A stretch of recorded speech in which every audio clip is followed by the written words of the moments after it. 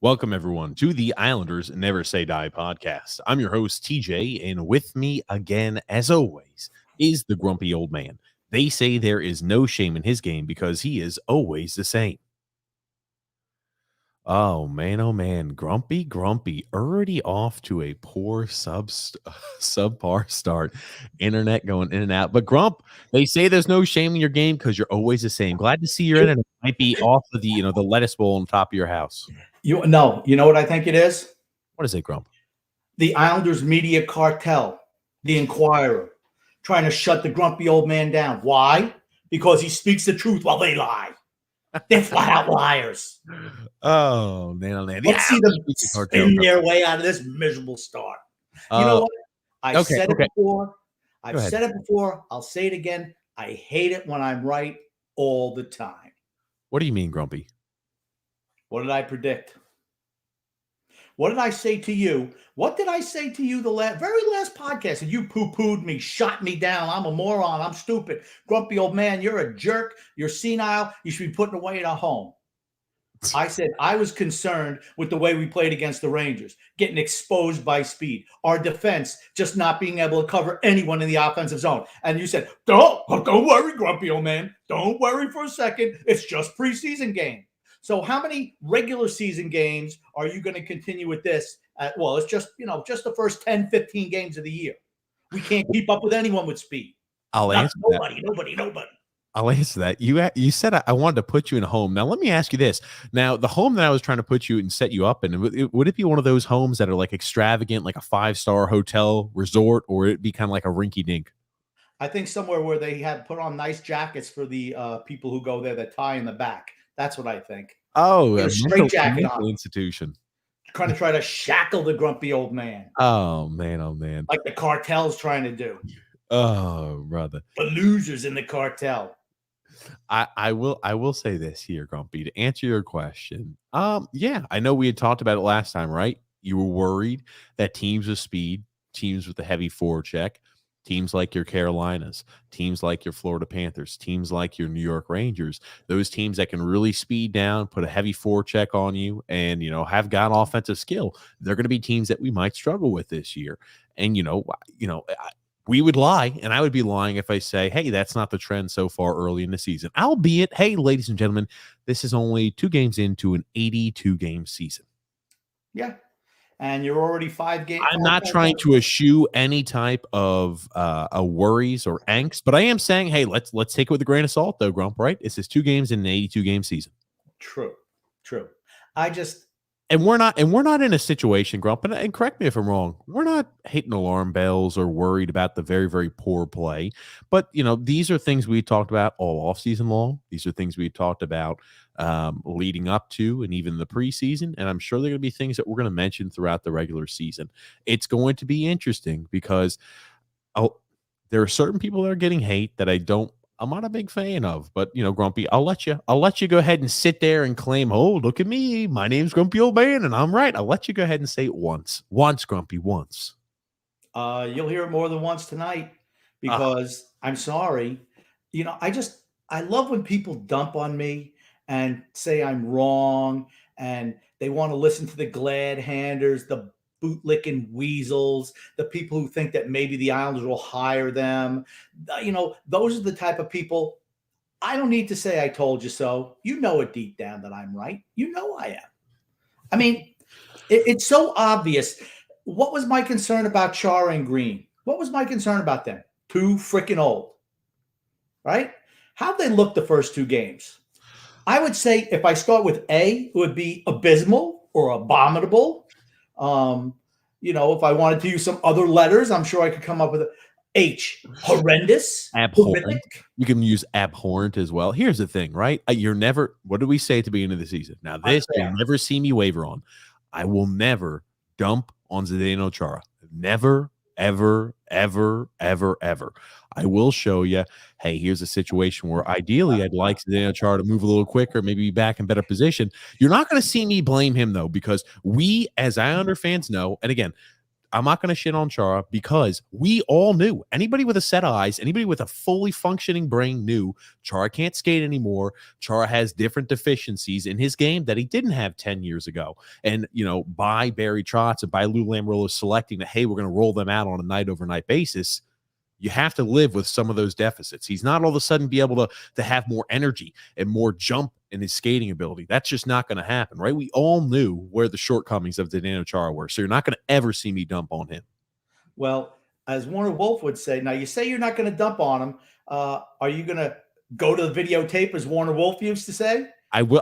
We will. Way not to dump on him, but let's show that video evidence just in case. We will show some video, but I mean, we're going to bring it up, Grumpy. That's for sure. Hey, before we get too far into the podcast today, ladies and gentlemen, the Islanders Never Say Die podcast is a podcast that happens every single Wednesday and Saturday at 8 p.m. Eastern Standard Time. Some of you may notice, hey, you went live after the Saturday post game. You didn't go live at 8. That's correct. So anytime there's a game on a Wednesday or a Saturday, we will go live right after that game. So if we're not starting at 8 o'clock, it's because the Islanders game is going on. We're watching it, and we're going to go live right after the Islanders game concludes. So to make sure you don't miss out on any of the action, it's important. Subscribe on YouTube, like on Facebook, and follow on Twitter.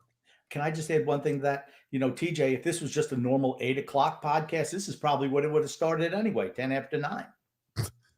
Because 8 o'clock TJ time is, 10 after 9. Oh, man. And what time are we supposed to be on tomorrow night for the TJ and the Grumpy Old Man Sports Show? TJ and the Grumpy Old Man. We talk sports. We have a good time shooting the shit, talking sports. That starts. First of all, it's called Talking Sports and Shooting the Shit. Not shooting the shit and talking sports. It's a sports podcast, all right? Talking sports and shooting the shit. Okay, Grumpy, does that make you happy? It's called TJ and the Grumpy Old Man. That can be found in the link in the description below, and that happens at 8 o'clock on Sunday evenings, 9 o'clock on Thursday evenings. So you won't miss out on the action. You can subscribe on the link below. That being said, I don't see the link. I know you struggle with that, but don't worry, Grumpy. Fret not, Grumpy. I've taken care of it. No. What if you have people like me who don't see the link? You have to go and hit description. There's this magical drop down, and you just hit the drop down, and it actually shows you all the information. It shows you like the description I put in, talking about, hey, this is a less than stellar start for the Islanders. Watch as we talk about game 1 against the Carolina Hurricanes, game 2 against the Florida Panthers. It gives them the layout in case they wanted to read the summary before listening to the podcast. Okay. Yeah. Okay. So it's. Go ahead, Grumpy. Go ahead. Okay, I just had a question. I don't want to interrupt you because the house cleaning issues are really, really important. Seriously, everyone who listens, they're really, really important. Yeah. But I just want to get right to the games. TJ, any other housekeeping issues? Or housekeeping items. Yeah, we're still in the works. We're still getting the merchandise worked on. We got a meeting and call set up there with the actual provider there of that. So we've got a few things in the works there for that, guys. So just to keep you updated on that. Again, professional designers, we're not going to do it. I'm not talented like that, and I don't want to see what type of product Grumpy would put out. That being said, I'm not too worried all that much. I know we haven't looked great to start the season, and people are going to they're going to prorate that Islanders preseason game and lump it in together with, hey, the regular season. You're seeing a lot of hate and a lot of people shitting on Ilya Sorokin. You're seeing it. And let me ask you this, ladies and gentlemen. When you're seeing a lot of these goals that are going in, people are saying, oh, well, Sorokin needs to make a save here. He could probably make a better save here. The only chance I'll say maybe he should have had a save on was when he got a little out of position, got a little out of sorts outside of his, outside of the post, and he got beat on the wraparound. And, here's the thing, right? Should Sorokin have saved that? Ideally, yes, he would want to save that. That being said, does Andy Green, whose man he's marking, who starts vacating in front of the net, and Andy Green's just kind of standing there in no man's land and let somebody wrap the puck right around where he's standing in that area in the zone, would he like to have maybe made a play on that too? Yeah. So it's not like one individual player, right? There's a lot of different issues that are leading towards these breaks there and these chances for opposing teams. But, Sorokin, has he looked stellar?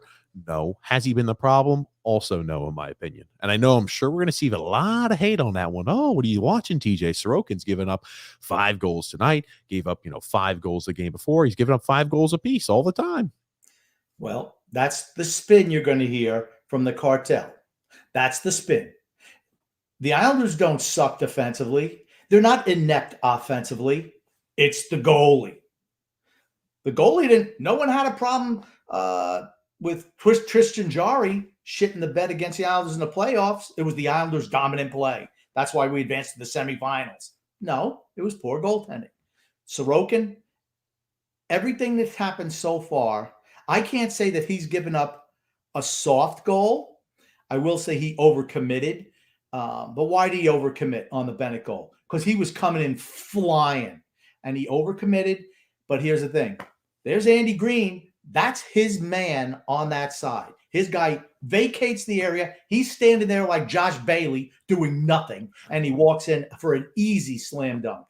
But what's the killer goal tonight? What's the killer goal? The killer goal was right before we went in, right before the end of the period. It was still 2-0. The Islanders are down to the Panthers, and they catch an odd man break. They get that breakaway opportunity, and Anthony Duclair puts it in the net. He converts. Right now, are we blaming Sorokin, the fact that he's giving up breakaway goals? Right? Maybe would he like to save the breakaway shot? Yes, sure. I'm not expecting every single breakaway opportunity for him to go 100% on. Right? If I'm looking at high danger scoring chances, they don't get much more dangerous than that. I just want to say one thing. For Yeah. people who think Varlamov is going to come in and today we would have won 1-0, you're deluding yourself. What was the one thing, I was being a little bit hyperbolic earlier, right? Just to rub it into TJ's face. You use hyperbole? All the time. So, but what was the one thing I was concerned about? What was the one thing I was concerned about? How we played structurally. Because I thought against the Rangers, our defense looked discombobulated. We were not playing Islander Barry Trotz hockey. I'm going to call it Barry Trotz hockey. Okay, we weren't playing Barry Trotz hockey. And today, and I said I was concerned if that's if it was going to carry over into the regular season. So far, 2 games in, it certainly has. We've been a nightmare on the back end, and I'm not just saying, Green and Chara. I'm saying pretty much everybody, including Pelican Pulak. Yes. So yeah, we'll talk about that too. Now, and again, I'm not saying, hey, Sorokin is doing a stellar job in net. He's looked fantastic. He's looked like Dominic Hasek reincarnated. No, again, he hasn't looked great, but there's a lot of pieces on the Islanders that haven't looked great as well. And when you magnify, hey, we've got some defensive lapses, we have some poor. I mean, I'll be honest with you. When Casey Zizekas and Cal Clutterbuck collided towards the offensive zone, I swear to God, when it happened, I'm like, holy crap, we're looking like the bad news. But again, things happen, they get tripped up, but I'm like, you see your 2 guys collide together, take each other out, they get an odd man break going the other way. We let them walk unimpeded across the blue line. We let them enter the slot. Pulak tries to guard a man across the boards and a man in front of him, so he doesn't actually mark anybody. He gets an unimpeded shot, Bennett does, and he uses Pulak as a screen to put it top shelf, right? People are going to blame Ilya Sorokin for that. I'm not. I'm just going to say there were a lot of issues with that play. I'm not going to blame Sorokin on that type of goal. Here we are coming to a lot of Islanders defenses. I'm not going to blame Chara for his inability to skate. I'm going to blame the person who thought that it was okay to throw him out there. We all know Chara can't skate. And guess what? We're seeing it. We've seen 2 goals like, we'll pull up the video. We've seen 2 goals like that where, remember, I told you, we had talked about this all off season long. How many times in the time period that we had watched the Islanders play against the Washington Capitals did we see Matt Barzal, Anthony Beauvillier? Doesn't matter what casting characters, just speed right around Zdeno Chara and force an odd man break or an opportunity. Right. And we're seeing some of those here early in the season. I don't expect that to be an everyday occurrence, like every single game. We have to work out. I do. You don't expect to see that every game? No. So far, we've seen it 2 games in a row. I think there's been a little bit of sloppy play. No. I think there's been a little bit of sloppy play. And here's the thing. I'm not all that worried. I'm not worried about this. These are 2 very, very quality teams. The Carolina Hurricanes are a very, very quality team. I know I had them falling off a little bit this season, but hey, they've looked great. I thought Nedeljkovic was going to hurt. I thought Dougie Hamilton loss was going to hurt. Again, the season's still early yet. And, Florida Panthers are another very, very, very top tier quality team. So it's worth taking all those items into account. Don't worry, Islander fans. I'm going to give the media cartel their headline for tomorrow. After, of course, burning Sorokin in effigy. He's the reason why we're 0-2. This week, we have Chicago, which they're another team that's really fast on the offensive end and are aggressive on the forecheck. That said, I don't think they're good enough. We should certainly beat them. Then we have Columbus and Arizona. Okay. We should be 3-2. If we're not, I'd be concerned. I was Okay. gonna say, right, we play the Chicago Blackhawks. We play the Chicago Blackhawks Tuesday. And again, that's going to be an 8 o'clock, 8 p.m. Eastern Standard Time game. Then on Thursday, back to 7 o'clock there against the Columbus Blue Jackets, the Arizona Cardinals, or the Arizona Coyotes there on Saturday, 9 p.m. Eastern Standard Time. So next Saturday, Grumpy, that's gonna be a late one. We're gonna be going live late. I'm a professional. I will be ready all the time. So there's some positives, but here's the thing, because I know, TJ tells me, because as everyone knows, I have zero, absolutely zero social media presence, which is a good thing because there's a lot of morons out there. I'll be honest with you. But here's the thing. They come across, eventually they come to the grumpy old man's way of thinking, just take some a little bit longer than others, right? Which is fine. But some people are complaining, well, grumpy old man never has. I don't want to hear the grumpy old man complain the whole podcast. Well, there were positives for the first two games. There really were. Let's start talking about a few of those positives because we're going to break it down. Because tonight we're also going to have the call-in feature. I feel like we're going to be talking a few people off the ledge. It's not the guys. It's only game 2 of an 82-game season. So we're going to be. This might be the help hotline tonight. But yeah, Grumpy, let's start talking about a few positives. I'll let you start off. Okay. I thought the first time I wrote some notes down. Now they look. I see you look. Oh my gosh, is that like what Are is those that? all positives, Grumpy? And how the hell can you read that? I can't read it honestly. I started. And the worst, I used to write names, but now I just go with the numbers because I know who all the players are. But I thought I had my pluses and minuses for the first. I had who were the good players for the first game? Who were the good players? Who were the bad players for the first game? This was the first games right here. Okay, It's a jumble. It is a jumble. I have to admit. But for my positives, I thought Croc Nelson played well in the first game. I thought he had some jump. I think he even scored a goal, didn't he? he did. Brock Nelson Yes. did score a goal, and they brought up the Brocktober too. I love myself some Brock Nelson. Brock Nelson, I think, I thought he looked really, really competent out there on the ice. Again, I love the two-way play that I saw to Brock Nelson against Carolina for certain.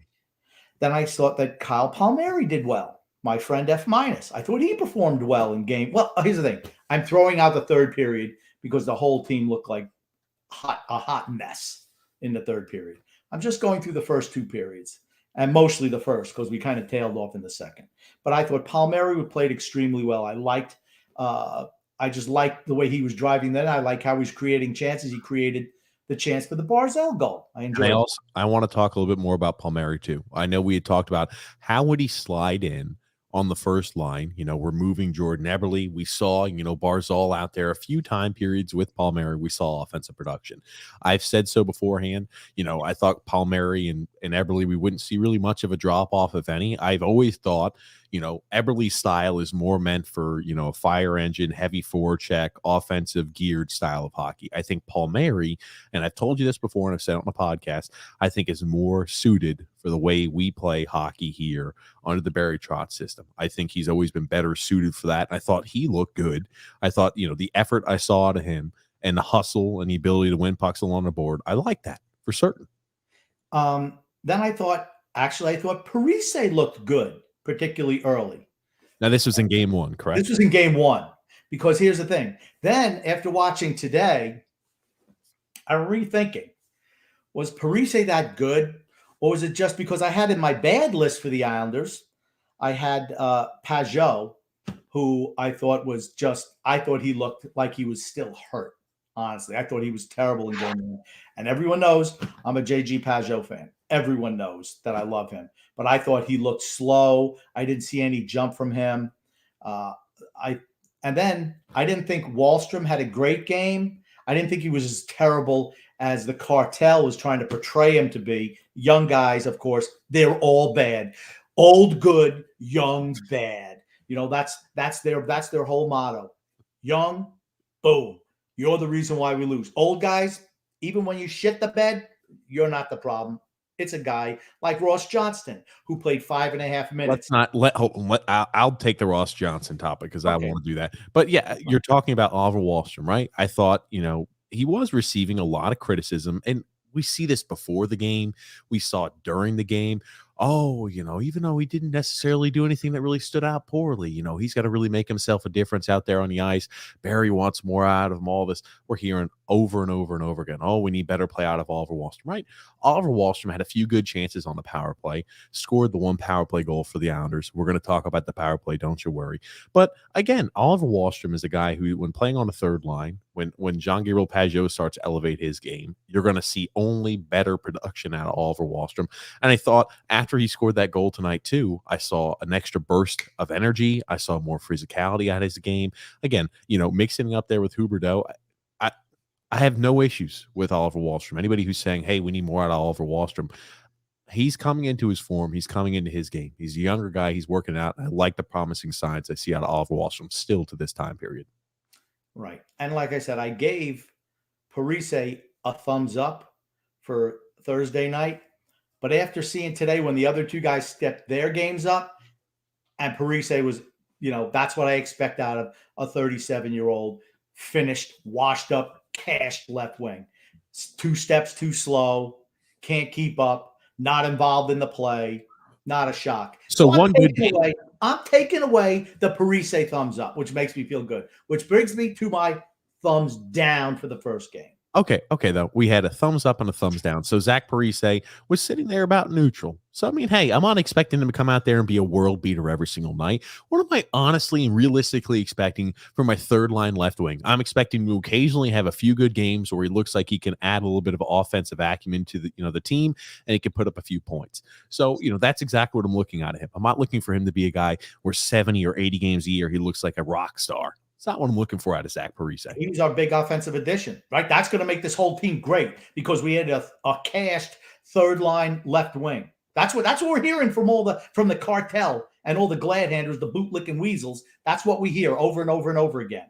I don't see it. I didn't see it when we signed him. He was unnecessary. We had Kiefer Bellows could have slid in that spot very, very easily and would have been better than Zach Parise. All righty. But I do want to get to my downs, my big downs.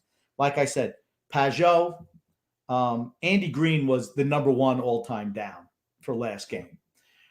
I didn't get to watch the Islander broadcast. I watched the Hurricanes commentary team, and they weren't real down on Green. They said, it was a great job by Svechnikov and all that. So yeah. I did a little bit of this. The first game, I wanted a little bit of a taste of everything. So I watched one period Hurricanes, one period Islanders, another period Hurricanes.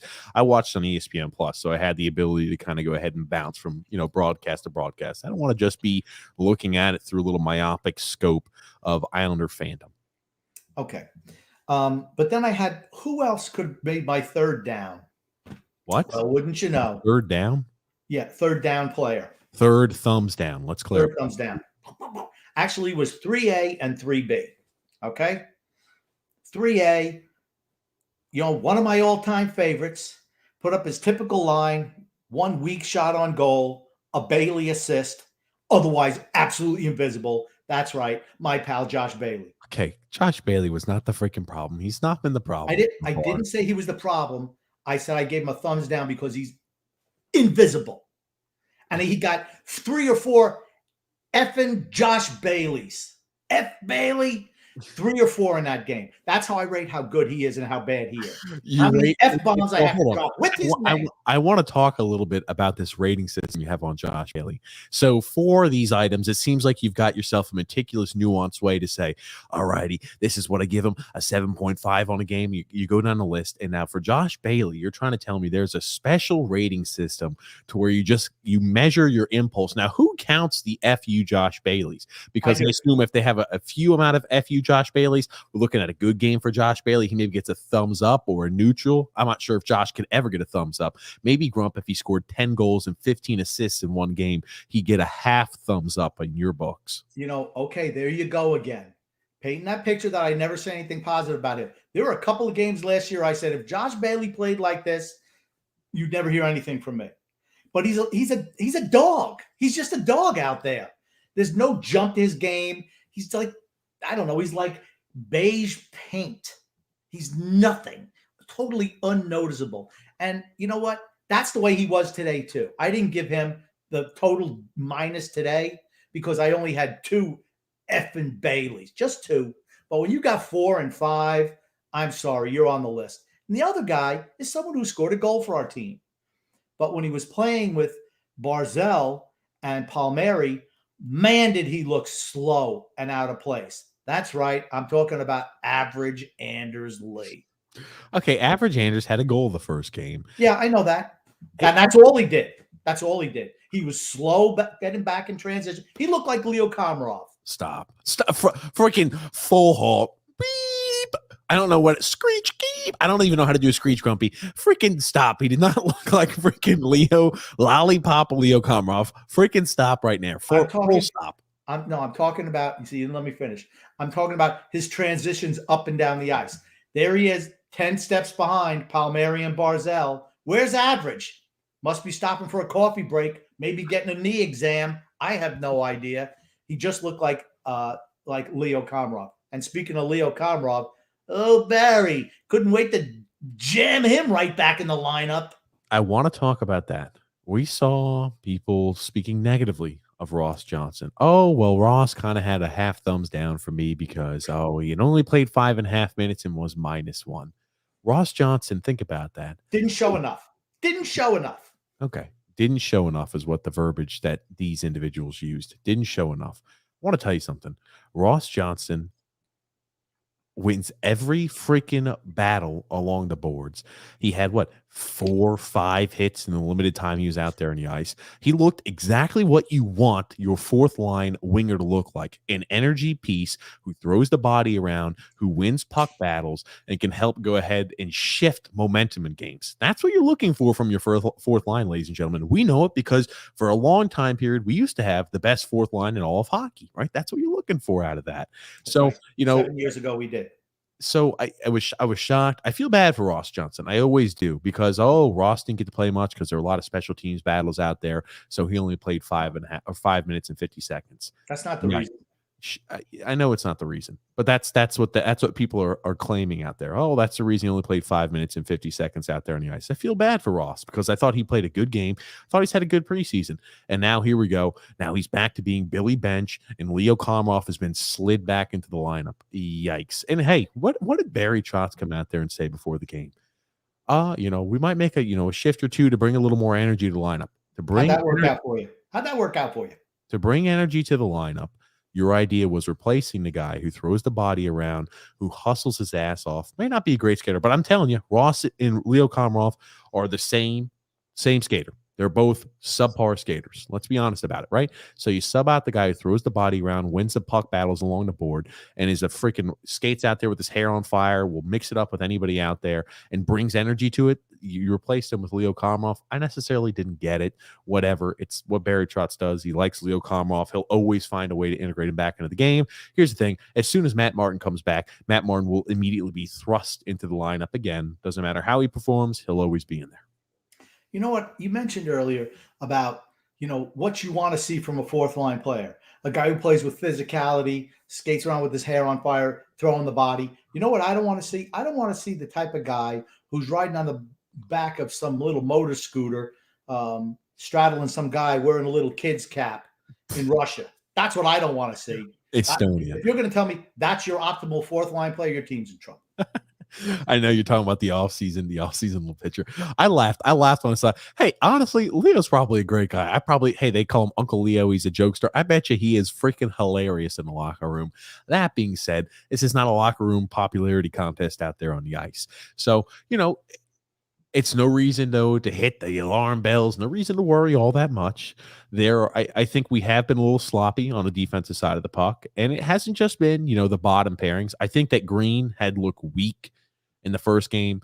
Svechnikov worked right through him. And again, Carolina is a very, very talented team. So I'm not taking anything away from them, right? I don't want to say we're performing this poorly against, the cellar dwellers like the Buffalo Sabres or the Arizona Coyotes. That's not what I'm saying. So I mean, these are top tier teams we're facing off against on the road, and they're exposing weaknesses that we are going to have throughout our game that we're going to have to work through to battle all season long. Now, I want to bring up one point that Andy Francis, our friend, our pal there, the podcast, Andy Francis brought up, Grumpy. He said, it looks a little bit like the Islanders look a little disinterested. And he said, I couldn't blame them because, right, you look at every single postseason, they've been playing a lot of these high emotional, high energy type of games where some of these other teams are facing off against have not.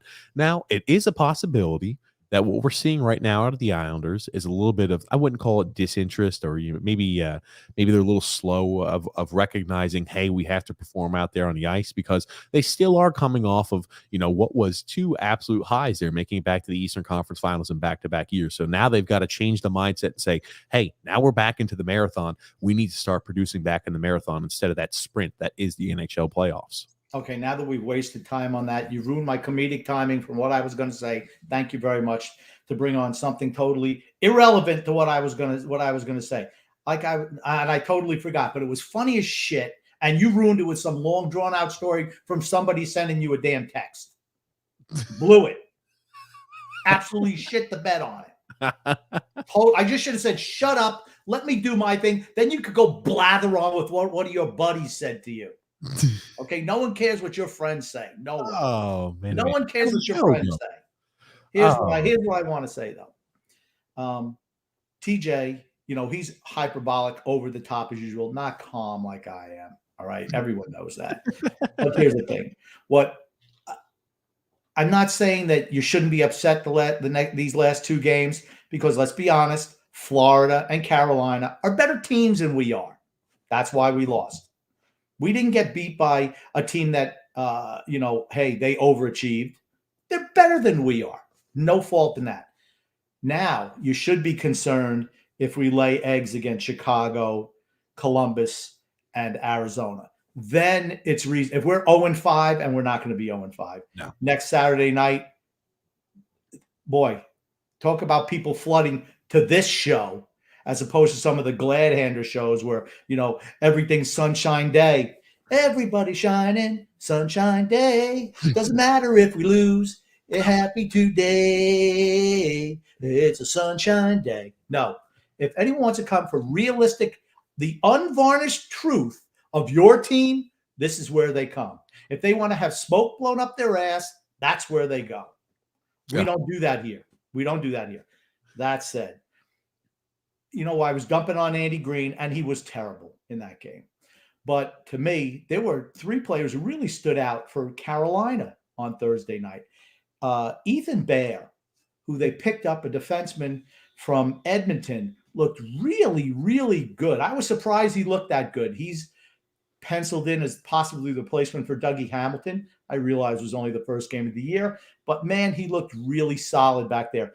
And Tero Teravainen looked really good. It's Timo Teravainen, right? Whatever his name is. Teravainen, the guy who scored a goal. Tero Teravainen. The Teravainen. Harry Parise. And the number one guy, I thought Svechnikov looked like he put on about 15 pounds of muscle since the offseason. He looked fantastic. Now, if he was in this organization, this might have been the first year that he got a little bit of ice time with the big team. There, he's been a starter for 2-3 years now, and he's lighting it up. And he looked really, really good. He's going to be real tough for us to handle the season. I'm not here to talk about how great the Hurricanes look or anything like that. That being said, I understand. Thanks for the points. Now, I do want to talk about, people were saying, hey, again, it's really early yet. Everything we have to take with a grain of salt. We're 2 games into the regular season. So that being said, right, everybody said, hey, Pittsburgh, they're going to fall off. We expect Pittsburgh to finish 5th. Some people expected Pittsburgh to finish 6th. Who's the only one who didn't pick Pittsburgh to finish that low? Anyone? You and me? You and I. Not you, me. Okay. You can say it like that. What the hell type of face was that? Who is that? Me, not you, me. Oh, man, I cannot remember. Once Upon a Time in America. Who the hell is the actor? The famous Robert De Niro. Robert De Niro. You're trying to do some Robert De Niro type of face, Grump? What is that?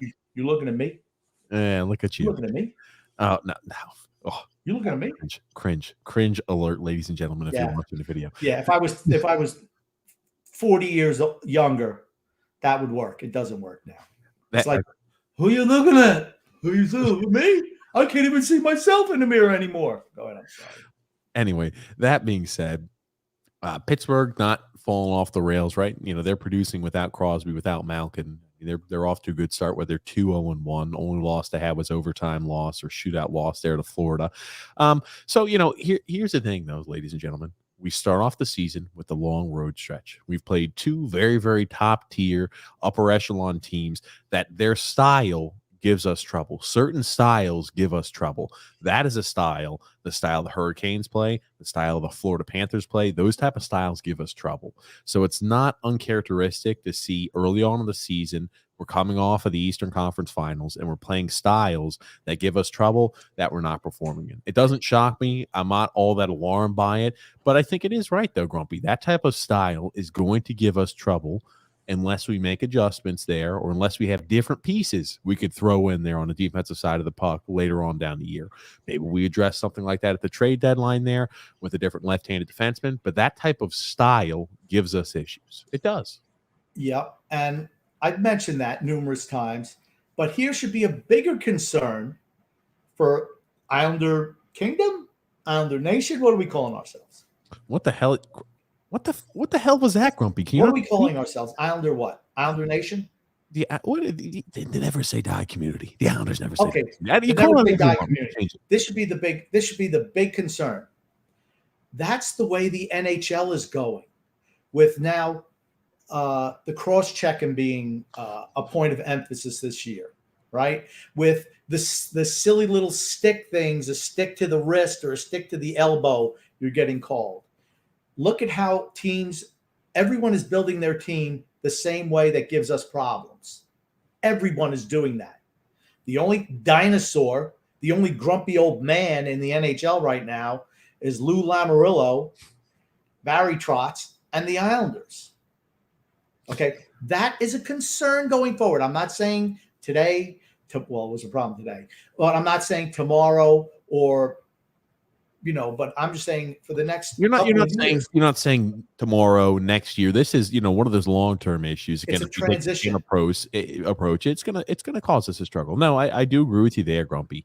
I want to show because that's the way the NHL is going, and that style gives us problems. We're going to need to make an adjustment somehow. Thank be you successful. for reiterating that. Go ahead. Just blow me every time you do that. You love to do that. When I give you a point that's going to be proven right a year from now or 6 months from now, then it's like, oh, well, Grumpy, you never said this. I'm telling you now. Grumpstradamus has spoken. I am the curve. Watch out going forward. Okay, Grumpy. You said it and then repeated it and then stammered and wanted to repeat it again. And I was like, okay, let's go on to the next thing. That's my job. You need to validate my feelings.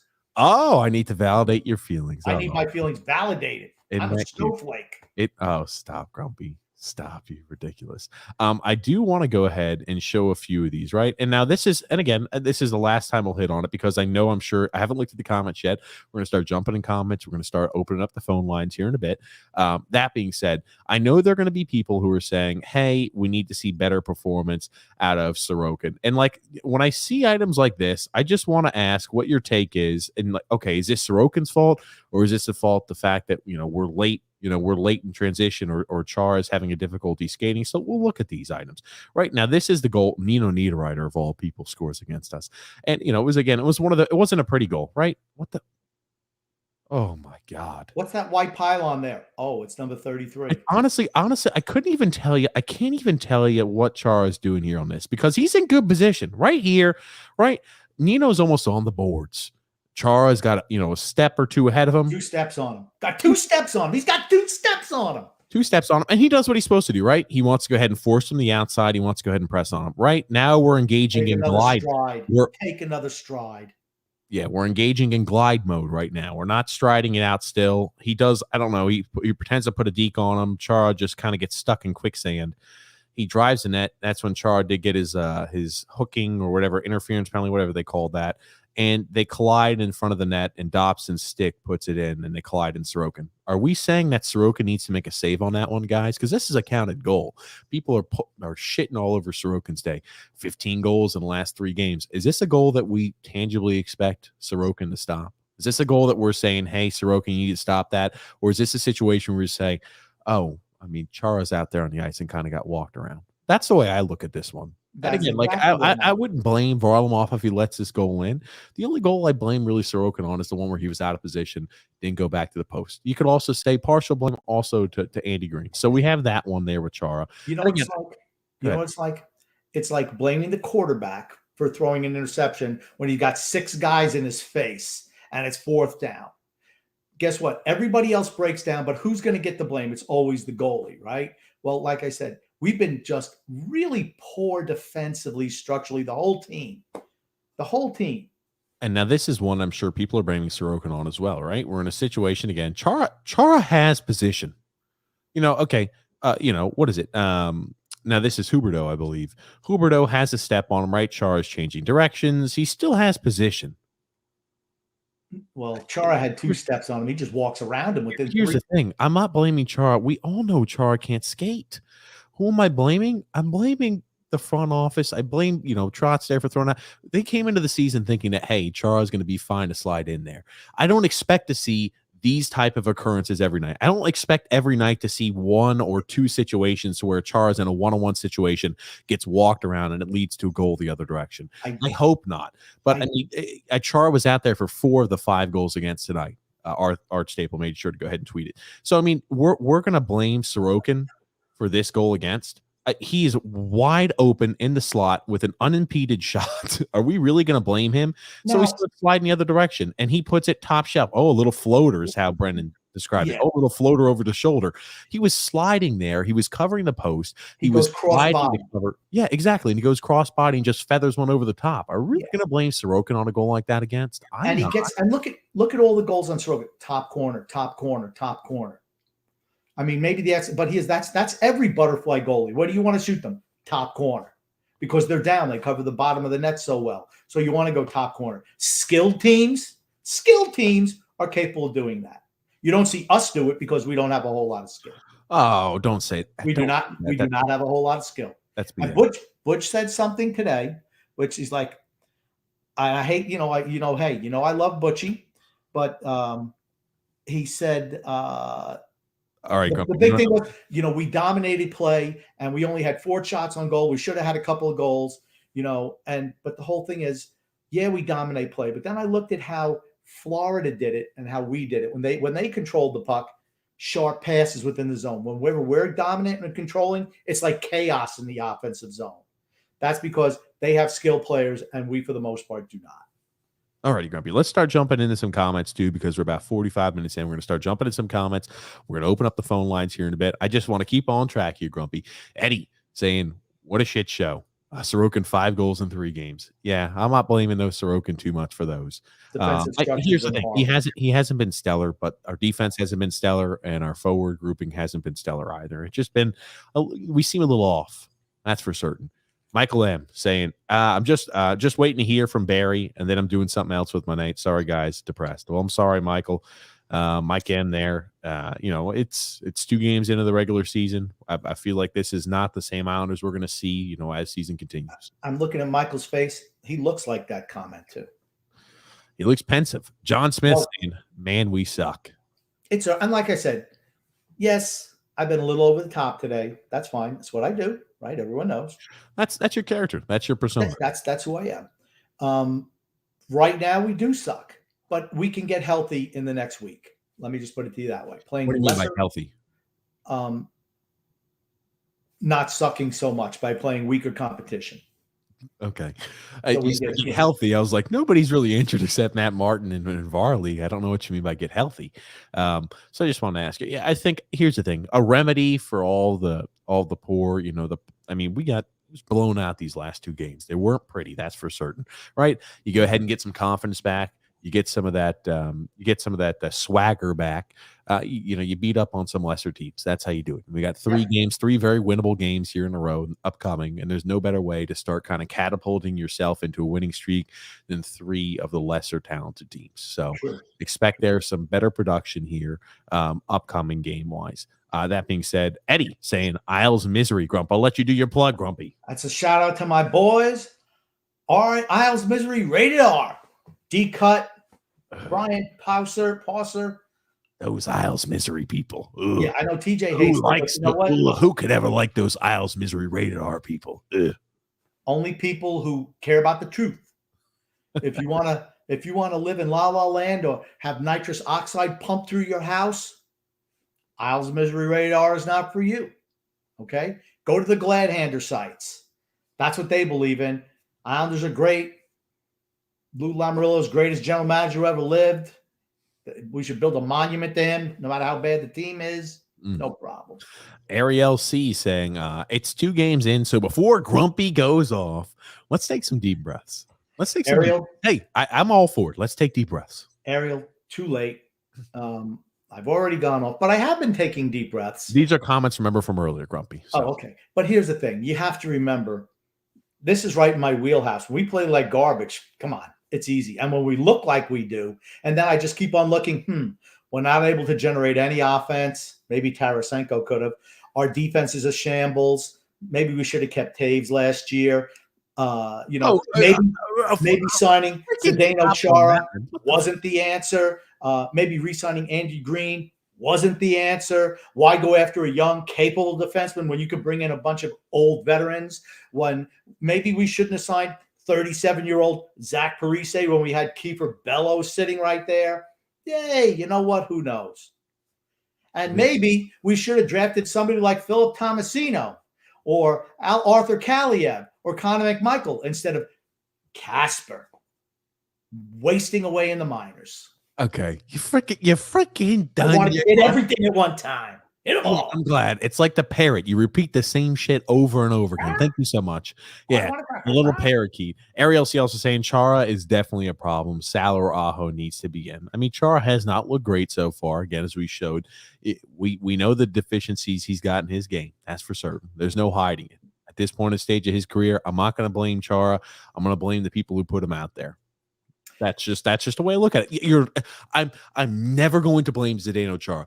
Guy's a freaking legend. The guy is what he is. He's 44 years old. I'm never going to blame Chara. I'm going to blame the people who put him out there and say, hey, Zdeno, I want you to do this for us. Even though I know you have certain deficiencies, I still think you're going to be able to float the boat. I know why Lou signed him in the offseason, because all he had was that old VHS tape of Chara's career highlights. So you're saying they don't have the DVD or the Blu-ray, they don't have the ability to have the smart, the computer. They have to plug everything in with tape. They pull out the VHS. They say, holy crap, look at this kid. Yeah. Look at this kid, Zdeno Chara. Holy shit. Is that what you're saying, Grumpy? That's exactly what I'm saying. But here's the bigger issue. Does he have the TV with the bunny ears at home like you do? Grump, do you have the TV with the bunny ears at home? I do.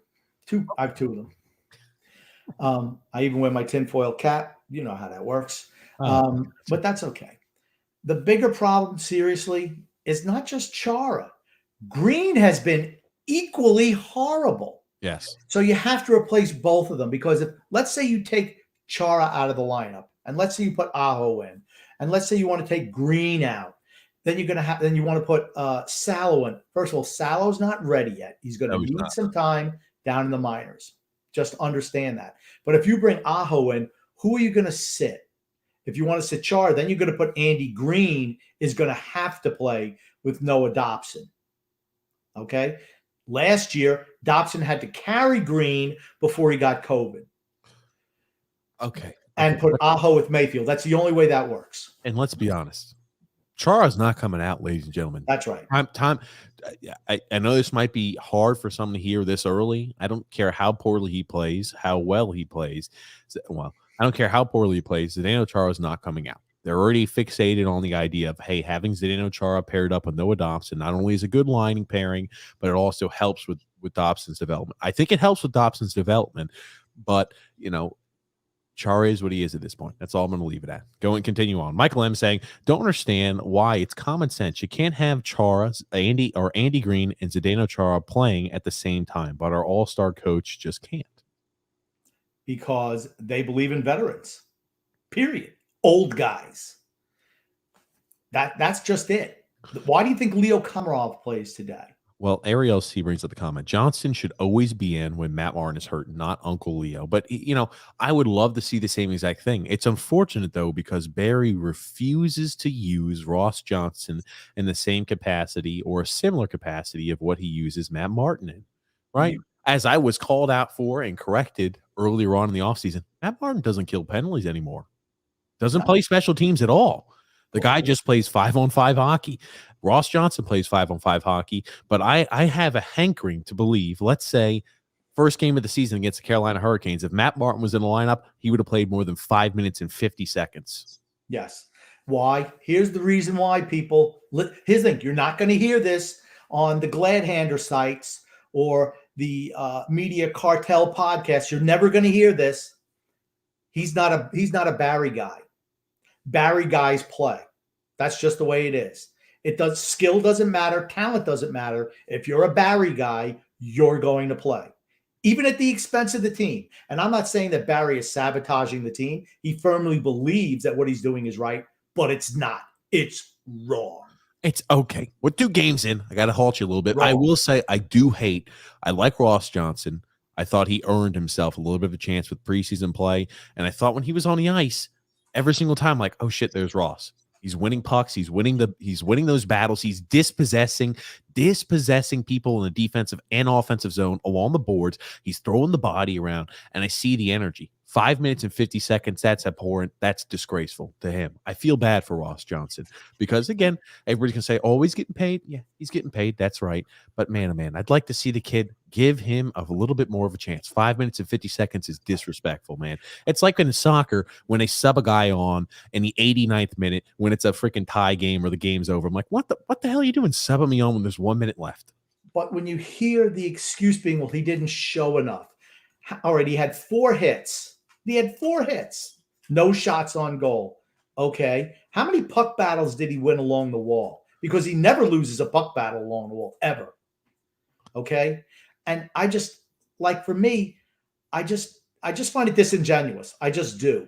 I mean, stop toting the company water. They don't need it.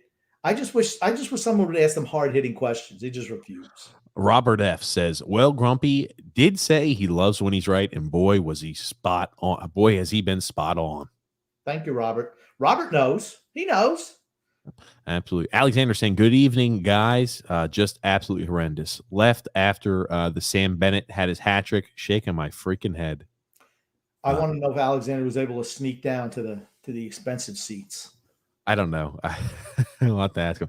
Ariel C said defense needs to be sharper, but we did just play 2 out of 3 of the best offensive teams in the league. I'm not sure I'd say these are 2 of the 3 best offensive teams in the league. They're definitely very, very talented offensive teams, but best offensive teams, I mean, if I'm throwing them out there, I think Colorado's up there. I think Tampa's an extremely offensive powered team. Think about that. We were doing our podcast live, and Detroit was up 6-2. Tampa scored 2 goals in the last 3 minutes of action. I think the last 3 or 4 minutes of action to then win in overtime. I was like, holy crap, 7-6. Wow. You want to talk about a barn burner? I was all prepared to come on today and say the Stanley Cup winning hangover has definitely affected Tampa Bay. And then they come back from 4 goals down to beat Detroit and win 7-6. If we go down 6-2, do we have any chance of coming back and winning game? Was it 6-2 or 6-4?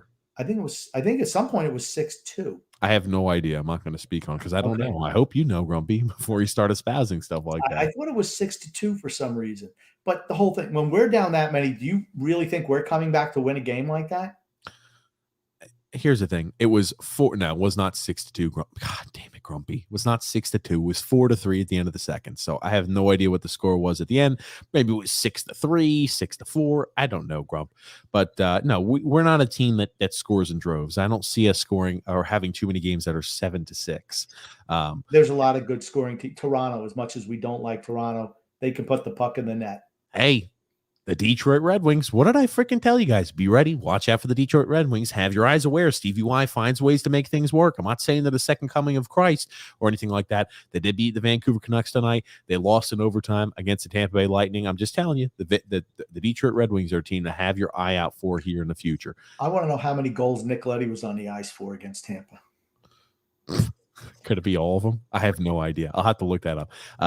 Rhodey and Riff said, and they called us cup contenders. Here we are. We're still cup contenders. We're still cup contenders. It's early on in the season. We're 2 games in. 2 games in, ladies and gents. No, we're not cup contenders. And then Mario said, hello, guys. TJ, what is the name of the tune at the beginning of each broadcast? Oh, I don't know. I just made it. I clipped together some some non-copyright sounds, some NCS. Freebie non-copyright tune. Well, no, I paid for it so we could Oh. have it to where we could put together a good song. I don't know. I have to look it up for it to get back to you, Mario. Ariel C also saying, I figured we'd go about 7-6 on this road trip. I think we should. I mean, realistically, we should win the next 3 games, right? I mean, even if it's 2-2-1, I guess it's acceptable. But you have to beat Arizona and Columbus. Maybe you tie in Chicago. I don't think Chicago's that good. But they have the type of system that gives us problems as well. An aggressive, high-paced forecheck gives us problems. And this, with Green and Chara back there, it's going to be an issue all year. People know how to attack us. You know, it's funny. Butch said, well, maybe the team's saying, well, you need to get in front of Sorokin. Well, you know what? What's the job of the defenseman then? To clear those guys out, not have them all standing in the blue paint. I mean, no goalie likes that. I was about to say, right? What's the job of the defense? To make sure they clear out that zone, make sure the goalie has a clear line of vision so they can make those saves from long-range shots. Not to stand back there, backpedal, not confront the guy, let them get a free, screen shot. Ryan Pulak there yesterday or today. That's a job, right? You want to allow the goalie to have a clean line of vision if you're not going to take out the guy. You look at what Florida did, and I don't think Florida is a great defensive team. I really don't. Florida has 2 really good goaltenders. Yeah, they did a really good job keeping the traffic out from in front of Bobrovsky. Really, really good. Where he saw everything. His movement was good today. I was like, when I was watching that game early, I'm like, oh man, he's moving better than I saw him moving last year.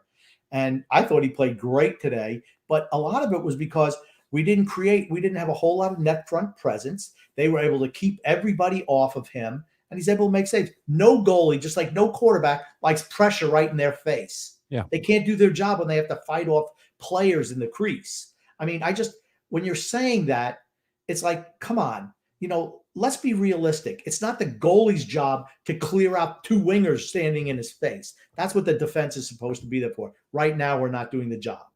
And I also want to go ahead and give a quick aside talking about, net front presence. I thought, again, it didn't have any impact or bearing on the game. I thought it was a good call. I thought it was a good goalie interference call there, and also the power play awarded there for Anders Lee because he did make contact with the goalie in front of the net. Again, Gudis went ahead and interfered with him on his way into the net. And again, it was an inadvertent collision, right? You're not going to give the guy a goal like that. Should have been blown dead ahead of time, whatever. I know, they didn't touch the puck, the Panthers, but I thought it was a good way that ended. I was not, some people were very upset saying, hey, that needed to be a goal. They're taking a goal off, that affected momentum. I thought that was a good call the way they did it. Yeah. Just because a penalty's called on a guy doesn't mean you can kick the goalie's leg out in the crease. Just can't. Again, they were battling for position. And again, it was an inadvertent hit. Yeah. Let me put it this way. If the call had gone against the Islanders, yes, how would you feel? Because I always like, whenever a ruling like that comes down, I always try to do the shoe on the other foot thing. I'd lose my mind if I saw a player kick out my goalie's leg and a puck go in and it count. I'd lose my mind over that. So I had no problem with that at all. Yeah. Patrick V saying, we totally suck. Now it's time to take the team to the home or to home. It's okay. Early. It's a little early yet. It's a little. We certainly have not started off strong. Have not, but we're going to get. Like I said, I use the word healthy. We'll be better this week. That's all I mean. We will be better this week. Okay. Eddie's saying, and for those who say preseason means nothing, it does for the so-called elite goalie who allowed 5 goals in the preseason game, and also for the defense who doesn't look like they can, cover a piece of toast. Okay. Robert F saying here, playing like a team who thinks they deserve to go back because we went to the conference finals 2 years in a row. Joke's on them. This is it's interesting that Robert brought this up because to me, you wonder if the players who've been really underappreciated the last couple of years, where everything is stacked against them, no one thinks the Islanders are any good. All of a sudden, they're kind of reading their press clippings a little bit and figure maybe we could just walk out there. Everyone's saying that we're, all this in a can of rice, a can of corn, or a can of anything. All this in a can of rice. It doesn't matter. A bag of chips. All this in a bag of chips. Okay, I can't believe you got that. I can't believe you got that. Hold on. You better watch it before you start criticizing me about the things that I say because you butcher just about everything you say. I know, and you call me on every I've let you go a couple times. That's over. That's over. Okay. They think they're all that in a can of rice. They think they're all that in a bag of chips. Go ahead, Grump. Yeah, if they think you're all that in a bag of chips, maybe they came in a little bit overconfident, or we can just kind of, we're the Islanders, we're the favorites. First of all, I never called them favorites. So as far as I'm concerned, you're not the favorites. Listen to the grumpy old man. That'll get you in game playing mode. I think it's an interesting point you brought up. This is a team, and I have no idea. I'm just saying, when you're throwing ideas out there, I think this is one, maybe to think about a little bit, Islander fans, people who listen to the podcast, right? This is a team, even you predate, this Islanders core has been there for a long time, with the exception of a few additions, like, your Andy Greens, your Zdeno Chars. This is an Islanders team that's been together a long time, even back during the Doug Waite, the Jack Capuano days before then. They were always underdogs, always have been. Always, even last year, even after we made it to the Eastern Conference Finals, they were still considered underdogs. They were still considered, hey, that last year was a fluke. So they still had the same mentality.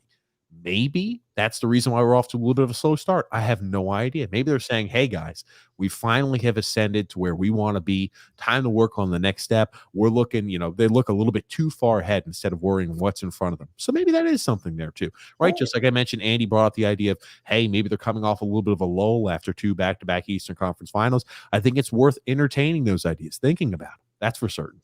Or maybe we're just a little bit too comfortable. When there's no competition for spots at all, where everyone knows who the starters are, no chance for any players to break that starting lineup, a little bit of complacency sets in. Some of my favorites, right? Yeah, what a film saying, I'm Bailey'd out, Grumpy. Hey, I've been there for years. Years. John Smith saying, we looked so slow. Eddie saying, we are slow. True. Hunter H saying, Grumpy nailed it. Team is too old, looking like turntables against Carolina and Florida. Yeah, true. I hate being right. Looks bad. Yeah, Char looks. Yeah, we know it. Like I said, I think most people who listen to this podcast know that his salad days are long over. I mean, long over. That's the reason why Boston let him go. It's the reason why Washington let him go. It's the reason why no one wanted him except, a week before training camp? He had no other options. Okay. I mean, and to expect him to come in and be a top 4 defenseman, I'm sorry, not happening. Tony Cheese saying that hairline is looking rough. TJ, grow the beard and shave the head, man. Shave the head and grow the beard. Oh, baby. No, put Tony's picture back up. Okay. No, Tony. The bald head and the beard look is horrible. It's horrible. We'll see. Maybe one day, Tony. Maybe one day, Tony. I'll try to hold on. I'm like, you know what I'm like? I feel like I'm like Napoleon at Waterloo. Hey, man, our backs are up against the corner. We're doing everything we can. We're fighting like a dog. We're fighting like a rat that's got, on a bucket with a burning hot. He's going to burn through anything. So, see, I was going to say that your hair looks like Custer's Last Stand. Oh shit, Custer's Last. Now, see, that should be for a shirt. A picture of TJ with his hair, Custer's Last Stand. I think that's a good idea. Oh man, Custard's Last Stand. I'll have to pull that up, Grumpy. Custer, not custard, not custard, not custard, Custer. You could tell George Custer. George Custard. Custard Last Stand. Always thinking about food, aren't you? I am. I'm always thinking about food. Custard's Last Stand. Custer's Last Stand. Okay, fair enough, Grumpy. Yeah, I know what it is. Okay. I didn't know what it was. Sorry, no Grumpy. I'm not a history. Just don't ever question me again. I'm not a history buff, okay? Brett W. saying, whatever Grumpy says today, I agree. I'm furious with this performance. Don't, like I said, it's easy for me. To me, this is an easy podcast. I don't even have to, honestly, I don't even have to battle for my points. No one could deny them. But, it is what it is. Mario's saying, Lamarillaville, all Lamarillo, all the time. Hey, that's what some of those little glad-hander sites are going to tell you. Picking it out in he should be GM of the year this year coming up too. Don't ask me how. So I saw that article where they said Lou Lamoriello, 5 reasons Lou Lamoriello should win GM of the year already. It's ridiculous. They're ridiculous. Come on. The Inquirer is ridiculous. Uh-oh, come on. Michael T saying, "Hey, gents, good evening, good I evening." don't expect too much chirping and trolling from Michael T today. Uh, Yes, Michael T. It's a direct challenge. all righty, guys. We're going to go ahead and play our ad, guys, and then we're going to go ahead and open up the phone line. So Phone we'll be line. right back with you. Another week of the NFL season means another shot to win big at DraftKings Sportsbook, an official sports betting partner of the NFL. New customers can bet just $1 on any NFL game and win $100 in free bets if either team scores a point. The last 0-0 tie in NFL history was in 1943. So I'd say this is a no-brainer. If Sportsbook isn't available in your state yet, DraftKings won't leave you empty-handed. Everyone can play for huge cash prizes all season long with DraftKings daily fantasy sports contest. DraftKings is giving all new customers a free shot at millions of dollars in total prizes with their first deposit. Download the DraftKings Sportsbook app now and use the promo code THPN to throw down $1 on any NFL game and win $100 in free bets if either team scores a point. That's promo code THPN this week at DraftKings Sportsbook, an official sports betting partner of the NFL. You must be 21 years or older in New Jersey, Indiana, or Pennsylvania only. New customers only. Minimum of a $5 deposit and a $1 wager is required. One per customer. Restrictions apply. See DraftKings.com/sportsbook for full details. If you have a gambling problem, call 1-800-GAMBLER. There it is, Grumpy. And we'll make sure we've got the phone lines open too. Yes, Grump. I just, that's a pretty good deal. I mean, if I knew how to operate the DraftKings app, just bet $1, and if either team scores a point, you get $100. Is that Yes. what they said? Yeah. I mean, how could you not do that? I mean, Yeah, I I don't don't if think I could take a safe bet and say, they hey, trick. I'm not expecting that. That's going to end Probably in a some type of 0-0 trick. tie. It's probably some type of trick. No, it's not a trick, Grumpy. It's not a trick. I would think that they go broke and go out of business because that's all I would bet. Yeah, I'd bet that $1 for 100, and I join the app 58 times or whatever. Have everybody join it, retire my whole family just based on DraftKings. I mean, they're a pretty good company if they'll do that for me. Oh, Grumpy, Grumpy, Grumpy. Hey, you're live here with TJ and a Grumpy Old Man. Who do we have calling in? D-Cut, what's up? Yes! D-Cut! How are you, D-Cut? What's up, guys? I'm one of my heroes from Isles Misery Rated R. D-Cut. Thanks, Grump. I know I won't get that love from Mr. Hairline there, TJ. You will not. Just messing with you, TJ. You know you're my boy. I know. Couple of things, guys. I called 4 or 5 times in the off season. My point was all along, I know a lot of people worried about the offense. I respect that. My biggest worry was that we replaced Taves and Letty with Green and Jarrett the last 2 off seasons. And you saw the last 2 games. Green -3 against Carolina. Jarrett -4 tonight. Looked like a total dinosaur. So my point's been proven. Like you, Grub, you and I usually are never wrong. Second point, actually two more points, and then I'll let you guys go. Love the show as always. Shout out to Isles Misery, of course, and a happy birthday to one of our favorites, Frankie Kaplan. It's his birthday. Little shout out to Mr. Hare over there, for Mr. Kaplan. Last thing, if the organization is soured on guys, Aho, Bellows, that's their prerogative. I respect it. Get rid of them. Don't have 24, 25-year-old guys as healthy scratches every night. Trade them. The healthy scratchers should be guys like Panic, Comero, Hickey, Green. Those should be your 7th defenseman, your 13th or 14th forward. You shouldn't be scratching 23-year-old Bellows, 25-year-old Aho. If you don't like them, don't be wimps. Don't be afraid they're going to get picked up on waivers. Get the highest draft pick you can for them and let them go. That's it, boys. Great show as always. I'll catch you next Saturday. I'll be listening to the show on Wednesday also. Have a good night, boys. Thank you, D-Cut. Thank you for calling in.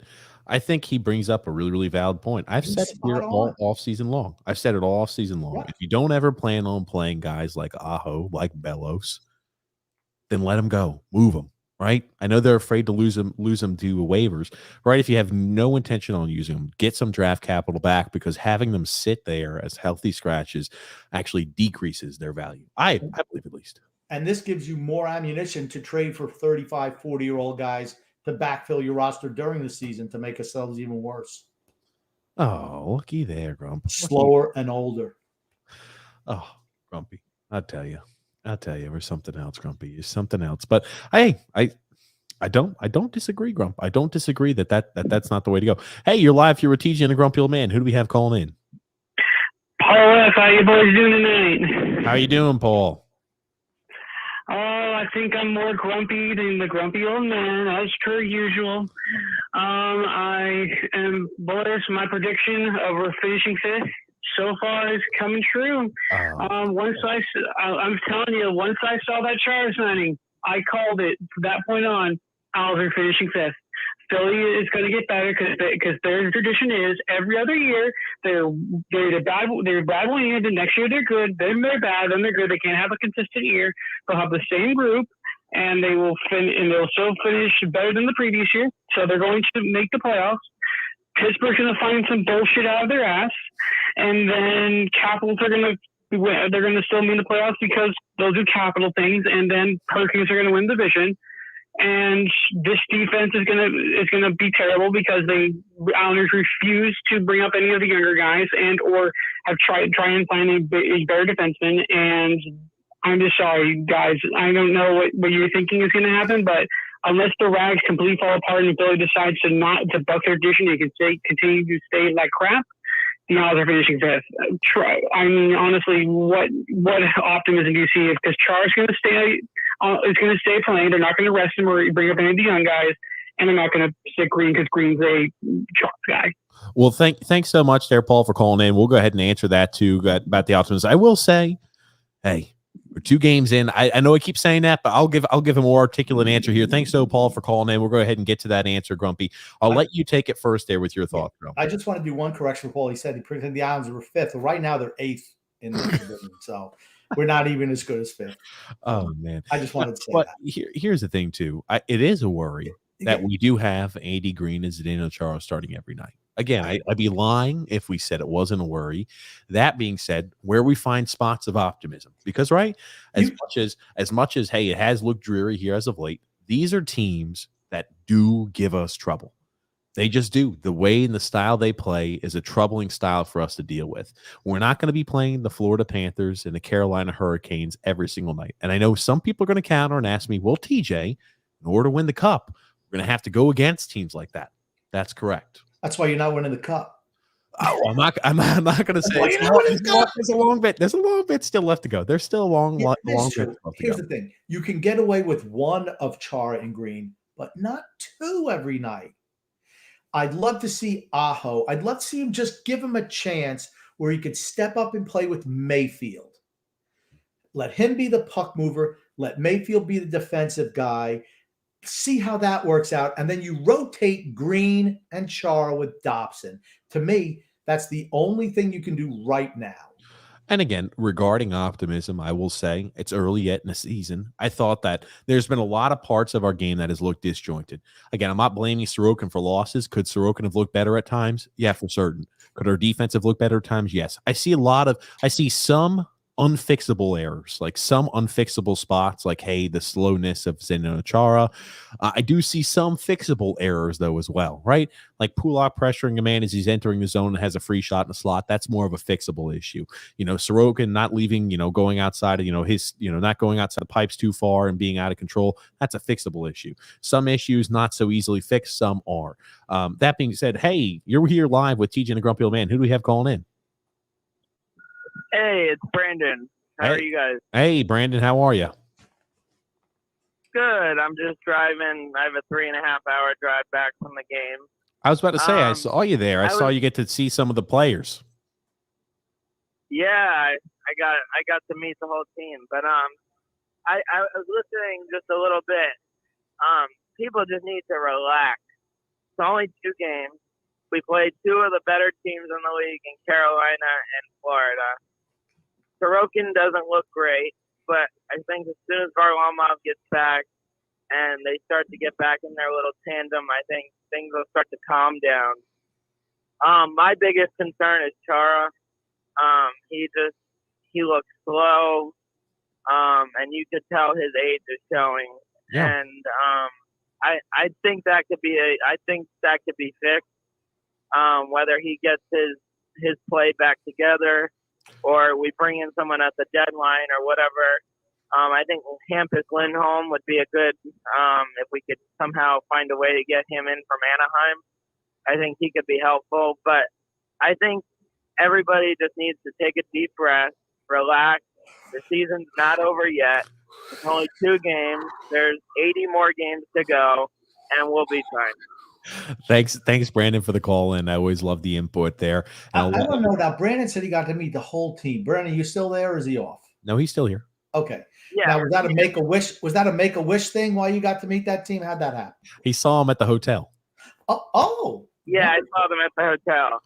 Oh, I wonderful. saw a few pictures there. I tell you, Big Z is looking as big as ever. But hey, it was fun. I enjoyed looking through those pictures. Thanks there, Brandon, for calling in, and we'll go ahead and respond there to that also. Thanks for the call in, Brandon. Grumpy old man, I think brings up good points, right? This is only 2 games into this season. True. These are 2 of the better teams. That being said, I think regarding My concern, go ahead. My concern wasn't the wins. I didn't expect us to win the first 2 games. I did not. Those type of teams give us problems. What was disturbing to me was the lack of structure defensively. Not Sorokin, defensemen and forwards playing Barry Trotz hockey. We have not done that the first 2 games. That was what I mentioned in that Rangers game. It bothered me. Is it going to carry over to the regular season? Oh, grumpy old man, stupid old fool. What the hell? It's just preseason. Doesn't mean anything, you dope. Moron. You forgot when I said you forgot. It doesn't mean anything. It's preseason. You made the claim earlier I was going to put you in a home, so you forgot that little spoon as well. That's right. Put him in a home. He's done. Give him the feeding tube. Put him in a body bag. No, Grumpy. Get him a body bag. No, I didn't say anything like Sweep that. the leg. Oh, goodness gracious. You got a problem with that? I wanted to go back to Brandon's point before we get too far off the topic. Now, regarding the fixes with Chara, I think that is the only way we can fix the left-handed defenseman issue. I mean, like what I think ideally might happen, best case scenario, is at the trade deadline or neither trade deadline, we acquire another left-hand defenseman. That's the most ideal way we can look at it. And even if, like, let's say they were to go ahead and cut into some of Chara's minutes or some of Andy Green's minutes, having both of them on the ice, and I'm not sure how it would look if you only have one of them on the ice. Maybe it's easier to kind of conceal that. But what we saw out of these first 2 games were about as bad as I think Chara and Green will look against teams that play that style. And at this point in time in the season, I think that is as bad as we can see them look, and they haven't looked great. I disagree. Really? That's when they play, that's what you're going to see every single night, because they cannot physically keep up with the speed and the strength and the pace of the game anymore. They're not going to get better. They're going to get worse. The best we can hope is that they're as good as they are now, -3 every night. That's the best we can hope. It's going to have to take a total team structure system to help them out. They cannot do the job anymore. I knew it going in. Smart fans, we're the only smart website. Smart people know. How come Lou didn't know? How come Barry didn't know? Because they're blinded by not playing youth and keeping on riding the vets right into the ground. That's why we signed a 37-year-old left wing when we got a 24-year-old who can produce. Same thing. Grumpy. Wash, rinse, repeat. It's shampoo Lou. Woo woo. Wash, rinse, repeat. Shampoo Lou. 5 reasons the grumpy old man should be GM of the year. It's about as ridiculous as espousing that we should be talking about. It has more validity, honestly. Oh, stop. Way more. Look at you, Grumpy. Look at you, Grumpy. Jared Ben said the power play has been beyond abysmal. You need more talent. What did I like today? Seriously, there was one thing I certainly liked. I liked when they had the power play of Barzell, Bavillier, Pajot, Dobson, and either average or F- up front. That was the only time that puck moved and looked like we had a purpose to the power play. The only time. When we have to play 12 out there, Pulak, Butch, man, he's in freaking full season form. He's got his little Barry and Lou give him the talking points before the game. If things go bad, we got some goals. Sorokin's the guy you rip. Anytime Dobson's out there, if there's a goal against, he's the fault, not Chara. It'll be him. Let's see who. Wallstrom. Yeah, Wallstrom's a problem. It doesn't matter that Parise can't skate anymore. Wallstrom's the problem. And he hit all those points, right? There was a play, they were on the power play, and Pulak was at the point, right? And he goes, and Brendan goes, Pulak goes over there for him. He says, yeah, Brendan, Dobson has to get over there faster to make that play. He wasn't even on the freaking ice. I mean, if you're going to rip Dobson, at least let him be on the ice, Butch. Oh, man. Hey, you're live here with TJ and the Grumpy Old Man. Who do we have calling in? It's Alexander. Hey, Alexander, how are you? I don't know He what sounds to say. unhappy. His urge. His Miami Dolphins lost to Tom Brady on Sunday. The Islanders lose 2 in a row. I'm worried about you, Alexander. Well, I am actually worried about myself after watching that game. I lost my voice is a little bit out of whack tonight.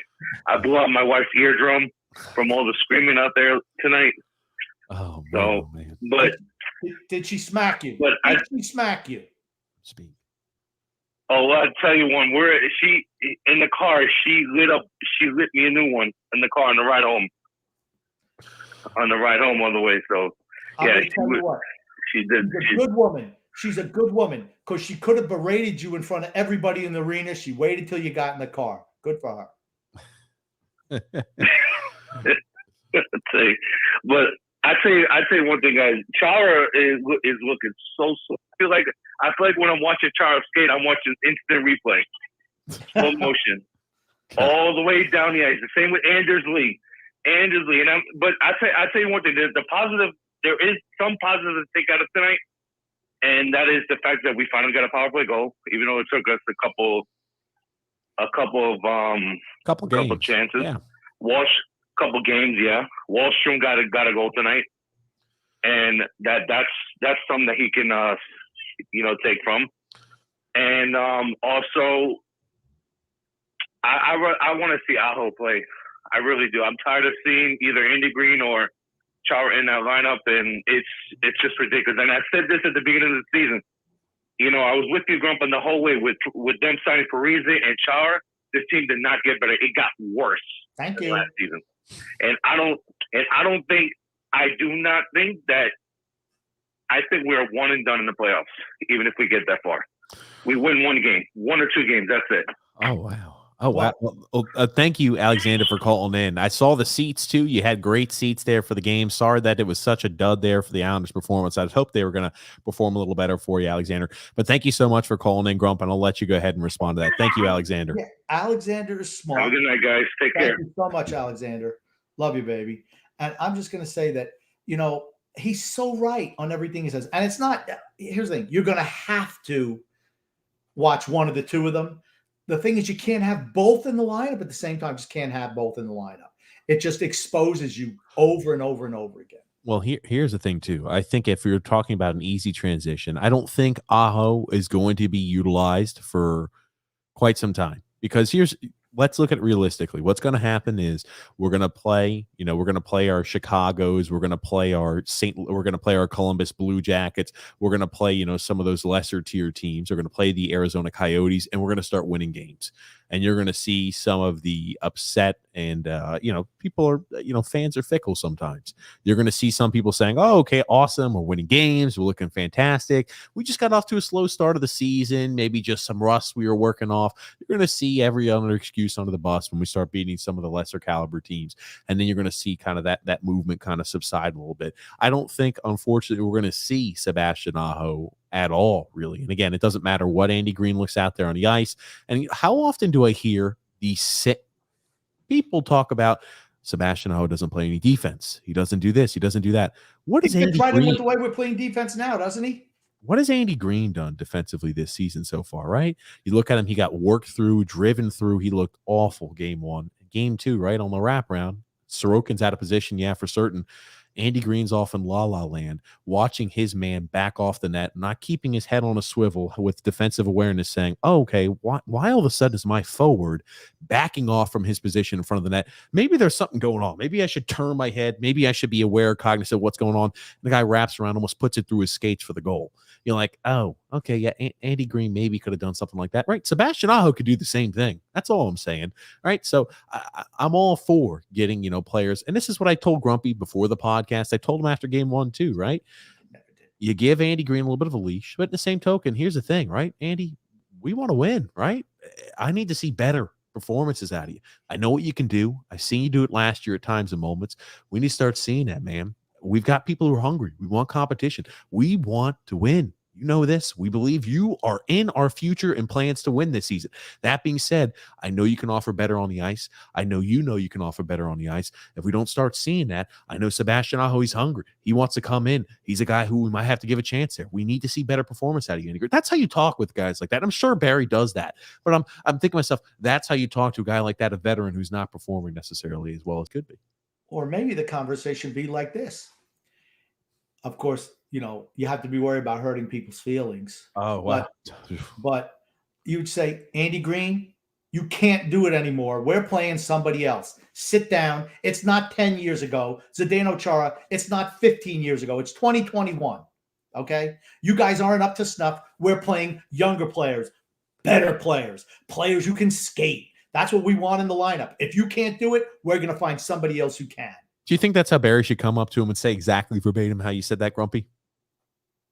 He should. First of all, that's what Lou should have had before he even signed him. It was another failure by Lou Lamoriello. We're jumping back in the comments. Michael T saying, so Sorokin is 0-2 with a 5.0 goals against average. Yikes. I think there's a little bit more to the tale than just looking at the raw numbers. Goals against is a team statistic. He's not giving up soft goals. He's not giving up Tristan Jarry goals or Semyon Varlamov goals in the first minute of every game. We can also say, hey, Tyler Bertuzzi for MVP because in 2 games he's got 4 goals and 1 assist. Columbus is 2-0. Yeah, I want to get back to what I was saying there, Grump. But hey, I'm not going to look at a 2-game snippet and say, hey, this is the big problem. That's why I'm also not going to say the Islanders are in a bad case, because I'm not going to be in Sorokin there for the poor play. I don't think he's played poor. But the power play did look a little better today. I made a joke after we missed our first power play attempt. We went 0 for whatever on the first night, and I said the power play looks like it's a mid-season form. Just joking around, having a good old time. But today it looked a little better. I like the way we're moving the puck quicker. I like the shoot first mentality. We were getting shots on net on the power play, which is half the battle, creating those opportunities and chances. If you throw the puck towards the net in the power play, pucks will go in. So that was always reassuring to see that. I think that's course, redirecting already. And if you don't want to play Walser on the first power play unit, Beauvillier is just fine as a replacement there. I thought he was I thought that whole first power play unit was active today. I thought they looked much, much better. The problem on the second power play is Josh Bailey's still on it. I mean, that's always going to be a problem. And here's the thing. Zach Parise, finished toast, Zach Parise is on the second power play unit. I'm sorry.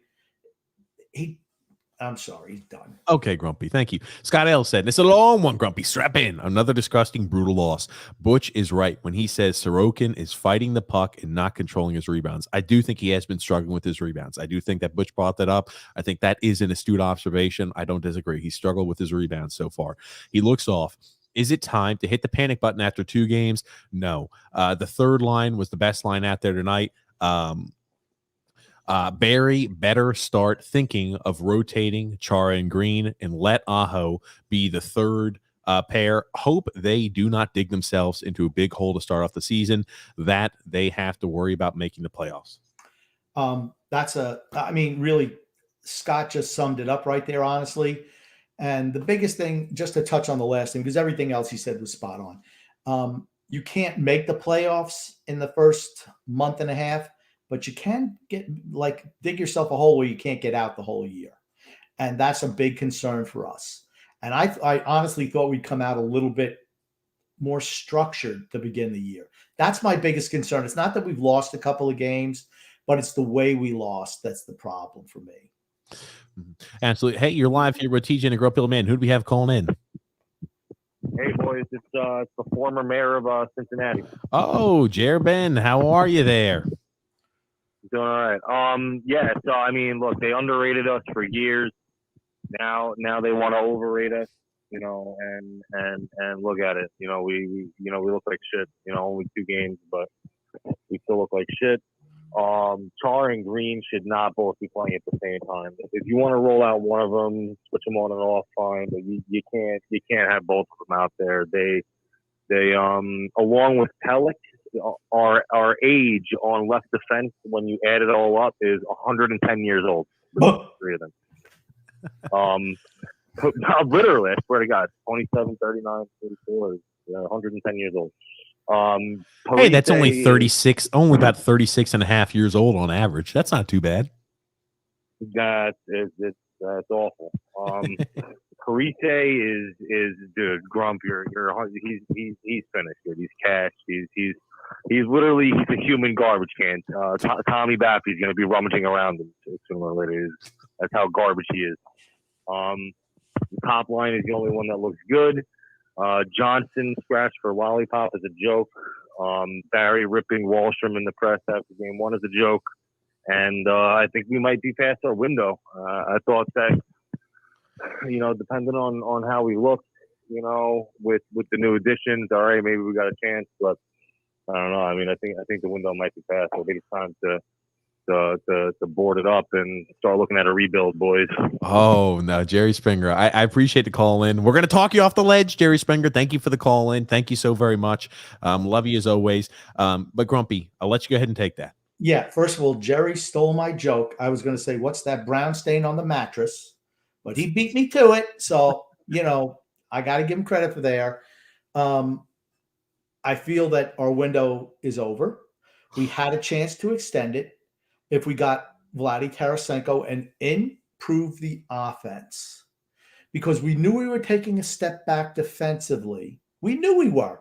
When you lose Letty and you put in Chara and have Green another year older, you knew you were going to take a step back defensively. So you had to take a step up offensively. And I always said from the beginning, Zach Parise was not the answer. And here's the thing. I don't think he's totally cashed, but he's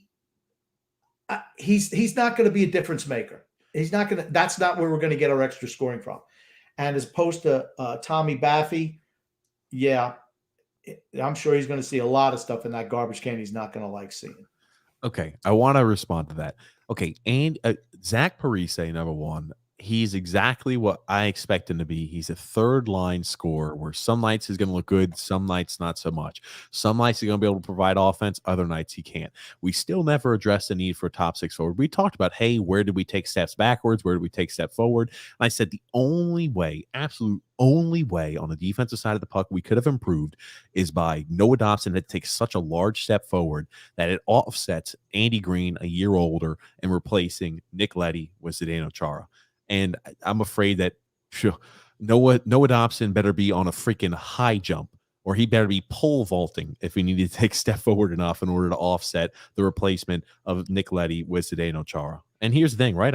I said this, and I wondered this, right? Nick Leddy had been a wicked boy of ours all year long, for years and years. Lazy Leddy. And there's nothing more than I hate them being lazy. I did say, is it like, though, somebody you become so comfortable with, you know every single imperfection they have, and you think the grass is greener? In reality, it's not. The only thing I disagree with you about with Parise is at the end of last year, Minnesota didn't think he was good enough to even put in the lineup. And to expect him to come in and be a contributor on the third line of a team that's way better than Minnesota, I'm sorry. You're like one of those little fanboy sites who think that he can only be a success here on the island. Nowhere else in the league but on the island. I'm sorry. I just don't see him being a success anywhere. I think that we've been so hideously bad at the third line left wing position because we refuse to give Kiefer Bellows guys who can score sometimes and are younger and have a little bit of offensive acumen a chance, that now putting him in is better than having a Leo Komarov, better than having a Michael Del Cole. Just like the same way I've said, why the hell are we sitting Ross Johnson for Leo Komarov? Same exact thought process. I Well, don't get it. they had a stat today. Butch brought up at the end of the game the third line, and like I said, to me, our third line left wing is the same as last year. We had Pajot with 6 shots, Walson with 4, Parise with 1. If he's the goal scorer of that line or one of the goal scorers, 1 shot isn't going to cut it. You have one guy having 6 and one having 4. What's the other guy doing? Sitting on the bench? I think the third line does look like when they start to click, they're going to be dangerous. And as I told you, I think Jean-Gabriel Pageau is still kind of fighting off some rust. I don't think he's looked great to start the season. When he elevates his game, like we know he can, you're going to see the production of Oliver Wahlstrom increase, and you're going to see like high tides raise all sails. You're going to see Zach Parise start to get some residual points, right? He got an assist off of tonight's game too, because Wahlstrom puts that puck in the net. Did he really do that much? Yeah, sure. They're kind of fighting for it, but Wahlstrom took the puck and then went ahead and had that quick wrist shot, beat Bobrovsky there 5-0. That was more a Wahlstrom than Parise. I'll give Parise credit. He was fighting the boards with 2 Florida guys on that. But the Florida guy is the one who knocked it over to Wahlstrom. So it was a nice pass from the Florida defenseman. Very nice. Oh, goodness gracious. Oh, well, correction. I'm sorry. Zach Parise, that was an unassisted goal. So I'm sorry. Parise. Okay, so it was from, because I saw the Florida guy pass it. I'm like, what the hell are you doing, bro? Hey, good for us. Okay. At least we didn't get the goose egg. Jim P said, horrible. Turned it off in the third to watch Bridgeport instead. We don't have that luxury, Jim. We have to watch the game right to the bitter end. Oh man, Grumpy. Brian B, brother from another mother, saying hi to all. That's right, my boy Brian. Tom Baldwin saying Grumpy old man was 100% right. I always am, Tom. You know that. Well, you'll be glad to know the Bridgeport Islanders have started off the season with 2 losses as well. And you'll be Grumpy. You'll also love to hear this. Remember how everybody was saying, look at Simon Holmstrom, look at the performance. I know it's preseason, but the Bridgeport Islanders off to a hot start. Yeah. So Holmstrom now 2 games through 0 points. Again, it's early yet. Wow, don't tell me that. He's got seriously, I thought you were going to say that he had some points, a couple goals, a couple assists, nothing. No. Hey, they talk about how big and important of a year this is. Andy Aroff or Adranoff. I never will learn his name because Andy A, and Durando, Kolkowski had an assist, but I mean the team scored 2 goals in 2 games. So remember last year the reason we couldn't score a lot of goals in Bridgeport was because we had we're playing Jeremy Swayman, we're playing this, we're playing that. Still only 1 goal against against the Providence Bruins tonight. So maybe, and I'm just spitballing here, it's because we have no offensive talent throughout the organization. Maybe that's an option too. No. Impossible. Inconceivable. Maybe it's also our favorite AHL head coach. Well, he's gone after this year. He's gone. He's gone. Yeah. When you go through, when Fredo goes over there and gets rid of all the assistants and the only guy he keeps is Thompson, he's gone at the end of the year. Durando, remember, he got sat last year a few times there for Bridgeport. He got sat, I believe it was, because he wasn't doing a good job on the defense side of the puck. 2 games, 2 assists so far. I mean, again, Durando had put up points in I can't remember where he played, but I think it was the WHL. It was in the Q. He was in the Q. Oh, the Q. That's right, for the Quebec Ramparts. He's a goal scorer. These guys are offensive players. It frustrates me no end. Okay. If you don't like guys who score points, then just draft defensive forwards. Just draft your Casper Holmstroms because you expect to win every game 0-0 and go to a shootout and get a lucky goal. Because that's the way it is. Stop trying to – when you have a guy who has offensive talent, mold your system around the players. Don't try to jam the players into the system. Good coaches, really good coaches, that's what they do. Michael T saying, why can't the power play be good for the Islanders? Why? We don't have any talent, top end talent. Here's the thing. I thought the power play looked better. I think the power play looked better tonight, though, Grumpy. You can agree. We can agree on that, guys, right? I thought the power play looked better. As a whole, first night against Carolina, not great. Tonight looked a little better, but still, there's still places to improve. They changed up a little bit. And today, like I said, the first, at least I'm assuming it's the first power play unit, because I cannot even in my wildest nightmares, I cannot imagine Josh Bailey being on the first power play unit. So I'm going to say the first one was Barzell, Dobson at the top, JP Pajot, Bavillier, and either Average or Palmieri down low. And that actually has a chance for success. The puck movement was so much better. You look at these other teams, man, they move the puck. That unit has the ability, it looks like if they keep together long enough, that unit has the ability to do that. But other than that, man, the second unit is just like, just throw 5 guys out there. Oh, man, I'll tell you. 5 guys hamburgers. That's what they are. Oh, man. Oh, Alexander went to some Longhorn Steakhouse. I haven't eaten dinner now, Alexander. You're making me some jealous with some Longhorn Steakhouse. That's for certain. You know what I had for dinner today? What'd you have for dinner, Grump? A friggin' bacon sandwich on toast. It's better than nothing. I got to eat after this podcast. So I'm starving. I can see Longhorns. I'm like, man, oh man, I'm starving. Some Longhorn, Alexander. Make him jealous. Vinny Smith said -3 for Bailey again tonight. Mid-season form. Time to cut him. Still on the power play. Trotz is clueless. He sucks. He is abominable, deplorable, nightmarish. A 0. I'll let you keep going. Give me a letter. Horrendous. Indescribable. Oh, Grumpy. Jackwagon. A jackwagon. Oh, Grumpy. I love it. Terrible. He's a nightmare. I can't wait for his contract. You know what? I'm waiting for them to re-up him because he's I'll say Josh Bailey is smart though. You ever notice a year before his contract expires, real quiet like he'll resign. And you'll say, oh, look at Josh Bailey. What a team guy. No, because no one wants him. 2 expansion drafts, nobody wanted him. Nobody wants him in a trade. His wife doesn't want him. His parents don't want him coming over for Sunday dinner. Oh, come on, Grumpy. He doesn't want. I'm not going to say anything about his kids because I don't bring kids into it. Oh, look at that. Well, it's all. Hey, man, you're all just joking around because some people apparently cannot decipher what hyperbole is. That was hyperbole. Yeah, well, so just for those people who don't have a sense of humor, there's a few of them out there. That's hyperbole.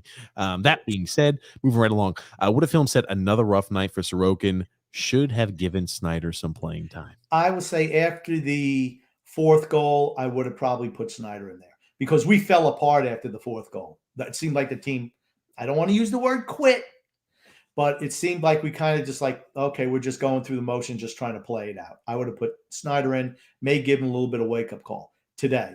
There's no way I sit Sorokin in the next 3 games. I'm not giving Snyder any games against winnable teams. No exactly, right? We want to build some confidence there for Sorokin, too. No better way to do so than when we're playing off against, your Chicago Blackhawks, your Columbus Blue Jackets, your Arizona Coyotes.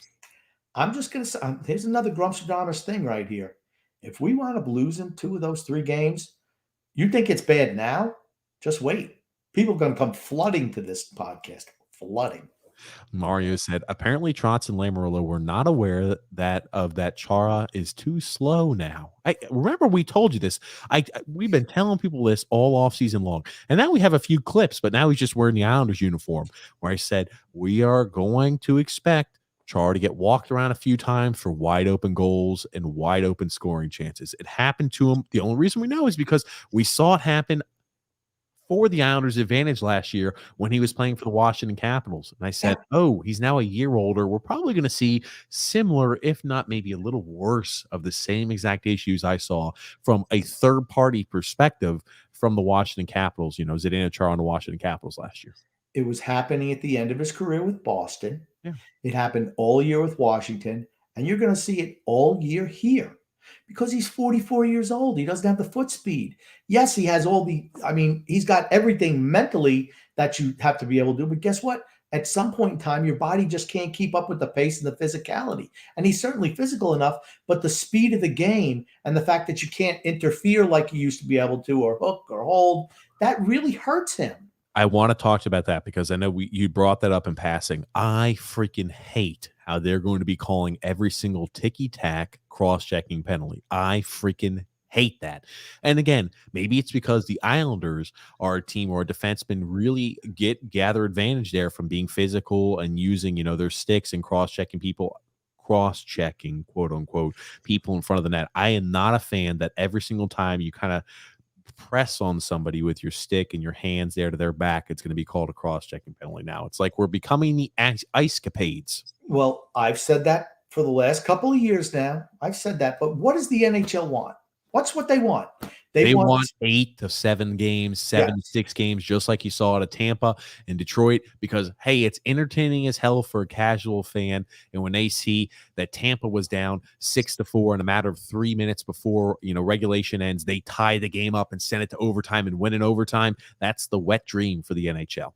Yes, because how do you get people to watch on ESPN, on TNT, whatever channel they're on? USA TNT. Okay. How do you get them to watch? You got to put more pucks in the net. People don't want to see 1-0 games. That's why soccer has never really taken off in this country. Not enough scoring. And that's what the NHL wants. So they're trying to do these things to give every chance to the offensive team. That's why I'm concerned about the Islanders going forward.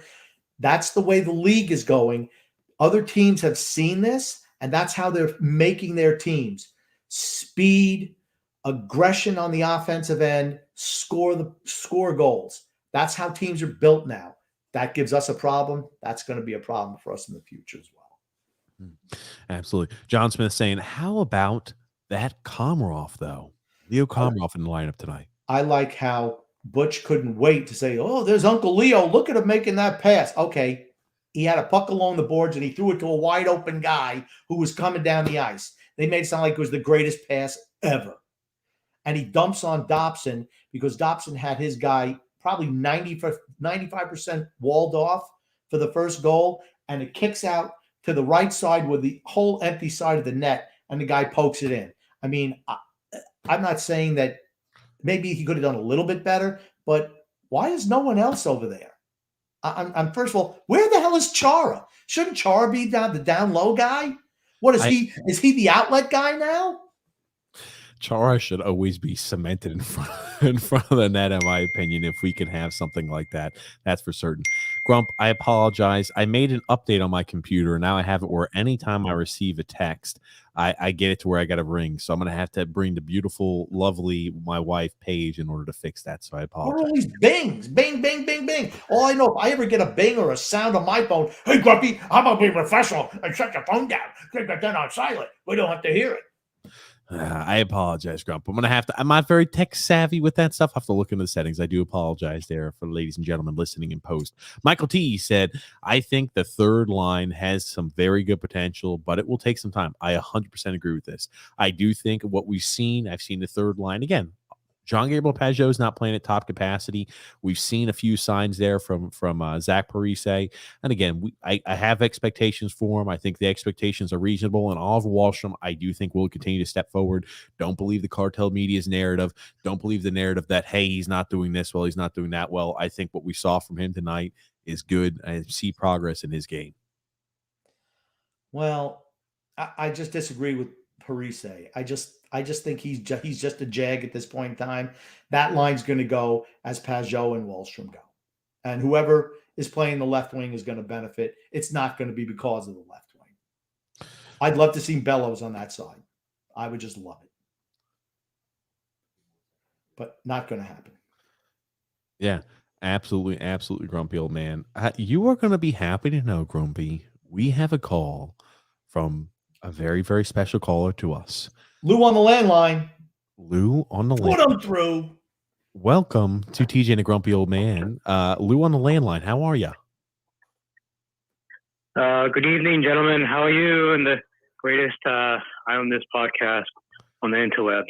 I wouldn't say we're worried just quite yet, Lou, from the landline, but it's a little discouraging to see some teams that, hey, in the playoffs, we're going to have to face them, looking a little dominant at times against us. But other than that, we're doing okay. How about you, Lou, from the landline? How has your offseason been?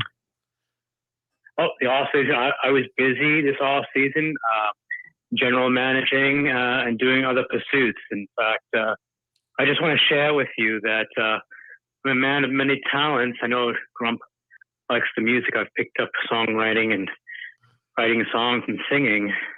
I've actually created a song for the Grump if he wants to hear it. I do want to hear it. I'm extremely interested. Is it a folk song? It's a song that you'll like. Shall I? Yes, I'm ready. biting. I'm full biting. You have me. All right, get ready. And a 1 and a 2 and a hey, Grumpy. Ooh, I want to know, will you smile for me? 5, 6, 7, 8. Hey, Grumpy. And gentlemen, this is the favorite part of the songs where I go, ooh, I want to know, will you smile for me? I plan on pursuing my talents in Star Search, as young people do, Grump, as you very well will. Thank you, gentlemen. Have a good night. Thank you. Lou from the landline. I love him. Always a pleasure. I love him. I love him. Hey, Grumpy, will you smile for me? Grumpy, I like that. Lou from the landline. I like that, Lou. I like that, Lou. Hey, you know what I noticed? I noticed Lou got off awful quick before I could ask him a couple of questions because he was scared. A little scared. I was going to ask him about, our website, which he says is the best podcast, as opposed to some of those glad-hander sites. And I was wondering, if he was going to cut off access to us because, we're not towing the company line. Oh, man. Oh, man. Oh, goodness gracious. Tony Cheese saying Rick DiPietro is 40 years old. Let's give him a call. Yeah, as long as it's collect, I'd make him pay for that call. Scott L said, will we see Schneider in that on Tuesday? I can't see it. Now, I will say if they give up another 6 goals on Tuesday night, you're going to see a change in goal on Thursday. That much, I can tell you that much. For certain. It doesn't matter who's at fault. Yep. Doesn't matter if it's defensive breakdown. Doesn't matter if it's a poor job by Sorokin. If you see another 5 or 6 goal performance, that's right. I think Sorokin will be sat, and that'll probably be rightfully so. And why do coaches make those goalie changes? Sometimes it's just to wake up the team. I'm sure they heard it. I did not hear Barry's press conference after the game. I'll review that after this podcast. But I know that he's got to be reading the riot act to the team because they've been bad as a team. It's not the goalie's fault. Maybe he could have made a save or two, but we didn't deserve to win either of those first 2 games. We just didn't. I don't disagree, Grumpy. I don't disagree on that one. But we're going to go ahead and continue. Hey, moving right along there. Michael T said, good thing about the 82 game season is if you start off, you have 80. If you start off poorly, you've got 80 games to get better. That's for certain. True. The whole thing is when you're supposedly a favorite, you don't want to go 5 points down after, 2 games. It's just tough. It's tough. I always look at the standings. How are the other teams in the Metro doing? Because if we just keep on falling behind all these other teams, it's like, it's tough making up points. And like I said, we have those road games, first 13 road games. How is the team reacting? So far, we haven't played well. I'm not saying it's because we're on the road, but then we have the back-to-backs, the 3 out of 4s. That's not good for us. I'm just a little concerned. I'm not panicking yet. Stylistically, what my concern was in preseason, TJ, what was it? That you shot me down again? What was it? You're worried that we're going to struggle against teams with speed. No, I knew we were going to do that. What was my concern about how we were going to come out and play with lack of structure, right? Sure. Yeah. Sure. Oh, sure. We're just going to downplay that. Because lack of defensive structure. Hey, it shouted me down on Wednesday. Shouted me down.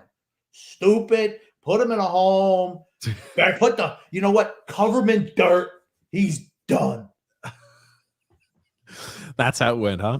Pretty much. Oh, man, Grumpy. I'm underselling it, actually. Oh, you're underselling it, not using hyperbole. Hey, you're live here with TJ and the Grumpy Old Man. Who do we have calling in? Hey, it's Angelo from Pennsylvania. How you guys doing tonight? Hey, Angelo, doing well. How about you? Little disappointed. I thought I was going to call in and hear Grump flipping out and kind of lift my spirits a little bit, but it isn't happening. But really, let's calm down. It's 2 games. My boy Sorokin started off last year a little bit slowly also. No reason to panic. He'll be back. Varley will be back soon enough too. They'll be fine. I know it. Yes. Angelo, I just have a quick question. So you don't think I've been trying to entertain the people tonight? No, he said he didn't see you flipping out. You're very entertaining, but I didn't hear the show until right now. But I thought you'd be off the rails, man. I thought you would have been like off the deep end, but you weren't, which is fine. That was early. I've been breathing into a bag today, because people tell me take a deep breath. Yeah, you got to listen to the beginning because don't go back and listen to the beginning. Oh man, Angelo, I think you're right though. I mean, this is a time period. It's going to sting a little bit, but these are two teams that are teams that give us trouble with their structure. Maybe you'd have a little bit more cause for concern if the next 3 games were still struggling heavily, because remember, we've got Arizona, Columbus Blue Jackets. What are you doing, Grumpy? I'm mimicking your little parrot, the way you're just like, oh, well, it's going to be like this. Let me put on my radio voice. I'm going to tell you, don't worry, Angelo. It'll be fine. Oh man, it's something else, Grumpy. But yeah, I mean, you have Vegas too thrown in their next 4 games. That's a loss. That's a loss. The Blackhawks, Columbus Blue Jackets, Arizona Coyotes, and Vegas. That's all happening here in the next week. So, if we're still struggling heavily over those next 4 games, then I might be a little concerned. There is, but really, it's only been 2 games. Honestly, I don't want to make excuses. These are 2 very good teams.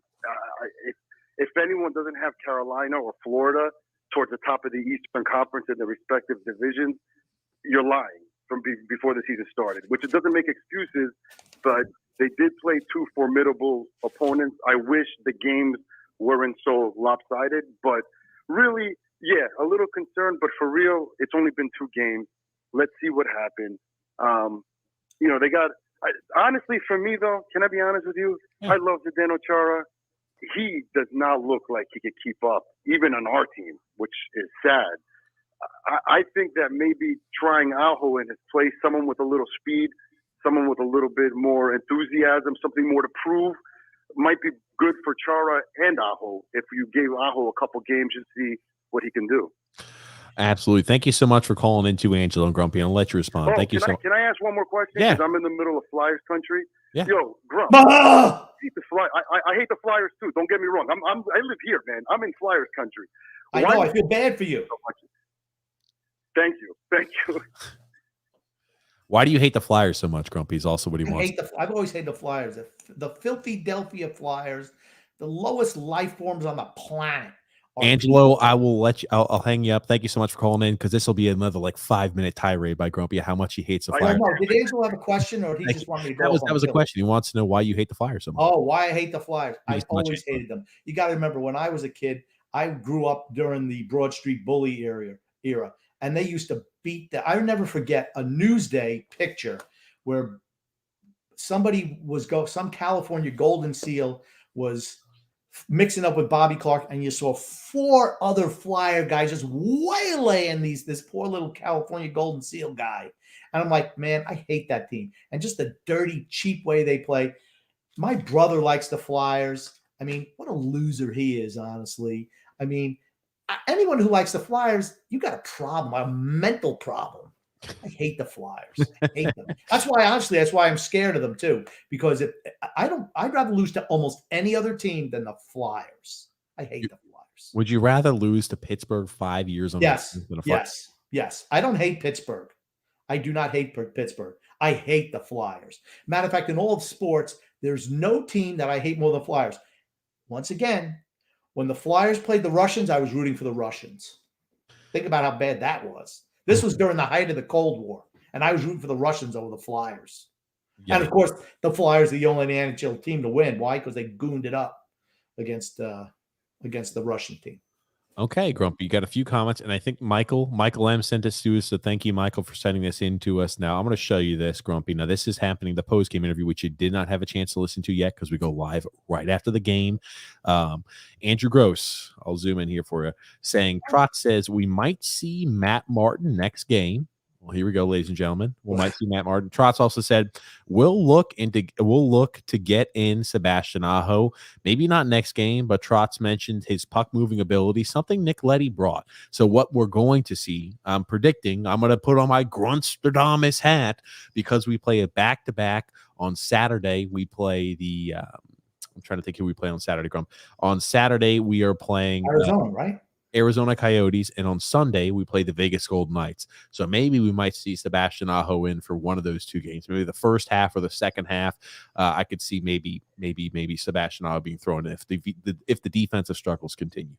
It'll first of all, Sebastian Aho. That means he will play. He will play him against Arizona. Why? Because he doesn't trust Sebastian Aho, so we'll put him against the weakest team in the league, which is Arizona. He'll put him in against that team. Did Arizona win a game so far? Arizona beat the Buffalo Sabres in overtime, I believe, or shootout today. Oh, okay. Yeah, Buffalo was like 2-0. I see all these bad teams winning. I just see us losing. I don't know. I'm confused. Well, remember last year we talked about it, right? Our defense looked fantastic, goaltending looked fantastic, setting records. Hey, Buffalo won today. They beat the Canadians 5-1. So it's worth taking that into account. But remember, we played against Buffalo 8 times last year. So yeah. I mean, oh my gosh. It's also worth taking that into account. My concern is, did you not know, based on the preseason, that Chara and Green couldn't get it done? I watched one preseason game, and I said they can't get it done. You were there every single day at practice, every single preseason game they played. They were not getting better or getting worse. They are what they are. At least he's trying to learn. He's probably listened to the podcast and saying, geez, you know what? The grumpy old man was right again. I better listen to him if I want to keep my job. So, I'm going to put Aho in, and Aho will be teamed with Scott Mayfield. And I'm going to say Andy Green will play with Noah Dobson, because Chara just getting walked around right now. I mean, just like he did the last 2 years. Yeah, that's for certain. So it'll be interesting. And Matt Martin, who cares? He's a Barry guy. You knew he was going to play. I don't know how injured he is, but he's as soon as he's healthy, he's going to play and contribute nothing. Yes, I don't disagree. Yep, and Michael M. also saying Sebastian I will get a chance. Somebody asked Barry a tough question. I was shocked. It was about the defense being a mess. We'll have to look into that. I want to hear what he said to that, or if he just ended the press conference. Did the guy who asked the question, has he lost his press pass for the next week? I can tell you what sites didn't ask the question. Brett, Let's Go Islanders from Net Threads says, hey guys, the Islanders have been horrendous. Charles looks slow. Sorokin has been atrocious. Should we worry? No. Should you be concerned? Yes.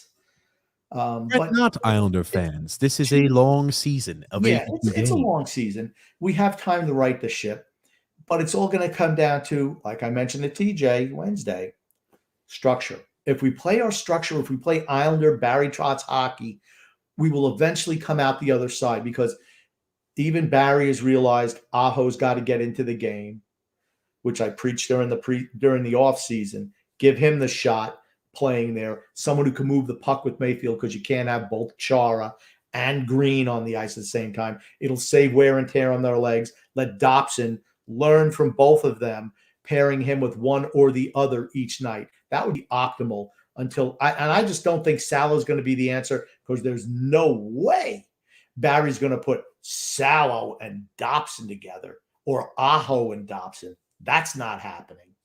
I'm just going to tell you that. Be way too young of a line. Way too young. You realize if we put Salo with Dobson, they'd be younger than Chara, the two of them put together. I'm not sure. Would they? How old is Salo? 22. I'll have to pull that up. Salo's 21, right? Salo was drafted a while ago. No, Grumpy. Salo he's 23 years old. So okay, so 44 and 44, it's the same age. Okay, fair enough to be the same age. Patrick V saying, I wish Grumpy was the coach. I'm fed up with eyebrows Trotz playing older guys. Only 2 games in the season, the team has already looked the age, and it's totally showing. I can't believe freaking Lollipop was in the lineup. We totally need young guys. We've got Bellows, we've got Aho, and I want them put on the ice. I think it's going to be a long season. Too early to tell. But honestly, you know what? I blame both Barry and Lou, honestly. They should have been making the transition in the last 2 years, a slow transition to get younger. And they haven't done it. We keep on trading draft picks for J.G. Pajot, who I love, Kyle Palmieri, who I hate. Okay, Kyle Palmieri has played well so far. You've said it, though. He's played well so far, first two games. But I would much rather have younger players in the pipeline because these guys, he's 30. He's 30. He's not getting any better. We have to refresh the lineup. We have nobody in the minors to refresh the lineup. Simon Holmstrom can refresh the lineup. He's got that's what we need. Another zero performance Josh Bailey in there. We already got one of those. Don't need another Josh Bailey 2.0, do we? That's who he is, by the way. Josh Bailey 2.0. Hunter H said, once this team gains their full chemistry, they're going to be scary. I think the third line, once they kind of get everything going, they're going to put up points. They're going to be a really, really talented third line. That's for certain. The best third line in all of hockey, Grumpy. You're crazy. Jim P said, Green should have cut that wraparound off. Sleepy Green. Sleepy Green. Gangrene Green. Gangrene Green. John P said they better wake up sooner rather than later. I know it's only 2 games. However, I was about to say, again, you got to, the next 4 games next week, we'll kind of get a feeling. I expect them realistically maybe to win 2 or 3 of the games against, the Blackhawks, Columbus Blue Jackets, as well as the Arizona Coyotes. And, maybe the Vegas game being a toss up. I'm going to tell you what, the sky will be falling Saturday night if we lose the next 3 games. The sky around here is going to be falling. I'm telling you right now. I don't think that's going to happen, but I'll promise you, if we start off the season 0-5, or let's say even 3-2 with a few overtime losses, you're right. The sky will be falling, especially when you look at the teams that we've played, right? Vegas, a good team. I mean, Florida, a good team. But I mean, Vegas is on Sunday. Yeah. But you got to. What's the one thing the Islanders have done really well under Barry Trotz? We've beaten the teams that we had to beat, that we're supposed to beat. Yes. Very good at that. If we start losing those teams, we're in trouble. Michael T also said Sorokin has been giving up a lot of rebounds so far. That's for certain he has. I've noticed that too. His rebound control has not been terrific. That's something, again, he has looked a little shaky in that regard. Yeah, a lot of it has to do that. I don't think the guys are on top of him. His defense is not doing the job. His rebound control got better at the end. He was putting pucks in the corners like he's supposed to, but he's not doing it this year. I just think there's so much traffic and so many guys on top of him all the time that it's tough. And look at the shots he's given up. The Svechnikov shot and the fast shot. I mean, those are deflections right in front of the goalie. It's awful tough to make those saves. Butch did make a salient point today. He was playing too deep in the net. And what have I always said about Varlamov? When he's struggling, he's playing too deep in the net. We're seeing that from Sorokin right now.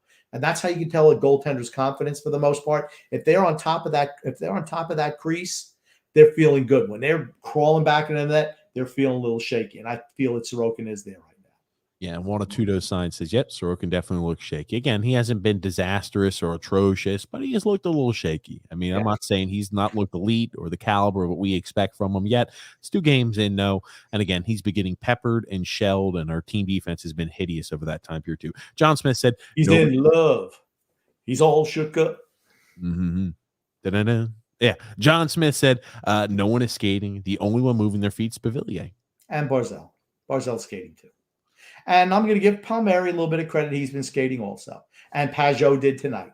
Other than that, you're right. Michael T, we got a lot of comments, Grump, and I'm sure I'm going to miss some. So Michael T said both of these losses are team losses, plain and simple. That for certain they have. Here Ben saying the defense has not been stellar, but neither has Sorokin. Both are at fault. He has given up a few softies, not all of them. And Bennett's third goal was a softie. Disagree. I disagree a little bit too. Again, as we mentioned, he's got right into the slot. Pulak backs off, doesn't do a good job of marking his man, going ahead and shutting down a shooting angle. He uses Pulak as a screen to get the shot off, and he puts it over the glove. I mean, they were good scoring position. Hey, it is what it is. That's one of those coachable, fixable areas. That's for certain. Brett W said, "Sorry, I can't say these games are Sorokin's fault. He isn't getting any help in front of him. That's for certain." True. Jim P said, "Time to break up Pellick and Pulak." and spread the wealth a bit. You know what? No problem doing that right now. Really? No problem at all. Put Pellick with Dobson. Why not? Michael T said Dobson has looked shaky so far. I disagree. What a film saying, yeah, Sorokin was shaky. Can't blame the game on him, but he has to be better. True. And then Robert F. there saying Green has been crap. You can't possibly tell me a young gun cannot replace him. Yeah, Andy Gangrene is finished. Jared Ben said, TJ, you overcommitted to your reaction about Grumpy saying the word hyperbolic.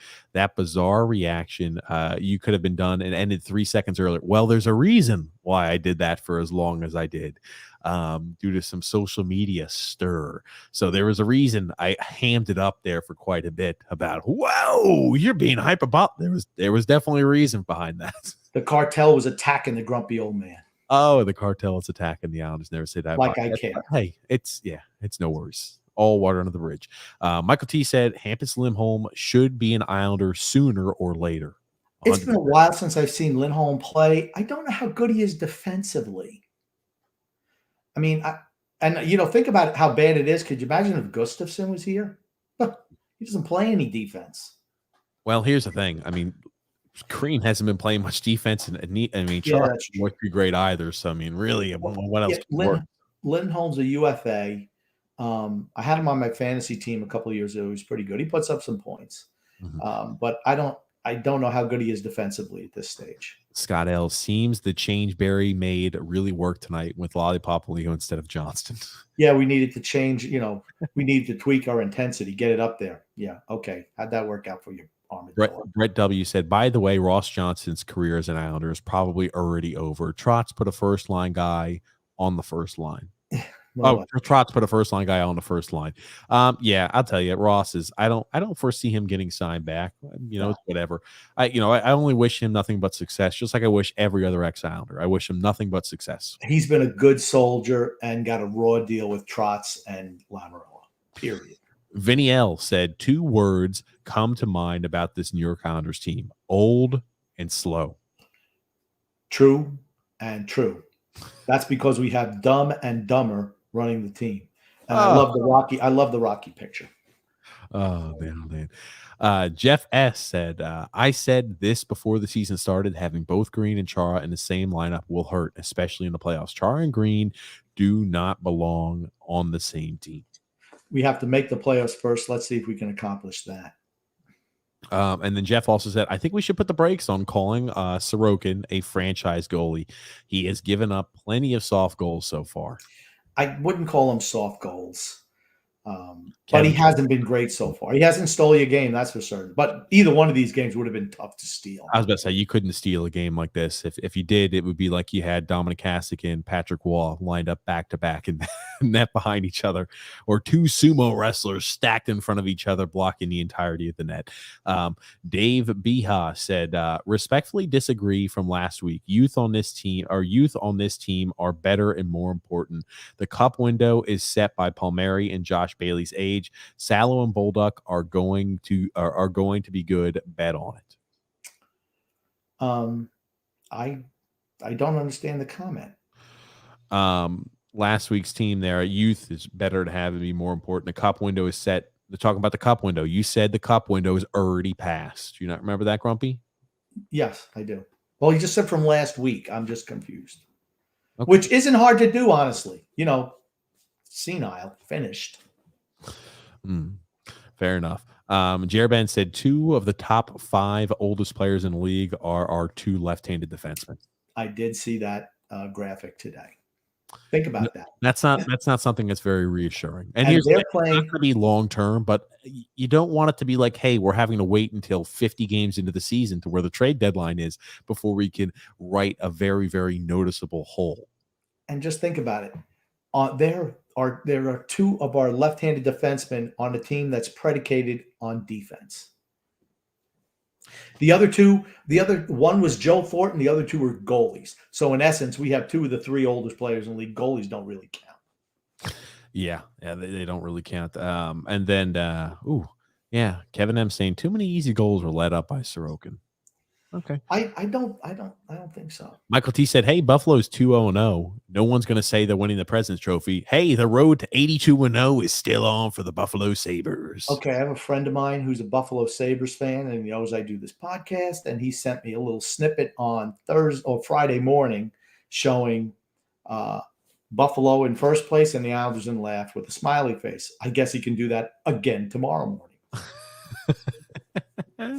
Oh man.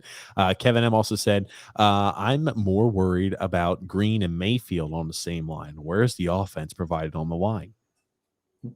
We don't need any offense. Just Well, listen to where's Murray. the guy who can move the puck? Because if you look at it line by line, Pulak's the guy who they look like on the first line, and between Chara and Dobson's the more offensive minded, the guy who can outlet the passes. Who on the Andy Green and Scott Mayfield line can help provide and augment some extra offense? That's why I said you put Aho, and I preached it all off season. Aho with Mayfield.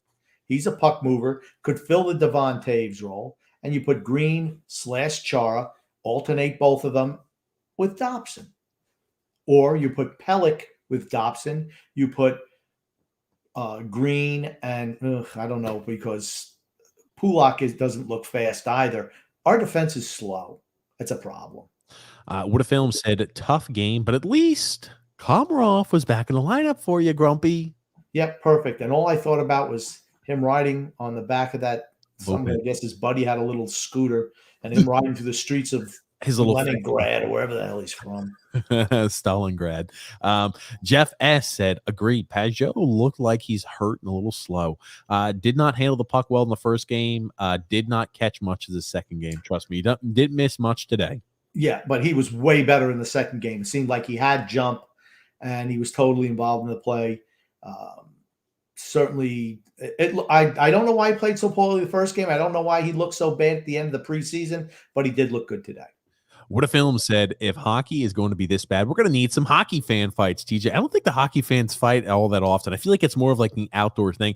I would be interested to see in the football arenas that are indoors if they still have a large amount of the fan fights, because on the TJ and the Grumpy Old Man show, which we do every single Sunday, 8 p.m. Eastern Standard Time, and every single Thursday, 9 p.m. Eastern Standard Time, that link in the description below. That being said, we like having a little fun segment with fan fights where these fans, usually from the same team, pummel the hell out of each other. And I'm always curious as to what could have started the fight, what could have caused the issue.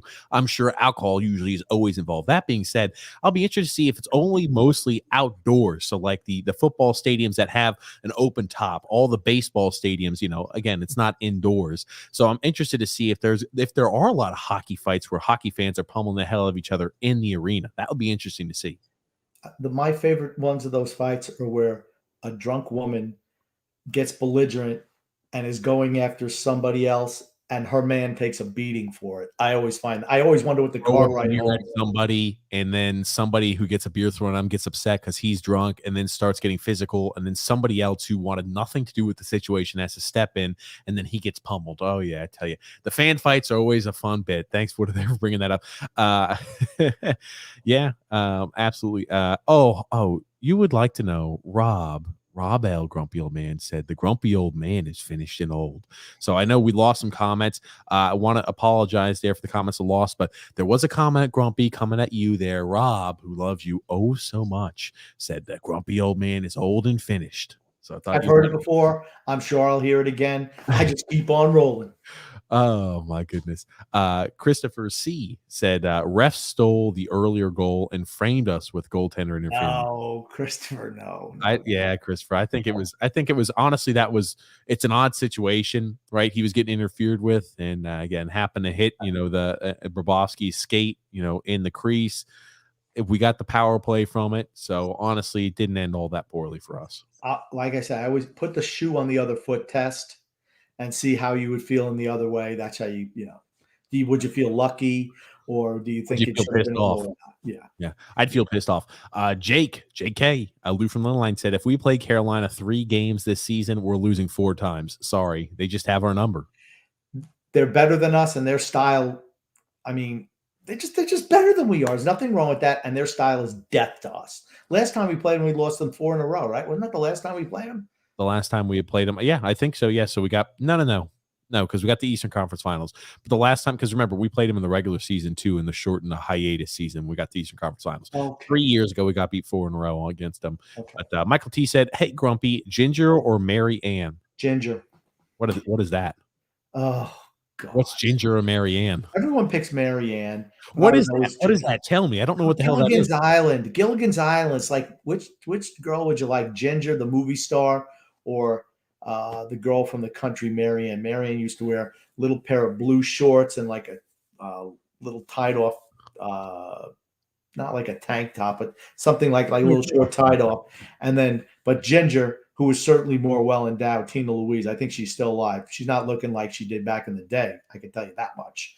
But she wore like a silver dress. I just want to know how they were going on a 3-hour tour, but somehow all these guests had change of clothes, like the Howells. I don't know what they were thinking, but they had like suitcases. How many times you're going to change in 3 hours? I don't know. But Mary Ann wore the same costume. The professor, of course, the captain, what's his name? The skipper, and Gilligan. They all wore the same stuff. So Grumpy. Now, I assume which one are which there? Tell me. That's I've never watched Gilligan's Island. Okay, go from left to right. That's the professor. Okay. Then just go for the big picture so I can see it. Professor, then Mary Ann. Okay. You can see bathing suits are a little different. There's Gilligan. Okay, that's Gilligan. Well, let me ask you: is it called Gilligan's Island because Gilligan was there before anybody else? No, because Gilligan was the goof on the show, and he was always little buddy. Him and the skipper. He was like the first mate on a 3-hour tour. The boat was so small, it was ridiculous. I don't even know why you even needed a captain, let alone. So were they stranded on this island? Yes. There's a song. You got to play the song. And then there's Ginger, the redhead.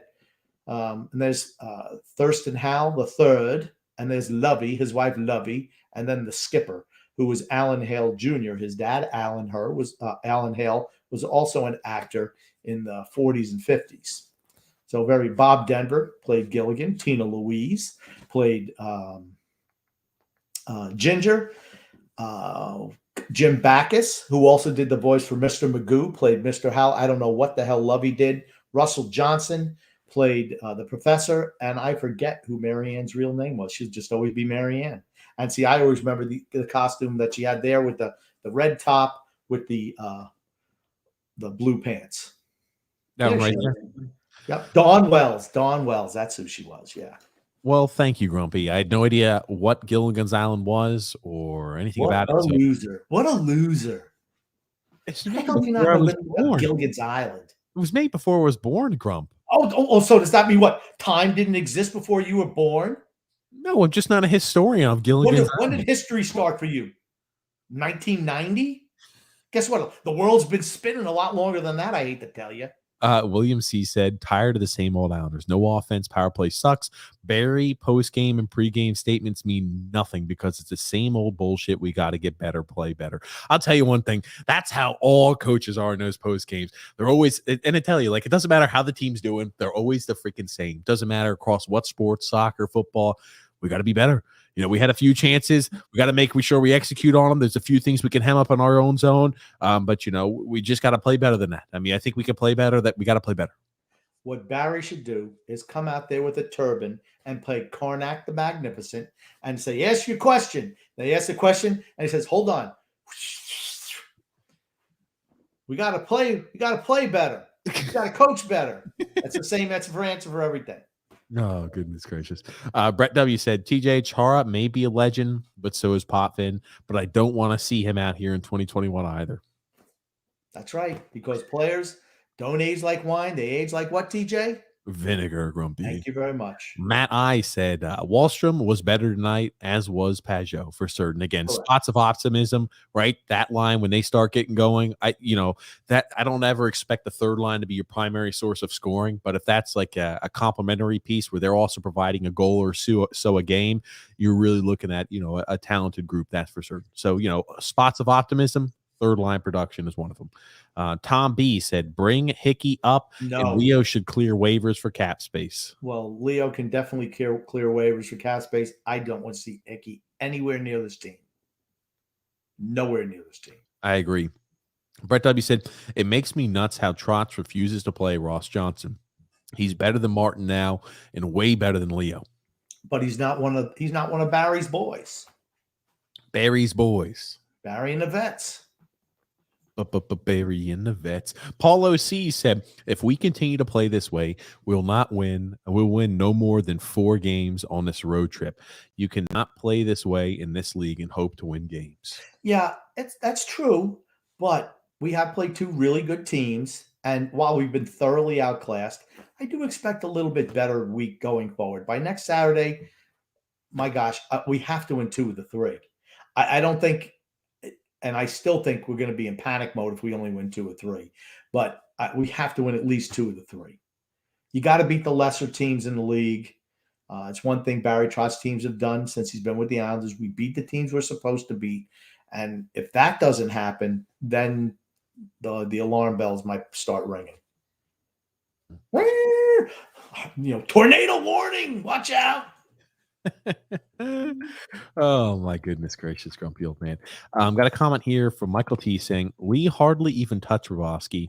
I don't think he even did. Bobrovsky jumped out of the way, and that was an absolute anti-Islanders NHL biased Toronto headquarters call. No, Michael T. Even you can't troll that. Michael T must stand for Michael Troll, because even he cannot believe that. He definitely kicked the Bobrovsky's skates out. He definitely did. It's okay. It's okay because we weren't winning that game anyway. I just want to make sure if that happens to us, we get the same call, because then I'll lose my mind, whatever I got left. So, yeah, and here's the thing, too, right? It wasn't even a big point. I mean, if it was a 1-point game or 1-goal game, yeah, for certain, I'd be a little more worried. It's a hard stretch to try to say that, hey, that was going to shift the momentum and completely alter the game. I mean, we were dominating in the third period. Second period wasn't much better. So, yeah, I'll leave it at that. Alexander also said, how about the fact the team doesn't come to the defense of Oliver Wahlstrom? Chara did towards the end, but yeah, when he was mixing it up with Huberdeau, they were kind of just, going back and forth. We did have the offensive chance, which is the reason why I think we didn't start mixing it up, because if we could score a goal, that would be optimal at that point. It would have made it 3-2, I think. But yeah, Chara did. As soon as Chara went over there, everything just kind of dissipated. Yeah. Like if Ross Johnson was on the ice, it wouldn't even have started. You know, when Ross Johnston plays, there's no physicality from the other team at all. That's what he brings to the table. Paul F. saying, the Islanders are proving my prediction of 5th place right. Once Chara was signed, I knew he'd be an anchor and sink this team out of the playoffs. We're in 8th now, so we got a long way to go to get to 5th.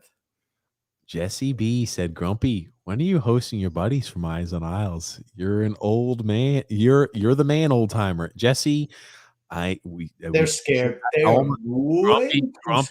I will speak on your behalf because I spoke with Mitch from the Eyes on Isles group. We spoke with him. All I'm going to say is I left the invitation. There was no ill will or issues. I think we cleared whatever error that was. But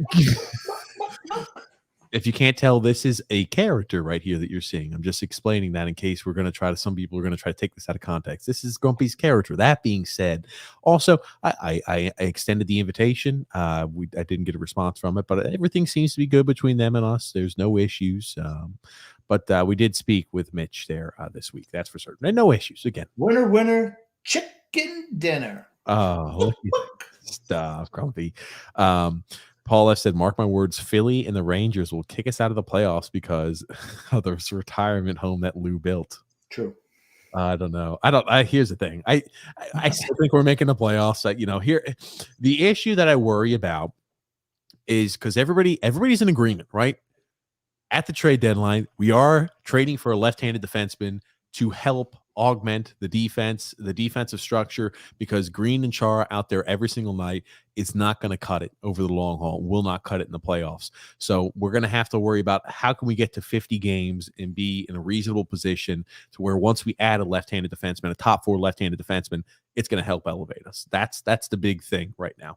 Okay, if we're 15 points out of a playoff spot, or 15 points. Holy crap, Grump. You think we'd be 15 points? That's like 7.5 games back.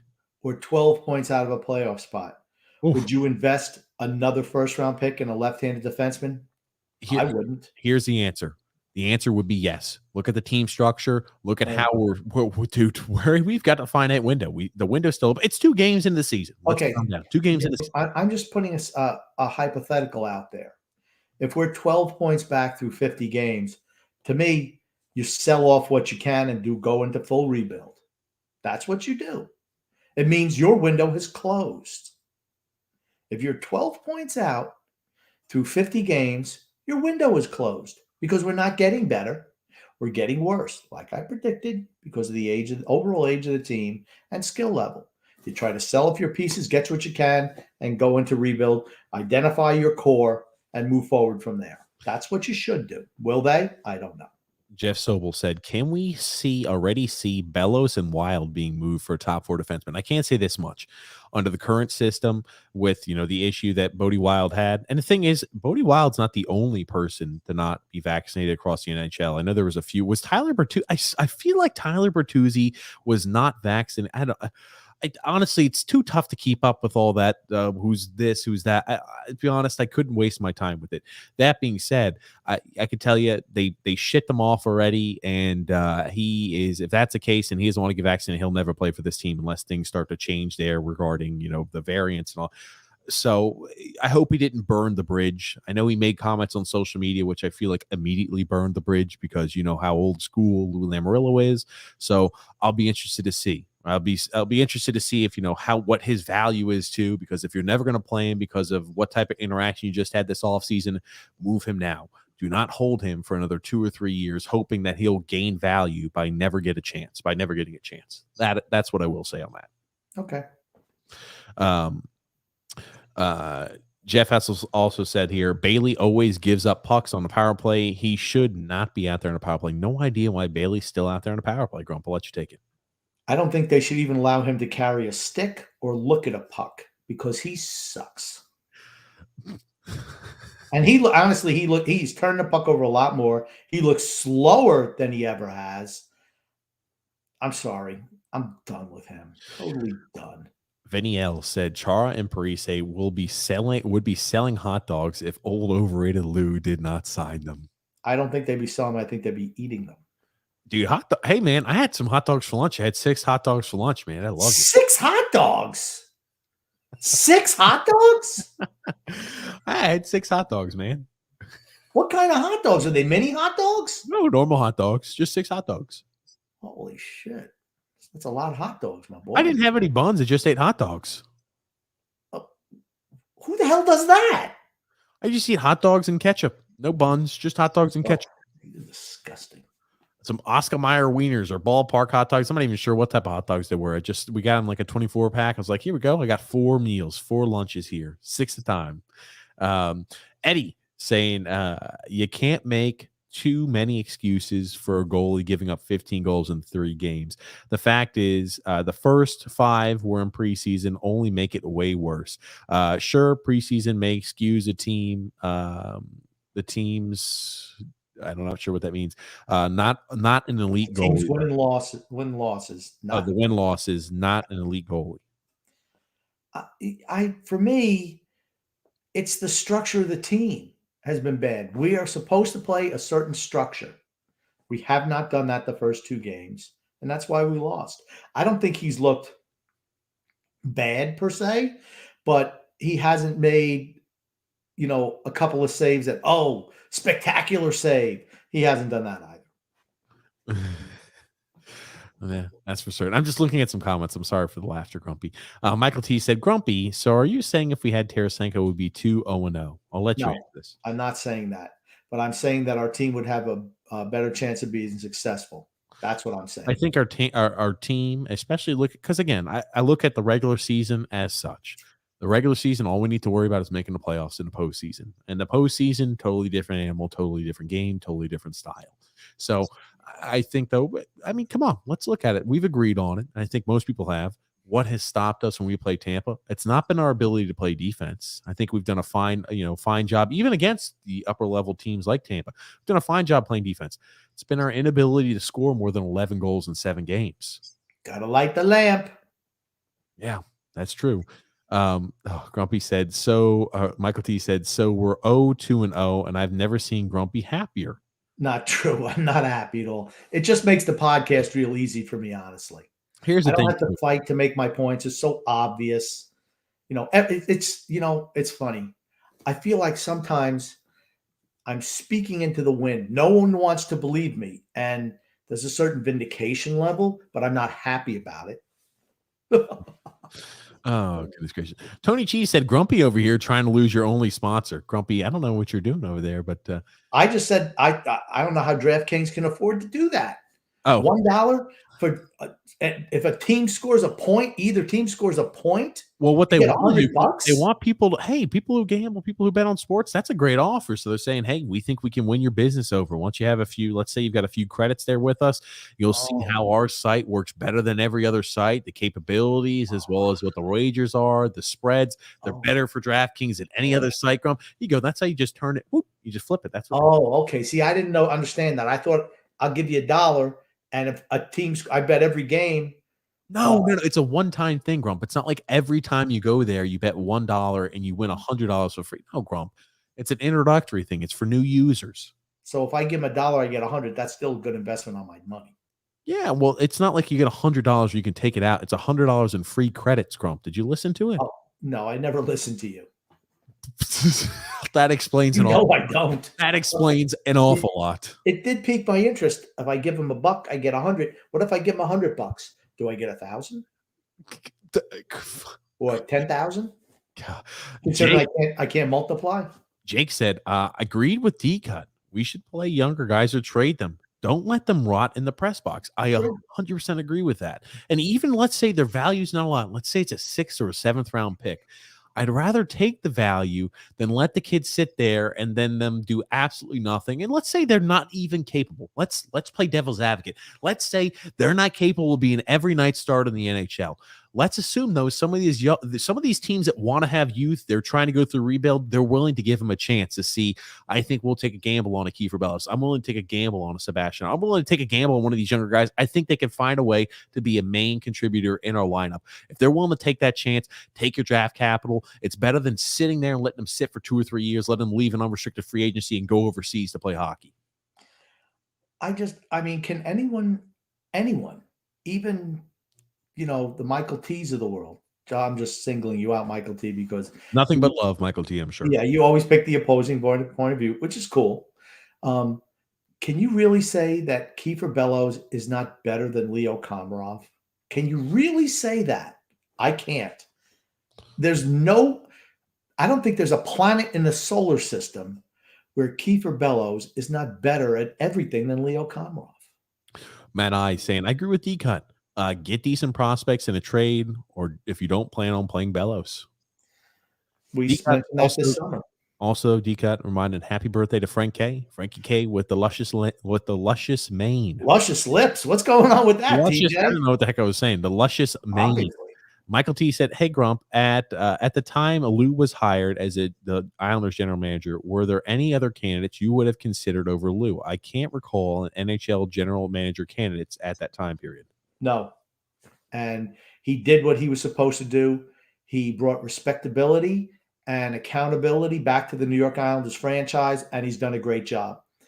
My problem is, and I don't know if it's a him problem or it's a Barry problem, and I want to say it's a Barry issue, because Lou was able to put a young team together in Toronto, and he was able to do that in Jersey, but he hasn't been able to do that here. Is that because Barry has said to him, this is what I feel more comfortable with, is working with older veteran players, and Lou has done his job based on that? If that's the case, I blame Barry 100%. If it's not, then I'm going to throw some blame at Lou. And here's the thing. Lou's done a fantastic job. We talked about it. And I think James Nichols, and again, we're honest. And I think we've thrown, hey, I wish XYZ was said differently. That was said differently. James Nichols, I thought, made a very, very, very salient point of the Nassau Men podcast. Nassau Men podcast. They're on the Hockey Podcast Network with us. They made a very, very salient point on this one. He said when Lou Lamoriello got here, he had to overpay for guys like Leo Komarov. He had to overpay for guys that we should not have overpaid for. That being said, now he's sold the more important, pertinent players of this team and the future of this team on the fact that we're cup contenders. And that's why you've got guys like Adam Pelech and Ryan Pulock taking hometown discounts to stay here. Think about it. To keep Pulock and Pelech, it's cheaper to have those two defensemen, our top defensemen. Again, albeit they've struggled a little bit to start, it's cheaper to have that entire line than it is to have an Erik Karlsson that San Jose has. Okay. And those are both great deals for the Islanders. And I thought it was a great point by James. I thought that was very accurate. He hasn't convinced any other player in the NHL to join the Islanders. Not a one. Zdeno, Zach Parise, and nothing besides old veterans. Yeah, guys who have no other place to go. This is like Last Chance Saloon? What are you going to say? Last Chance Saloon. This is like Major League Soccer in the United States. When you can't play anymore in Europe, you come to the United States. Same thing. If you can't play in the NHL, you come to the Islanders. Travis Zajac. I love it here. I want to stay here forever. Everyone does. Why? Because the veterans play. The young guys are no threat. Their jobs. I don't blame them. That's where I'd go to. At my age, I'd pick the Islanders. Michael T said, I'm interested to see the next time we play Carolina and Florida, how the team reacts and performs. Let's see what happens. I promise you, the next time we play Carolina and Florida, these losses will be brought up and they will be used during practice. They'll be used for preparation during the game. They'll say, remember when we played Carolina and got freaking ran out of the arena? Remember when we played Florida and got embarrassed in Florida? I promise you that type of tactic will be used in preparation for those games. I think the games will be closer, but I think the results will still be the same because those type of teams give us fits. They just do. I'm not saying we can't beat them, but the chances are slim. We wouldn't beat either one of them in the playoffs. That much I can guarantee you. Michael T saying, grumpy old man, the walking eagle, oh ye of little faith. Thank you, Michael. Love you too. I love the explanation behind it too, because I never got what the walking. I'm like, what the hell is the walking eagle supposed to mean or imply? Eddie said 15 goals that Sorokin couldn't possibly have stopped. Okay, I mean, again, he could have stopped a few. I'll be interested to see how he plays against some of these lesser talented teams, get some confidence behind it. But he has looked shaky. I'm not saying he's looked like an all-star elite caliber goalie as of right now, but it doesn't make me worry or anything like that. All I'm going to say is he's not the reason why we lost these two games. Frank K said, what the heck? I didn't know you guys were on. I didn't get any notifications. This team looks awful. No confidence. Get rid of Parise and Chara, please. I'm done. Well, I'm done with both guys. Chara is going to ruin Dobson if he continues to play. He has to cover the whole zone because Chara is a snail. The window closed on June 26th. Too many hungry young teams now. The teams like the Devils won't be easy wins. Number one, happy birthday, Frank K. But Grumpy, I'll let you respond. You know what? Frank and I share a birthday month. Just to let you know. Okay, Grumpy, good. Good to hear. Good to hear. It is October. There it is. There it is. But yeah, we've touched on all those things today. Frank, I don't understand. Maybe you haven't hit the magical, invisible notification button. I don't know. I don't know what TJ's even talking about. I don't see any buttons. I don't see any of that stuff. Supposedly, there's something you could hit and subscribe to get notified. Maybe your phone was on silent. Maybe you're in the bathroom. I don't know. But we were on here today, 8 o'clock TJ time, which was 9:10 human time. No, it was post-Islander game. Well, I don't blame. I just want to let him know what time we came on today. That's all. Grumpy. Michael T also said, yeah, these two games will be obviously analyzed and learned from by the coaching staff and players for certain. Eddie also said positioning is so important. Varlamov has better positioning and better rebound control. He doesn't have to answer, or he does have to answer for that. 15 goals. Goaltending is not our only problem, but it's a big one, at least thus far.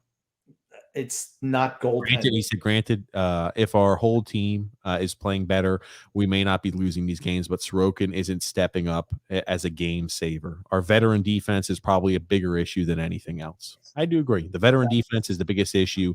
Our goalie hasn't stolen a game, but he wouldn't be able to steal any of these games, in my opinion. We were dominated in both games. We played well for like the first 8-9 minutes today. I thought we played really well. But it was, again, the chaos system in the offensive zone, hoping to capitalize on the other team doing a mistake where, just see Florida, man, they just zipping the puck all over the place, making good passes. I'm like, why can't we do that? Oh, I remember now. Paul F. saying, Grumpy Old Man, general manager of the universe, changed my mind, TJ. No answer. We'll save that one for another time. I'll have to save that. I'll have to keep that in my back pocket as an ace in the hole or something like that to bring up another point. Warzone Senior Citizen said, call up Salo ASAP. I want him to get some major minutes. I want him to get acclimated down there in Bridgeport. That's for certain. I agree with that. Michael T said, this should be called the Panic Podcast, LOL. Hysteria reigns supreme and Grumpy is hindsight genius. Oh, he's so wrong because I called this. Michael T. Michael Troll. I called this. I called it. I told you it was going to happen, and it happened. That's why they call me Grumpstradamus. Who outside of this podcast calls you Grumpstradamus, Grumpy? I call myself that. Oh, it's self-proclaimed Grumpstradamus. Hey, you're live here with TJ and the Grumpy Old Man. Who do we have calling in? It's Owen, man. What's going on, fellas? What's up, TJ, Owen? How are you? What's up? How are you, brother? Oh, not too well. Oh, could be better. Not too well. Not too well. Oh, my God. Oh, man. The Islanders look terrible today, man. I don't know what's going on. Grump is looking like a genius right now, man. I always do. Owen, hold on. I always Everything do. you said. You are a genius, man. You are a genius. Owen, you got to be careful. Go, give me a second. You got to be careful. You can't fill his head up with too much ego because he won't be able to fit through the door. He's right. Trust me. Everything I saw today is just like horrible. Why are we signing these old guys? I'm so sick and tired of it. Can we bring a scorer? Please. No. Why are we're starting the season every year? Losing. Why we just can't start like one of these tops to play teams? You would think that after every year, we lose, we get so close. We lose, get so close. You would think that we get better. We're getting much better. We just look horrible today. The last two games are just horrible. Don't feel bad, Owen, because according to TJ, the preseason was not a harbinger of things to come like I was concerned about. What, 2 games in? 2 games, Grumpy. 2. Count them. Did we not look just like the preseason game against the Rangers? We are going to struggle against teams with speed and teams with a lot of offensive acumen. I just feel that's the case. That being said, we made some defenses. I just think that when they move like that, I think the slow age defensemen our top, think about it, Andy Green and Zdeno Chara on the ice for let's say our defense are kind of playing equal minutes. They're on the ice for two-thirds of the game, or let's even say half of the game. We've got either Andy Green or Zdeno Chara or both on the ice. I don't want to hear those names, man. I want to hear Bellows, man. Use Bellows over there. Use Barzell. Use Aho. Use Bavilier. Bavilier, I'm getting sick and tired of you. Bring it or sit down, please. I'm just telling you. Look like the vote trash. Get out of here. If you can't stop 5 goals, this is ridiculous. Come on now. 2 games. Oh, man. I wasted my Saturday watching this Islanders, man. I was so upset, fellas. I just couldn't wait, man. I looked if you guys were going to be on. I knew you guys were going to be on today, man. I told myself I'm going to bring it, and I'm not holding nothing back no more. I'm guaranteed that coach, he's too short. Oliver Wahlstrom, at least you got 1 goal, but you could get more than that, man. Dude, he could get like 2 or 3. What's going on with these Islanders, man? They're getting... Oh, man. I went on Twitter. I laughed out, man. It's okay, Owen. Don't worry about it. On Twitter, that's the first problem. The Twitter is the death hole of all. I'm just going to say one thing to you, Owen. He really should have hurt every other Islander fan. They were like, it's horrible. All right, Owen, I'm going to let you go, but I do want to agree with TJ on one thing. You can't pump me up too much, or they're going to have to tie ropes to my ears and put me in the Macy's Day Parade because my head's going to be so swelled up. I want to one question. I want to ask you one question. What's next after this? Like, what do you think? What are you predicting after this? I think. Thank you, Owen, for the call. Let him get that. Thank you so much for the call, Owen. Hey, get to it. I'm gonna listen. Okay. Thanks, Owen, there for the call. I appreciate it as All right, always. thank you. Thank you. I think what we're going to do, Owen, I really think we're going to win 2 of the next 3. We have to. And maybe it's just me being a fanboy saying we're going to win 2 of the next 3 because how we've actually played, we don't look good. And it bothers me that the teams we're playing are winning games and we've just looked like a dumpster fire. That concerns me. But I do feel that we're going to win 2 of the next 3. So that's my prediction. Darren Z said pylons on the back end. At least Leo is back on the ice. Hand pump. Michael T said 2 games in the season, and people are already saying we're not going to make the playoffs.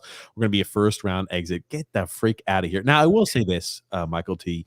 We're going to have to address the left-handed defenseman gaping hole we have out there for at least half of the time every single game. So we're going to have to address that. Depends on how we address that. Let's play a fun game. Could you imagine if we lost Adam Pelech due to injury? We've always said Matt Barzal is freaking crucial to this team. Could you imagine if we additionally, let's say we lost Adam Pelech due to some sort of freak injury this season? And again, knocking on wood, this doesn't happen. Could you imagine the shambles the team would be in? Because now, if we're looking at it, you would have Sebastian Aho, again, assuming a trade wouldn't be immediately made or some sort of retroactive move or reactive move, you would have Sebastian Aho, Zdeno Chara, and Andy Green as every single one of your left-handed defensemen. Tell me that's not a scary thought.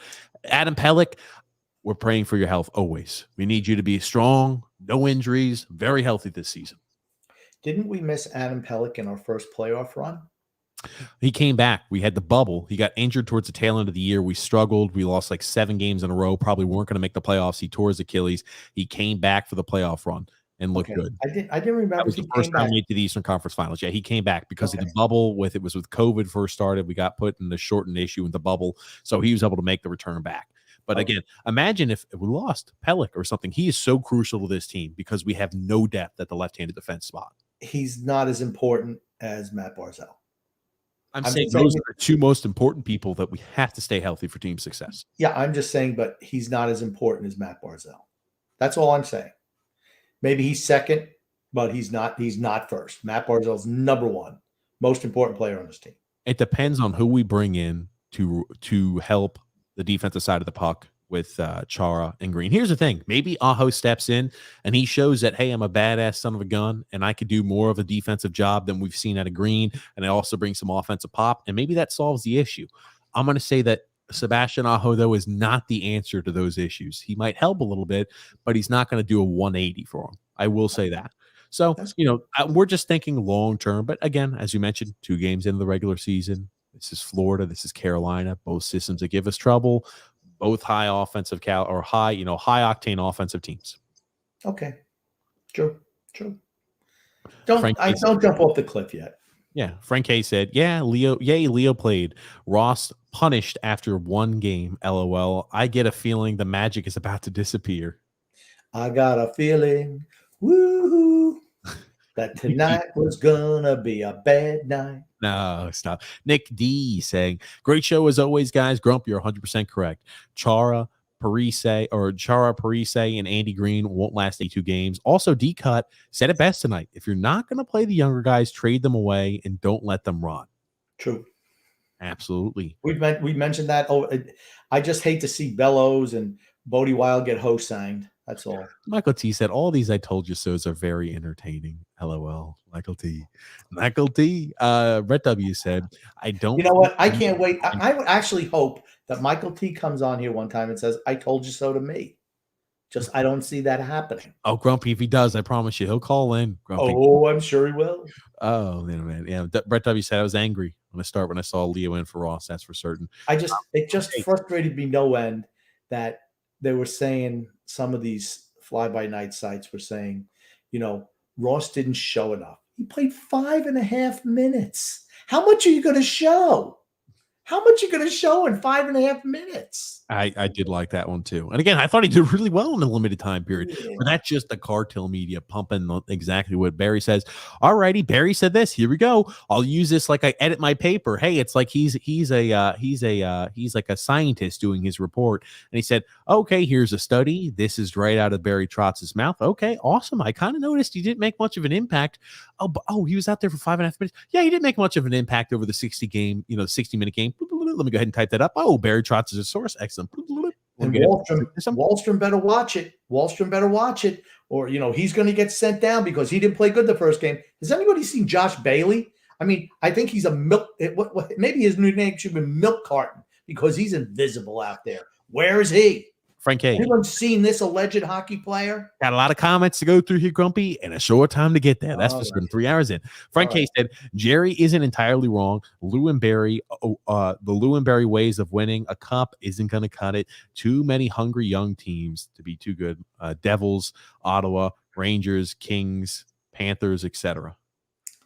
That's the thing. They're building the Kings won't be there yet. I know they had a good first game coming out, but they're not there. The Rangers aren't there. Ottawa isn't there. The Devils aren't there. The Panthers are a team that you could say, yeah, maybe they're taking the steps to be, one of those contenders. But the concern for me is they're building their teams based on the way the modern NHL is played and refereed and how the direction of the league is going, where we're going in the exact opposite. That's my concern. Okay. Maybe that's not as concerning to you. I think it's a valid concern. I do. I think it is. But here's the thing. I think there's a shortened window. I don't think it makes too much of an impact that much this season. It's 2 games in. That being said, grain of salt. Frank K said Thompson, next Islanders coach, Lou and Chris. And Fredo will be the GM. Fredo and Brett.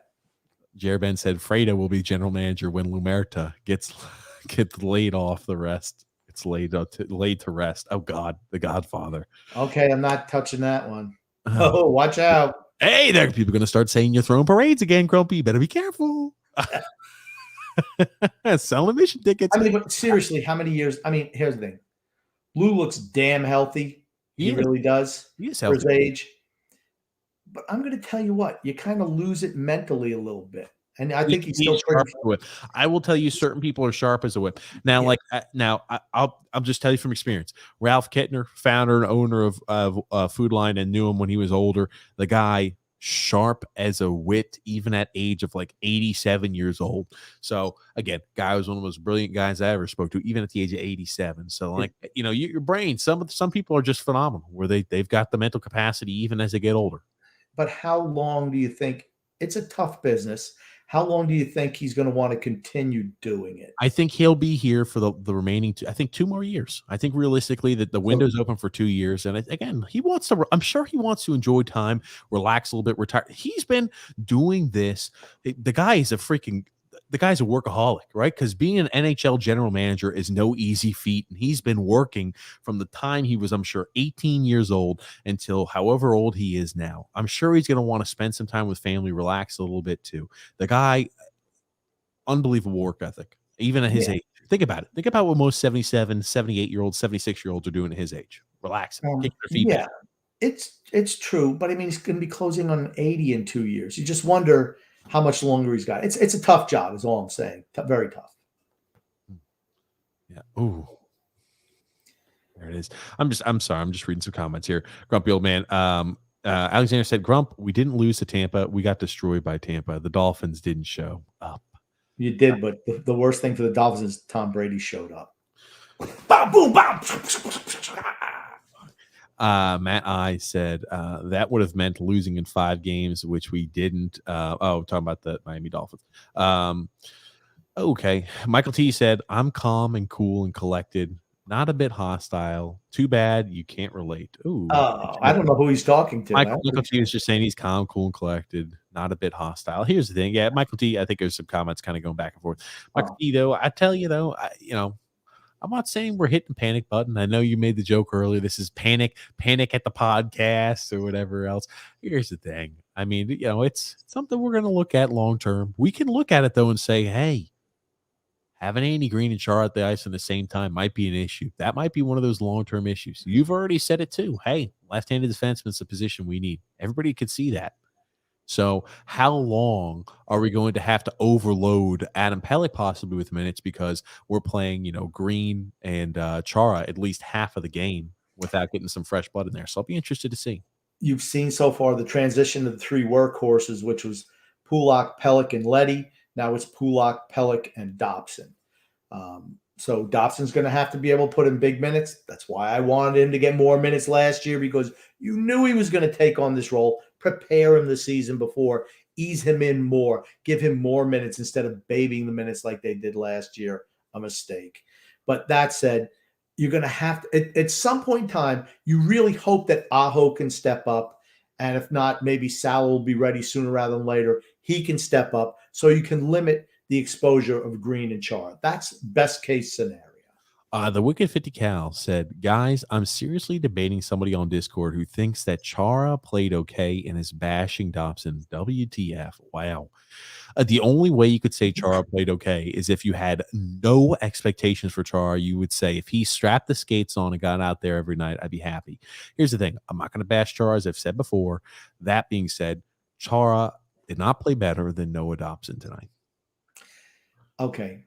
If you're debating somebody who thinks that Chara is playing better than Noah Dobson, they're drinking the Lou Lamoriello Kool-Aid. They're drinking everything that any publication puts out there, because I'm sorry, Chara did not look great tonight. And Noah Dobson, again, he may have looked bad, a little shaky at times. Noah Dobson played better than Zdeno Chara last night or tonight. The only way you can say that Chara played better than Dobson is if you didn't watch either of the first two games. Either that or you're just dumb. I mean, one of the two ways. I'm sorry. Jared Ben said, TJ, how do you secretly do that? I'll put you on in 1 second to the callers with us being able to see or detect anything doing that on the podcast. So what I do is just go to the little side. I tell them, and the Grumpy's usually speaking. I'll say, I'll bring you on in 1 second, and we get you all loaded up. Yeah, TJ does it. Much trial and error. That is for certain. Yeah, TJ, I mean, I hate to compliment him. I really do. But he's fantastic at what he does. I mean, it's pretty much a one-man show with him. Really is. Michael T said, where the Islanders have lost the first two games, and Grumpy has never been more animated, happier, pleased with himself. Not true. Not true. I'm pleased. Here's what I'm pleased with. Like I said, this makes this podcast so easy for me. As the guy who plays the contrarian, it makes it just so easy for me. It's an off night for Grumpy. Grumpy doesn't have to worry even about doing anything. All of his points are already made for him. So it's an easy night for Grumpy. Yeah. Like a day off in the work. It's like the Islanders wrote the podcast for me tonight. And here's the thing, too, right? We do not want the Islanders to do bad. Grumpy does not want the Islanders bad. Let's think about this realistically. Our podcast does better when the Islanders do well. Our podcast does not do well if the Islanders were dead last in the division and nobody cared about watching Islanders hockey. We want the Islanders to do well. That being said, we bring up these points all offseason long. We bring up these issues that may arise, and people call us crazy, dumb, stupid, walking eagles, etc. I mean, like, it's not the end of the world. We're 2 games in, but these are issues that I think we may see, and it's all about when we're going to play the more talented teams in the playoffs. That's why I say I can care less what the record is to start the season. I can care less we lost 2 games, even in unconvincing fashion. I could care less that our defense has struggled. I'm looking at what might be issues towards the end of the year. That's what I'm looking towards. And again, I think forward grouping, I think we've got the most depth out of our forward grouping that we've ever had. That being said, I think our defense took a little bit of a step back, and we're seeing that. I just hope it's not going to be something that we see perpetuated. Hopefully this is something we can work out kinks on, but I'm not sure. And our forward group is not good. Compared to other teams, our forward group is better than it ever has been for us. Okay. I'm sorry. The goals haven't been there yet, but I think the forward grouping is more talented than we have been in the past. I disagree. You think adding Zach Parise makes our forward group more talented than we've had in the past? Yes, it's better than rolling out. How come we don't score more? How come we're 20th, 21st, 22nd in the league in scoring? How good is your forward group? I'm not saying we are. I brought this up on a prior podcast. I'm not saying we're ever going to be first, second, third, or fourth in scoring. We're not even top 20. If we could move, we are not even top 20.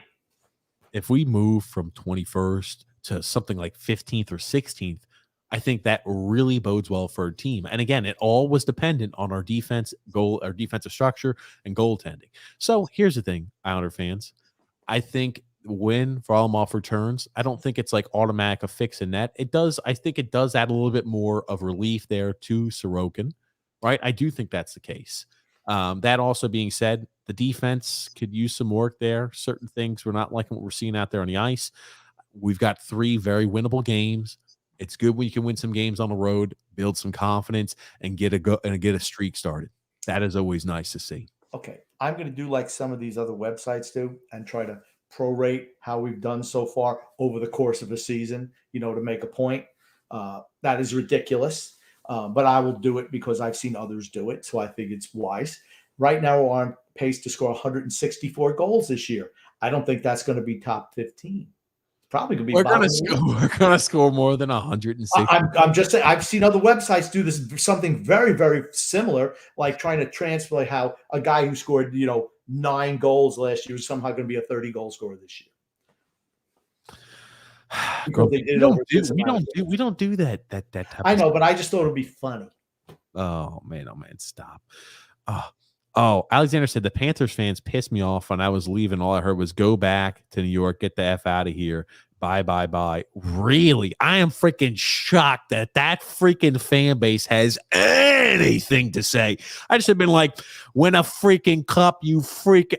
I would, yeah, so I don't know. I would get back into it.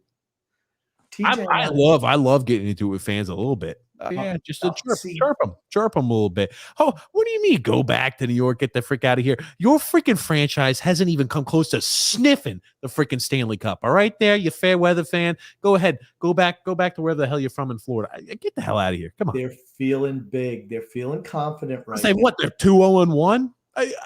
Just to put them right back in their place. They get to an Eastern Conference Finals. They've never done that in the history of their franchise. We've done that twice in the last 2 years. They made it to the Stanley Cup Finals where they lost to Colorado.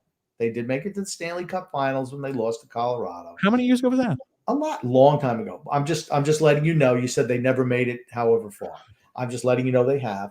I'm just saying that they're feeling good. Why? Because last year they made the playoffs for the first time. They won a couple of games. You beat a team that usually beats you, so they're feeling their oats and they're going to ride you.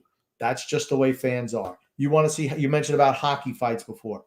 Send somebody in an opposing jersey into the Philadelphia, wherever the hell they play. The Philadelphia Flyers. And send them into the upper deck, or send an Islander fan into the blue section of Madison Square Garden or Philadelphia jersey in Madison Square Garden. Then you'll see a hockey fight. It all depends on where you are. I was about to say Philly fans. You wouldn't catch me doing it. The Philly fans just kind of like, right, I'm afraid I'm going to get some knife pulled on. I know they got the metal detectors, but someone's going to pull some sort of brass knuckles on me or some sort of weapon to attack me in Philly. They're going to pull out some batteries and start throwing batteries at me. What are the large batteries? Like double D batteries? I don't know what the large batteries are. The really, really big ones are going to start chucking at me, break my jaw or something. I don't do that in Philly. Throwing snowballs at Santa Claus. But, they have that saying, what happens in Vegas stays in Vegas. What happens in the Philly stands stays in the Philly stands. That much I can guarantee you. They're not ratting out their own. Jared Ben said, TJ glad-handing again, creating excuses, talking about Carolina and Florida structure. No excuses. Carolina maybe, but we typically dominate Florida. True. They're just better than us now. It's all right. They've gotten better. They have the best coach in the NHL. I will say. I mean, Quenneville's a hell of a coach. We've got a hell of a coach here too. Quenneville's also a hell of a coach. So, it's not like Jared Ben said. Question for TJ and the Grumpy Man: do you guys have a second or third NHL favorite team, and why? No, I don't have any other favorite team. I used to root for particular players where it's like I'd like to see him do well. I always wanted to see Roberto Luongo do well, so I kind of followed him just to see how his career went. I've always been a fan of him personally. I'll follow more players. I don't have another team. It's Islanders or nothing for me. Yeah, I'll be right back, Grumpy. I'll let you take this. I'll be right back, Grumpy. Oh, again, what the hell? Yeah, I'm just going to sit here for a while and drink my purple drink because TJ could just wander away from podcast. The Islanders have always been my favorite team. I don't hate teams. Like I said, I never hated the Rangers. I never saw them really as a threat. The fans are obnoxious, but I don't hate the Rangers. I don't the Flyers are the only team I hate. I don't root for certain teams. I mean, won't say I have favorite teams, but there are certain teams I dislike intensely. Flyers. I don't like the Rangers. And Toronto, I don't really care about. I know TJ's butthurt over Toronto, but no, I don't have another favorite team. It's Islanders or bust for me. But I can appreciate good hockey from other teams. Like when Mario was playing for Pittsburgh, I appreciated the way they played the game. Or when Colorado had Peter Forsberg and Joe Sakic. I wasn't a fan of them, but I could appreciate how good they were. The same thing with Detroit when they had Fedorov and Datsuk and all those guys. I could appreciate how good they were, or how good Dominic Hasek was, even when he was in Buffalo. I appreciate guys who do things that I could only dream of doing, and doing it at such a high level. So I do appreciate individuals and players and just certain teams, but the Islanders are my team through thick and thin. Hey, you're live here with TJ and the Grumpy Old Man. Who do we have calling in? It is your good buddy Phil. How are we doing, guys? Phil's Facts. Phil's Facts. How are you? Phil, how many kids is I know Grumpy's always excited to talk to me. I am. Phil, how many kids do you have again? 4. I mean, that's incredible, Phil. I mean, I've spoken with Phil. I forgot, excuse me for forgetting how many kids I knew you had more than just the requisite 1 or 2. I knew you had more. And all ladies, all girls. I know. I mean, obviously. So you're like the big man on campus over there, I guess.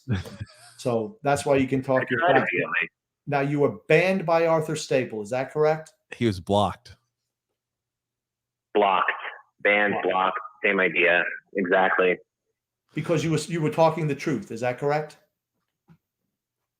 Yes. Listen, I try to point things out. I try to point when things are incorrect. And, for example, I mean, people were putting out, I think it was as early as today, that, maybe Matt Martin would be in the lineup. So I just try to point things out that, hey, in order for Matt Martin to be in the lineup, someone would either have to have been waived recently, as in yesterday by 2:00, or someone would need to have gone on IR.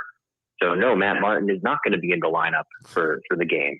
And it's just amazing to me how some people just miss these details, right? There's like simple things like, these players, once they get signed, they need to clear waivers. And no one's asking like, what the hell are you talking about? Why would Keeper Bells need to clear waivers? And now you're talking about Art Staple there, right? Yeah, I mean, he's done it on a number of things, and there have been times when. Go ahead. I was just going to say, here's the thing too. Like, if it's just a common fan, I'm like, I make mistakes all the time. But if it's a guy who does this every single day and that's your job, I would like to be able to say, if I'm looking at what you're saying, I would like to think that you're so meticulous that there could never be an error, or very rarely an error. And that's why I know that Art Staple was never too happy because. Now, so Phil, in essence, the Islanders media cartel is trying to shut you down because you're speaking the truth. Is this correct? Trying to shackle him. Certainly. Trying to shackle him? It seems that way, Grumpy. It seems that way. Somebody tried to shackle the grumpy old man. Do you want to know how that went? Not too good. Not too good. I can't imagine it would. That's right. You can't tame Wildcat. You cannot tame the tiger. You can't contain. You can't control me. You can't. You can only hope to contain me, Phil. No, can't control. Can never contain. Always the same. Phil, I want to get your perspective on first two games. First 2 games. So I put this out there before the season started. The Islanders always start slow under Trotz. It's always been the case, right? The first season, they were a little bit kind of sloppy out of the gate and no one had expectations. Their second year, they got off to a 1-3 start with some pretty bad losses to the Hurricanes and the Oilers in there. The opening night loss to the Capitals, of course. Streak too, or something like that afterwards. Afterwards, right. I think around game 5, they started to pick up. Last year, they were, here's the difference that I see between last year and this year. Just to contrast these two. Last year, to start, they were 3-1 in the first 4 before they went on that 5-game losing streak from games 5 through 8, 5 through 9. I can't even add it up at this hour. But like they were 3-1, then they lost 5 straight, and then they started to get on a roll over there. I think the difference between the first 2-3 games last year and these 2 games has been really goaltending. Even when they beat the Rangers 4-0 in the season opener last year, I didn't even think they were particularly good. I think Varlamov was incredible, and I think the Rangers just flat out sucked that game. And then the next game was a 5-0 Rangers win. But Varlamov started the season off with a ridiculous 150-minute goalless streak, or I think it was around that. I think his shutout streak was snapped at some point in the second period of the Devils game where they won 4-1. But even with the win versus Boston, they didn't play well at all. I think they got outshot by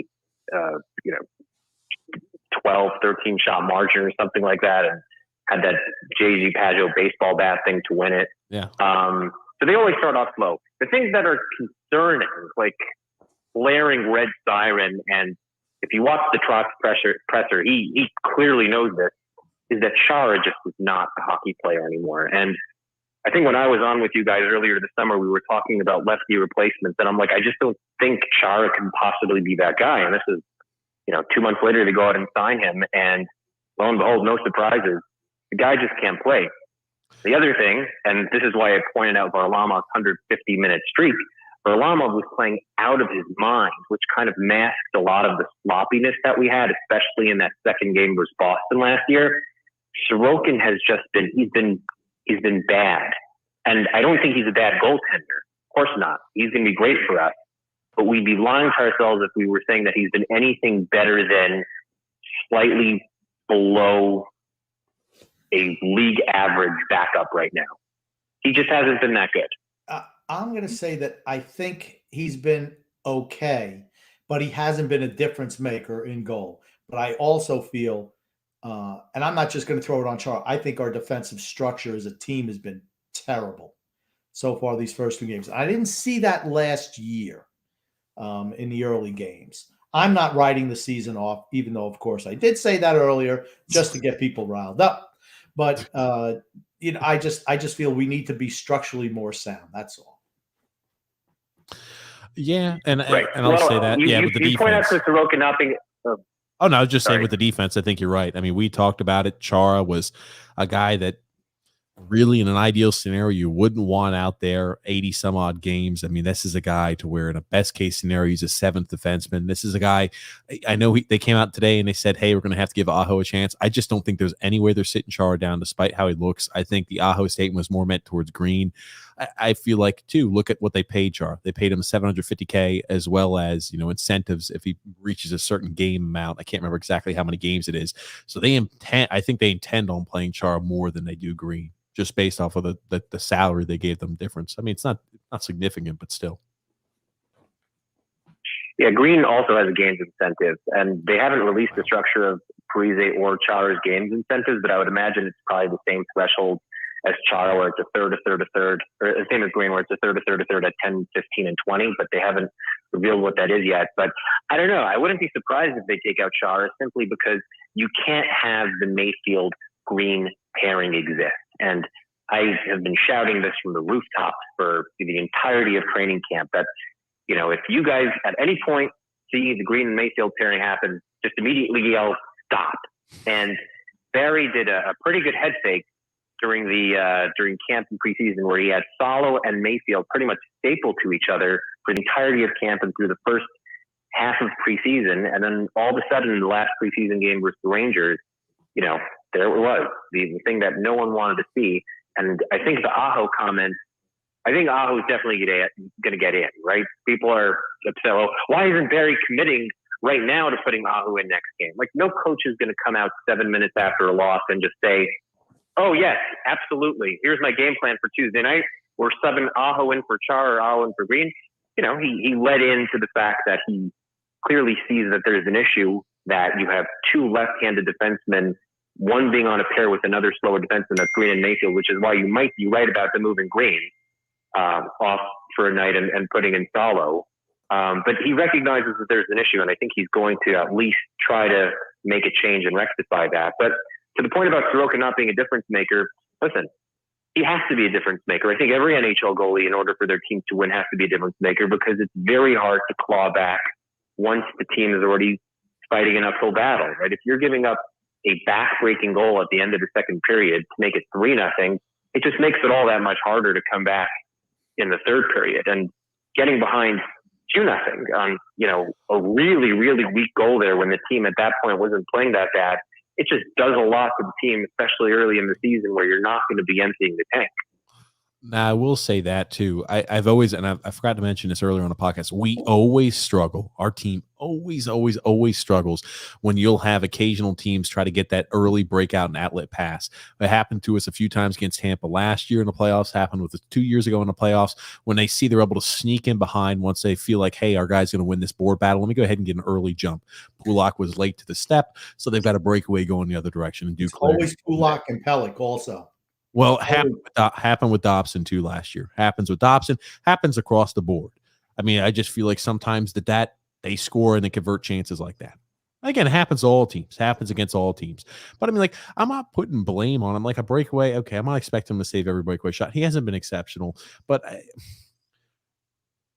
our system allows us usually to mask a lot of those high danger scoring chances. I mean, they're having shots right in the slot, unimpeded, shot after shot after shot. I mean, we see the Varlamov's performance. A lot of times they're always from the periphery. He's making saves, but I'm not saying, hey, Varlamov is standing on his head. He's making huge sprawling saves, spectacular cat-like reflexes. I'm not usually saying that. He's a very, very solid, consistent goalie. So as long as we're filtering things on the periphery, hey, he's looking terrific. He's doing what he's supposed to do. I think it's going to hurt us, though, too. We're not going to be playing the Buffalo Sabres and the New Jersey Devils that combine 8 or 16 games this year, too. I think that's going to, I mean, like production-wise, goalie numbers-wise, I think that's going to affect us a little bit. I mean, the Devils will play him, but not, I mean, the Devils are improved off of last year, I believe, too. Yeah. Yeah, the Devils should be a better team this year with Hamilton and Tatar and a couple of other additions they had. Listen, am I concerned? No, not really. Will I be concerned if they don't win at least 2 out of the 3 games that they have on the slate next week? Yeah, then probably. I mean, if they lay an egg in Chicago and they look absolutely miserable and like crap, yeah, that's going to be problematic. But, again, we watched them go through a pretty horrible stretch of hockey early on last season where everyone was writing them off at around Game 9 after the second overtime loss in Philly last year. And then they kind of just flipped the switch and were able to get things going again. And typically this team starts out slow and then they start to get on a roll. And, we'll see how they do in an 82-game season with some of these older vets. But again, clearly a change needs to be made on the back end because you cannot have Green and Char playing every game. As a platoon, maybe that's fine. Ideally, you just don't want to have Chara out there ever because I think he's just been so visibly horrible. His lateral movement is terrible. He can't skate. He's kind of wishing when he swings his stick that it just impedes whoever's coming in because other than that, he really doesn't have anything in his toolkit.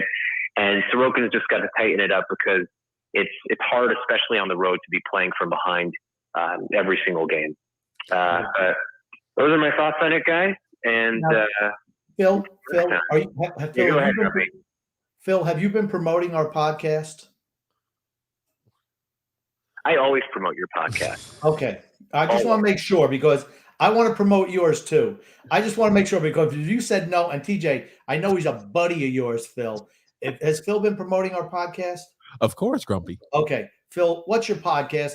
Let people know when they want to go to sleep, listen to Phil's podcast. If you want to be entertained, listen to this.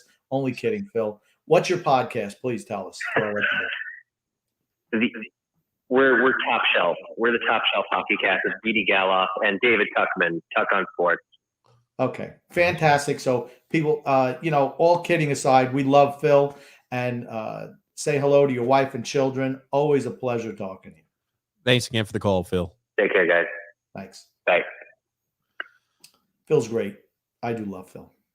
Great guy. Great guy. Very salient points. Absolutely, always. It's more fun for me though to bag on him. Honestly, it's just part of the act now. He likes it too. I can tell you, Phil's a great sport. I know. Phil's cool. Jared Ben said, one of my favorite players from a while back is Pavel Datsyuk. He was able to do things with the puck I had never seen anyone else do or have been doing dangling and puck handling wise. Yeah, they called him the Magic Man. I love Datsyuk. Yeah, he was fantastic. Pavel Berry was fantastic until he had a couple knee injuries, man. He was spectacular. Bobby Orr, ooh, great. Jared Ben also said Barzal also wears number 13.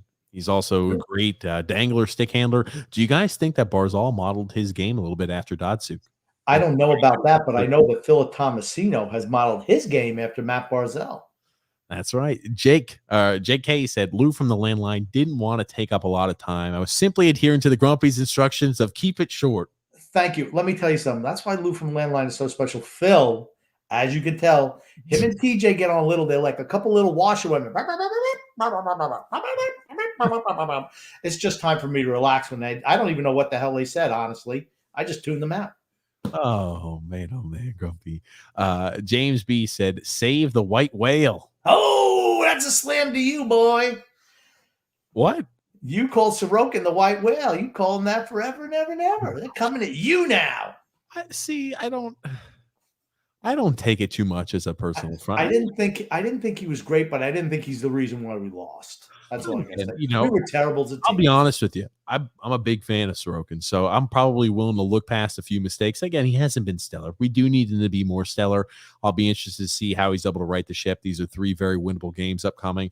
We do need better performance out of him, and that is something I do expect. Scott L. said Arkansas or Arizona lost in shutout today. And guess who appeared for Arizona in the first period? Former Islanders great Andrew Ladd. I think that affords that it affects the draft pick we give him, doesn't it? If he plays a certain amount of games. Well, yeah, if he plays a certain amount of games, it's less of a pick, I believe. Okay. So I have to look at it again. You know what I don't want to see? Us going into Arizona, having Andrew Ladd scoring a game-winning goal against us. That I do not want to see. I do not want to see. Imagine they suit him up out there, and let's say it's a 0-0 time. You're slugging it out. Then Andrew Ladd comes in with an overtime or a shutout or a shootout. They go to shootout, and we're both goalies are standing on their heads. And then Andrew Ladd goes ahead and lights. He he scores, and the crowd goes wild. Oh my god, dude! That'd be a nightmare. How crazy!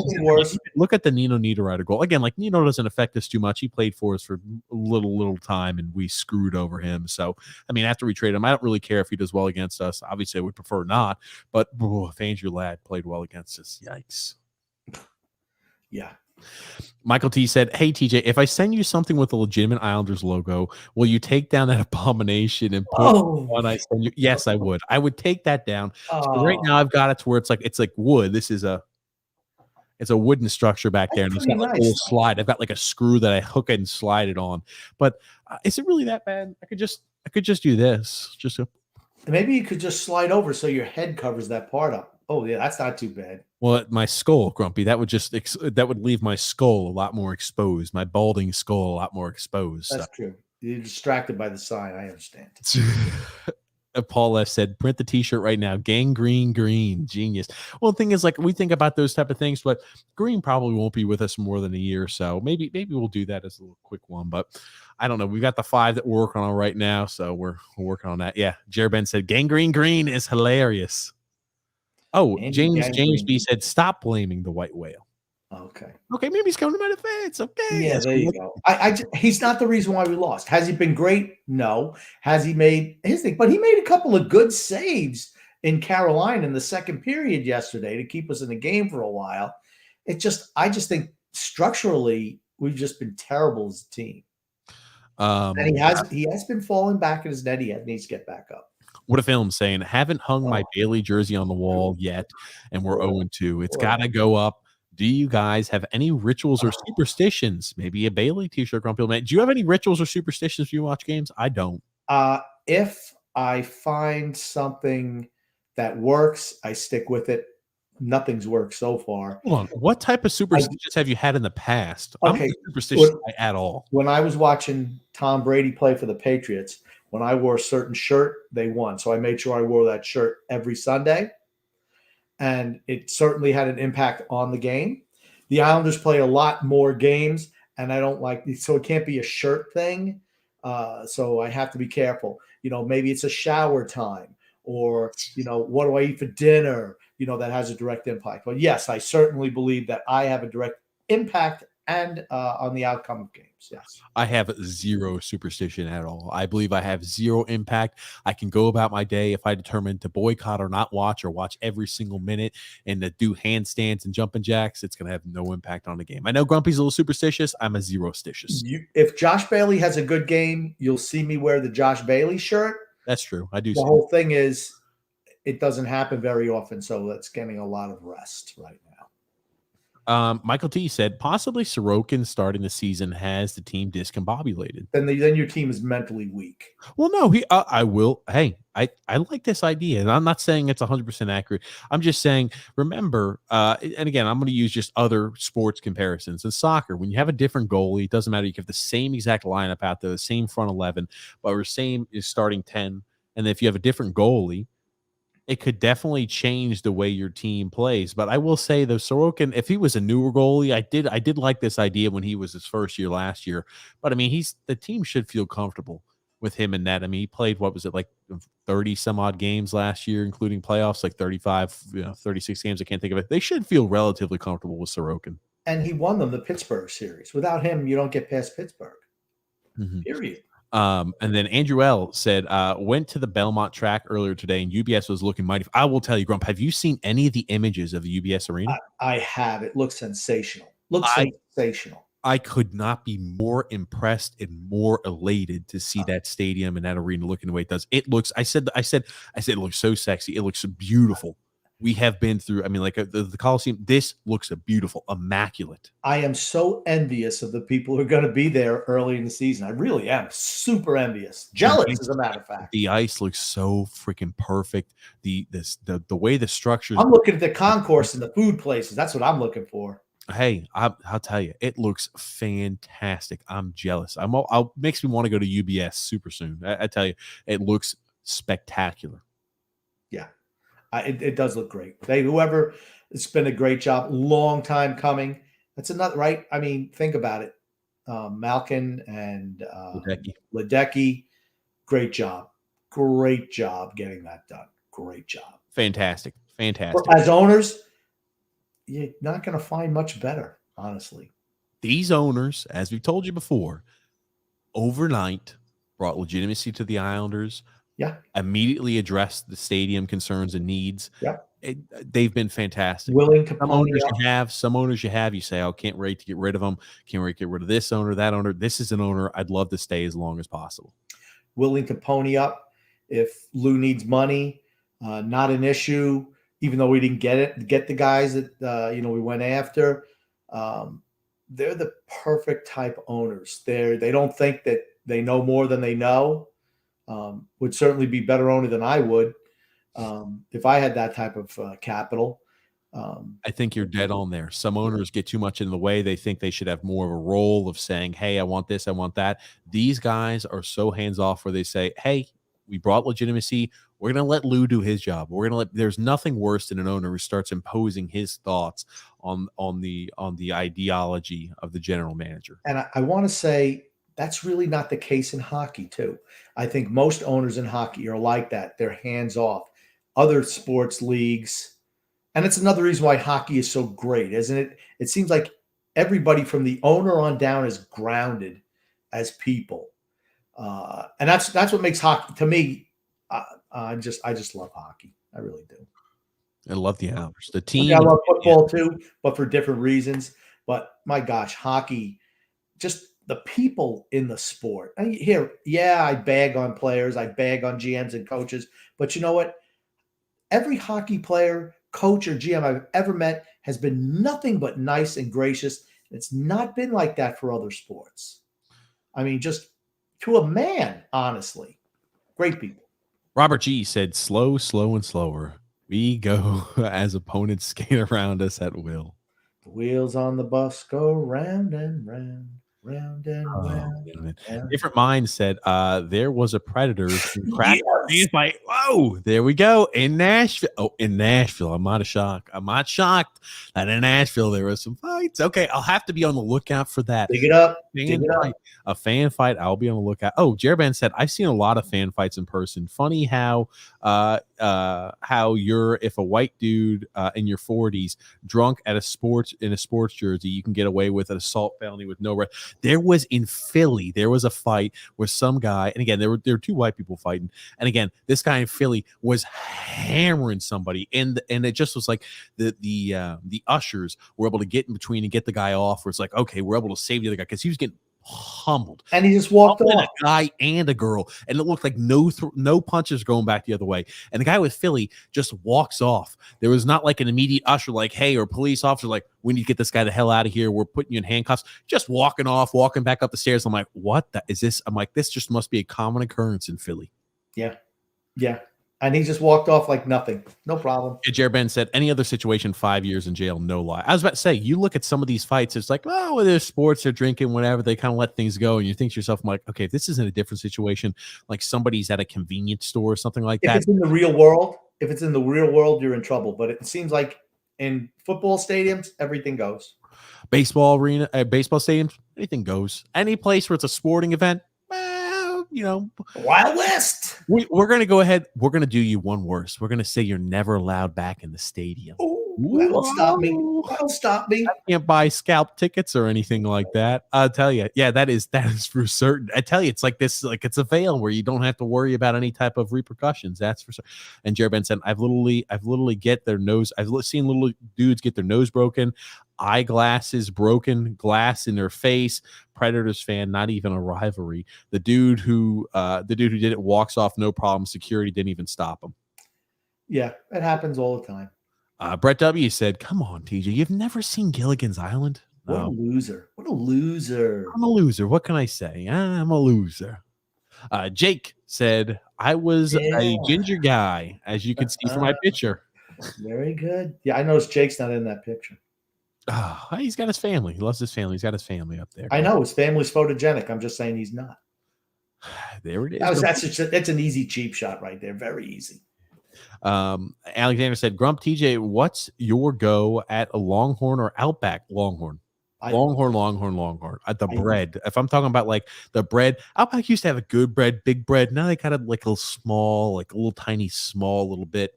No, not a fan. The bread used to be good. I like the butter better at Outback, but now, I mean, I haven't been to eat out in freaking like at Longhorn Outback in years. I used to like Outback better, but then it seems like the quality just kind of went downhill, and I've been a Longhorn for at least another 2 or 3 years. I feel like it became more commercialized or something like that. Yeah, like I used to get. I remember like as a young kid, you get the shrimp, like the big coconut shrimp and stuff like that. Everything seemed bigger, but I mean, that's just how all food places have gone, where it's like all these places become more commercialized. The quality is down, the size of the food is down, and it just doesn't seem as much. The best time to go to a restaurant is when it first opens. You're going to get the best food. Oh, yeah, they're trying to win you over as a customer. Yeah, for the first 6 months, and then if they're making it, then all of a sudden you see the quality taper off a little bit. But Outback used to be fantastic, and it seems like almost, you're right, too commercialized. Maybe just got too. I don't know what the problem is, but Longhorn's my go-to now. Jared Ben, he's got 2 more. He said, "Don't even get me started on the Islanders Ranger game fights. I saw 5 different fist fights break out."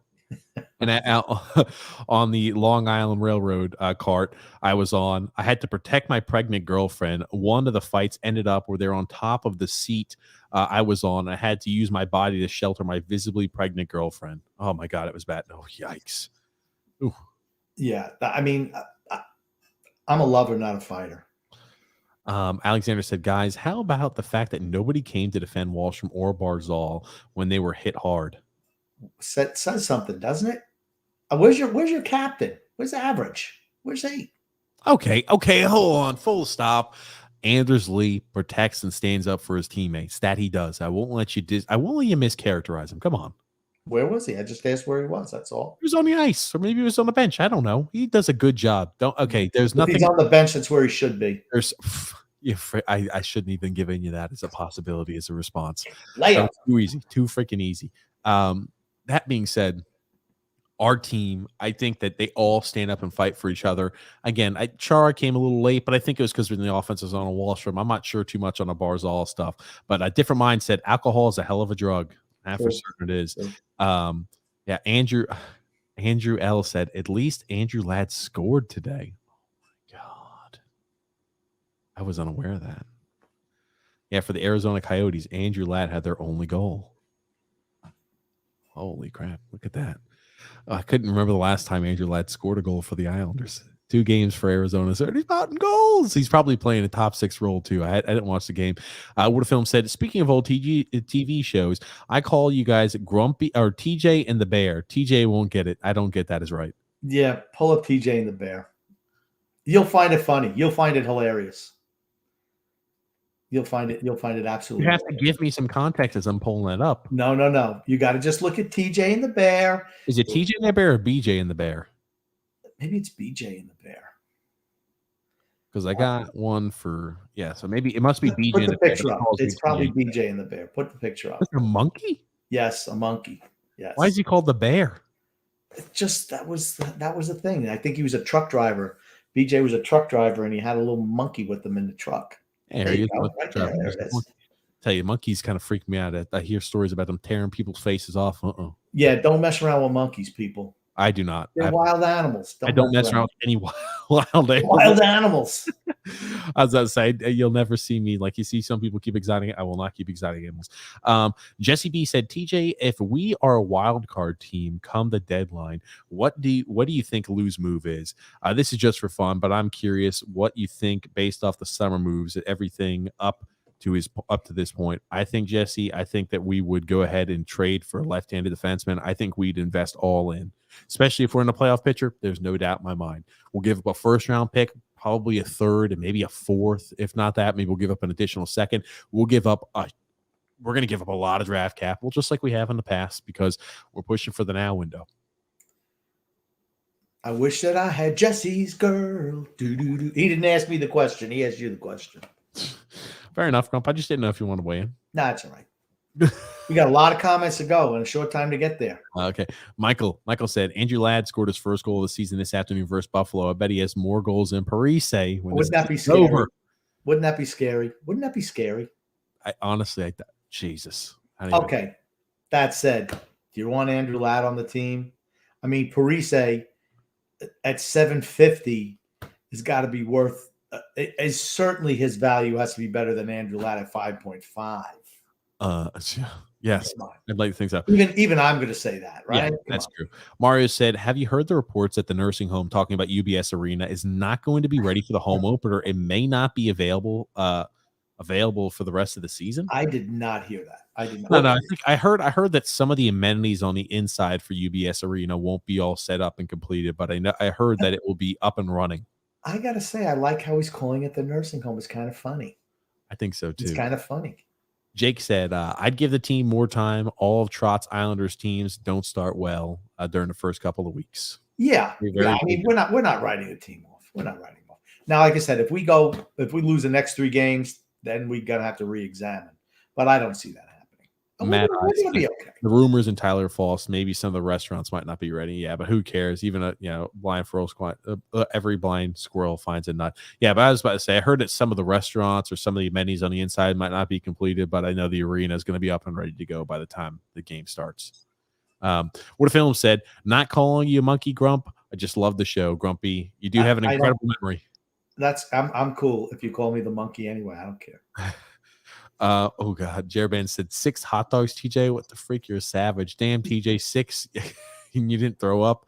I need some Nathan hot dog. Different Mind said those hot dogs are minutes off your life. 6 hot dogs, TJ, trying to compete with Phil Kessel. Oh, Jerban said, holy shit. It's a lot of hot dogs, my boy. There's a lot of hot dogs. Jake saying hot dogs and ketchup. TJ, are you 7? It's mustard now for me. I love my ketchup. I usually do barbecue sauce, but I was looking at it, I'm like, it's got too much sugar. So I'm like, maybe I gotta. Okay, my hot dogs are always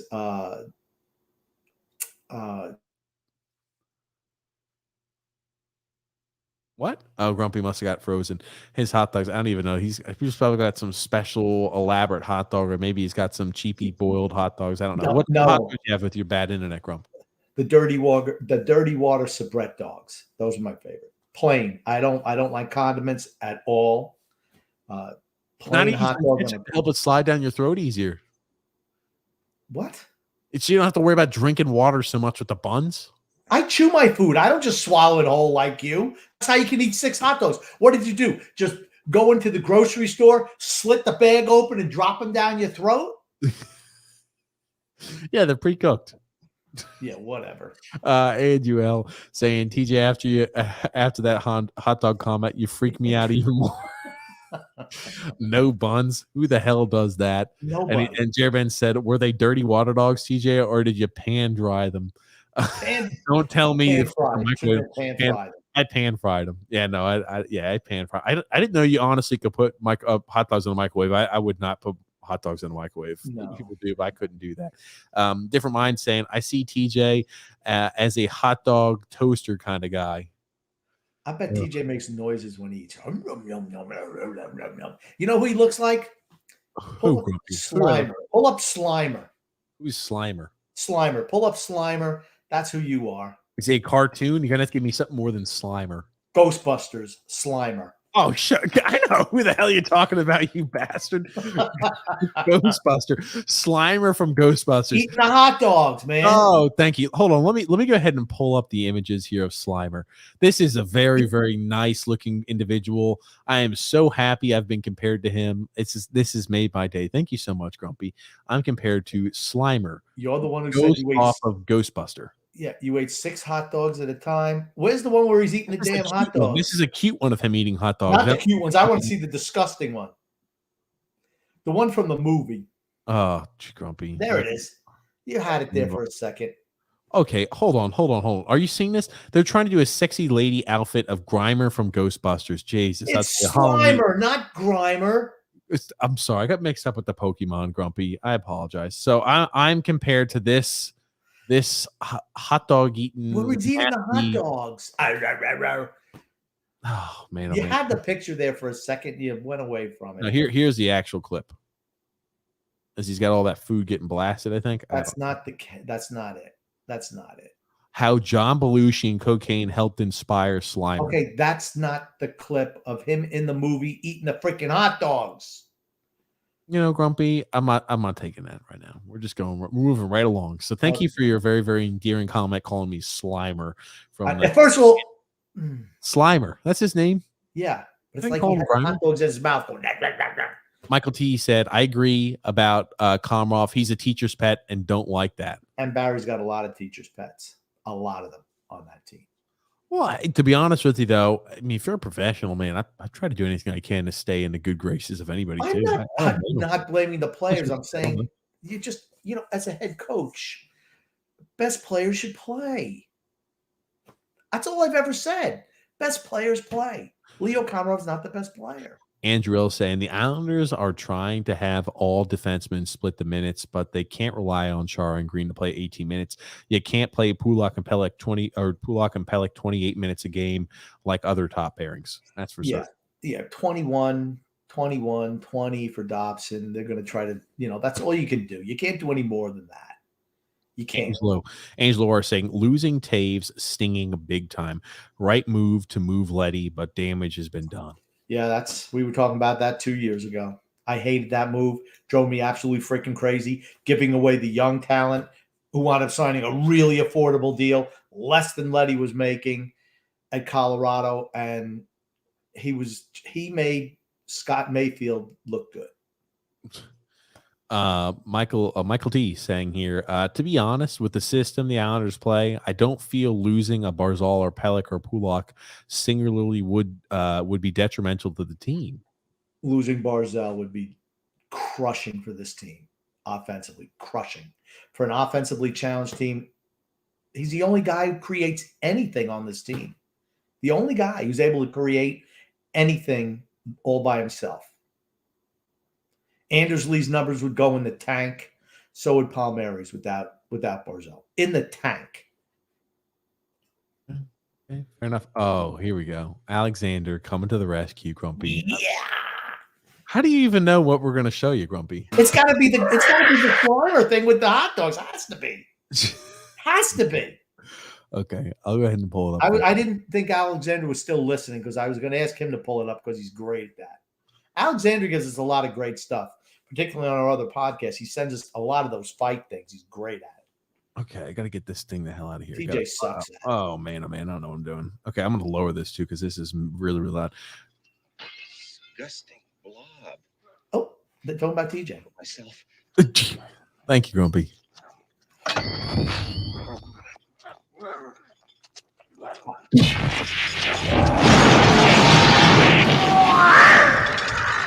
Is there a video involved?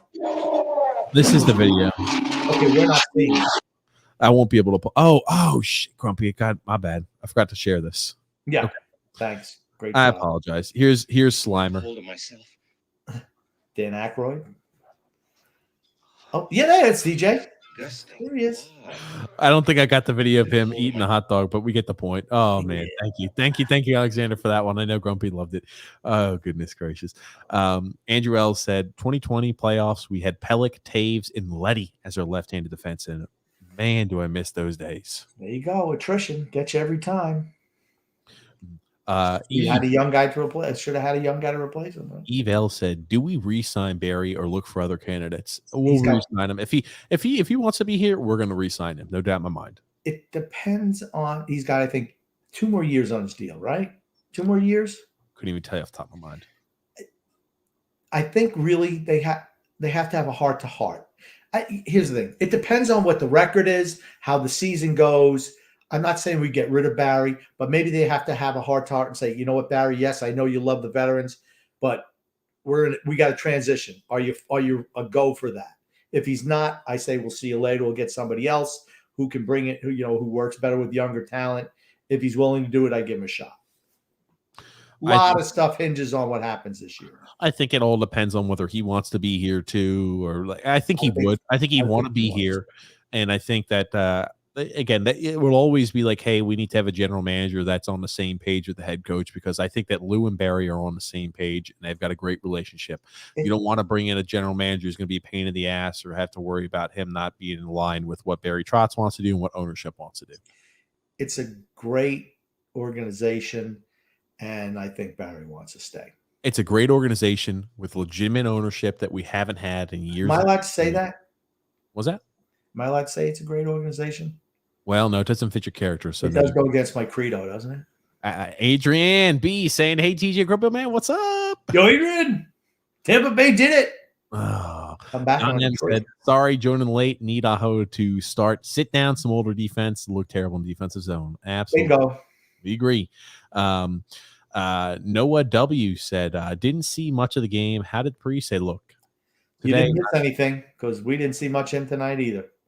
Today, not so great. Yesterday, he played. I thought he played better Thursday. He's doing exactly what I expect him to do. Not going to be a world beater, not going to be a superstar, but every once in a while we could see flashes from him on the third line, which is what I want. Paulo C said Green needs to retire, scratch Parise, replace them with Young, Aho, and Bellows. I'm game for that. Char, I actually think, man, Char's bad too. Oof. Dave Beha has 2 comments here. He said, "I'm frustrated. The Islanders don't give Bellows a chance. He needs time and doesn't have much left to learn in the AHL. It frustrates me even more to see our best coach not actively coaching our best young talent." He also said, "If Grumpy's in charge, would you have Bolduc and Salo up right now? And if so, what are your pairings? Why would you split them up? Would you split up our top pair?" I think Bolduc was hurt all preseason, so I'd leave him down. Salo, I would also have down right now. I don't think he's ready, but I would get him up as soon as possible. He'd be playing first pairing minutes in every single situation, last 2 minutes of games, power play, penalty kill, give him as many minutes as he can handle, and then bring him up by mid-season. That's what I would do. And right now, I would split up the top pair. I would put, but then I think, again, Pulak can't skate either. I mean, you need Dobson's skating ability to cover up for Chara right now. But if you play Aho Aho with Mayfield. Then you have Dobson with Chara or Green. Dobson's the best skater out of all our D-men right now. And then Pulak and Pellick together. And then if you bring up Salo, I think Barry's going to really bite against bringing Salo up because he doesn't want, and then you have Aho too and Dobson. Man, that's way too much youth for Barry. I don't know. But maybe he's seeing the light now. I just think Aho, maybe. I mean, I would put him in the position to play, see what he's got, here's the thing. It's early in the season. This is your time period to start testing some things out to see who we want in there. When we start getting the meat and potatoes portions of the season, you're not going to make the playoffs. And again, I don't think we're going to move ourselves out of playoff position. We're 2 games in, got very winnable games upcoming. Always keep that in mind. Mario said, I do believe under a more modern system, the offense can be top 10. I think when Waite was here, the offense was top 10, was it not? Or close to it. I just think we're a lot older now, and I just think our guys they don't skate as well anymore. Game has kind of changed in the last 3-4 years too, with all the rule changes, the touching of the hands, the cross-checking. Jake saying, I don't know who had more people tonight, Florida Live, the Panthers home arena, or my Islanders meetup group in San Diego, Grumpy. It's notorious for being small crowds in Florida. So probably the San Diego meetup group, the Islanders San Diego meetup group is all I got to figure. Matt I said, is it always necessary for you to put an exclamation point at the end of the podcast? Do you need to feel important all the time? I don't think we put an exclamation point at the end of the podcast. I don't even know what he's talking about. I've never listened to one of our podcasts. I don't even know what they look like. John M saying fourth line was terrible first 2 games. First line looked okay. Second line looked okay and bad at times. Third line looked better tonight. 2 inconsistent so far, though. Yeah, the fourth line has been miserable, and I think that's more because, guess what? They're old. First line today, Second line, blah. Third line, okay, because Parise and JPG played well. JGP played well.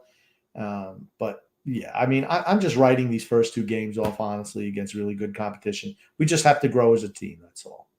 Rich A said, still calling us to miss the playoffs. It's way too early there for that, Rich. Yeah, it's a young in the season. Jake said, TJ's BPH, benign prostatic hyperplasia. Is that it again? I'm not sure. Oh, maybe I got a P or something like that. Well, I don't know, but it sounds like you got issues. Benign prostatic hyperplasia, I believe. Yeah. John M said Uncle Leo needs to be released. Bailey has to have the most giveaways in the league. He's terrible. Nightmare. Mm-hmm. Absolutely. Yep. And then Michael B saying Chara gave up another goal during the post game and another at dinner. Was not a good game for Big Z. Would have film said, great show tonight, guys. You're almost at 4 hours, about to say. I know we're wrapping things up. Yeah, we're going to wrap it up. I know, but this is the longest podcast we've ever done to date. Hey, I'm happy. This is our first podcast we've done after the regular season had begun. I don't envision us doing 4-hour podcasts all the time. Paul OC said, how could you even talk about goaltending when we played like crap? The difference is we were going to make it 5-3 or 4-1 instead of 6-3 and 5-1. Yeah, the goaltending's not why we lost. Now, here's the thing. Sorokin didn't come up in a big moment, and they say a lot of times, just being like Grant Fuhr, he could always come up in a big moment with a big save and still have, give up 4 goals in a game. He just didn't do that the last 2 games, but it was not going to make a difference. Matt I said Longhorn has ridiculously long waits. Okay. Well, you got to go either early or late. You go to the early bird. Well, Grumpy, yeah, your age, I figure you're eating usually at like 3 o'clock in the afternoon dinner, right? That's why we don't let you do the thinking around here. Oh, Jake said, dude, I'm not photogenic. Mrs. Pessimisticking, 2 minutes, 2 minutes junior, and Princess 2 minutes are photogenic. That's for certain. That's for certain. What a film said the chimp bear was named after Bear Bryant. Named after Bear Bryant. That's right. Bear was a chimpanzee, not a monkey. I messed it up. I apologize. I couldn't remember. I looked at it and I just think, okay, primate, monkey. my caveman brain. Alexander said, put hot dogs in an air fryer. You'll never want to put those on the stove again. I don't have an air fryer. I guess I'll have to look at it. Yeah, you got to get stuff one. They're good. Mm-hmm. I have an old one. I got to get a newer version. Jake said, if we lose Barzal, get your golf clubs ready and brush up on the scouting reports because we'd be done without them. True. Michael T said, it's like fudge and caramel. They are not the same thing. He's talking about the chimp and monkey thing. I apologize. That's fair. They still pretty badass. Both of them are still pretty badass. I think Michael maybe works in a zoo. He's just aware. I saw it and I just thought monkey instead of chimpanzee. Devot's music compilations and clips said Trotz is one of the best coaches in the league. We better not get rid of him. Yeah, I was about to say I just think that at some point in time they're going to have a philosophical conversation with him, and if he's willing to do it, who better, right? I mean, I don't think he's a bad coach. I think he's top 5 coach in the NFL or NHL. Holy crap! Really. I just think he becomes over reliant on veterans. But if you have to get away from that because you know what, we need to rebuild, you're going to have to play some younger guys. He's going to have to make that adjustment. Just going to have to happen because they're not going to continue to sign older guys to big deals. It's dumb, honestly, in the long run. Cheaper contracts. That's how you do it. Alexander's saying, I hate to compare Capuano to the Trotz, but the one thing I like about Capuano is he isn't afraid to play the younger guys. True. Yes, with weight, they were, a top of the league in scoring, but also terrible in defense. Horrible. Yes. Michael T said, hey, Grump, good rats or Twisted Sister? Twisted Sister. Twisted Sister. And then a few more comments. Alexander say, hey, but Grumpy, TJ, sorry about earlier. I was a little nervous about the call. Didn't want to get the snip. Didn't want to get the snip. See, that's okay. The only one I should have clipped Phil earlier. I think he went on for 20 minutes. It seemed like Grumpy. Was it 20 or are you about to say an hour and 50? Was he on the whole show 4 hours? It seemed like it.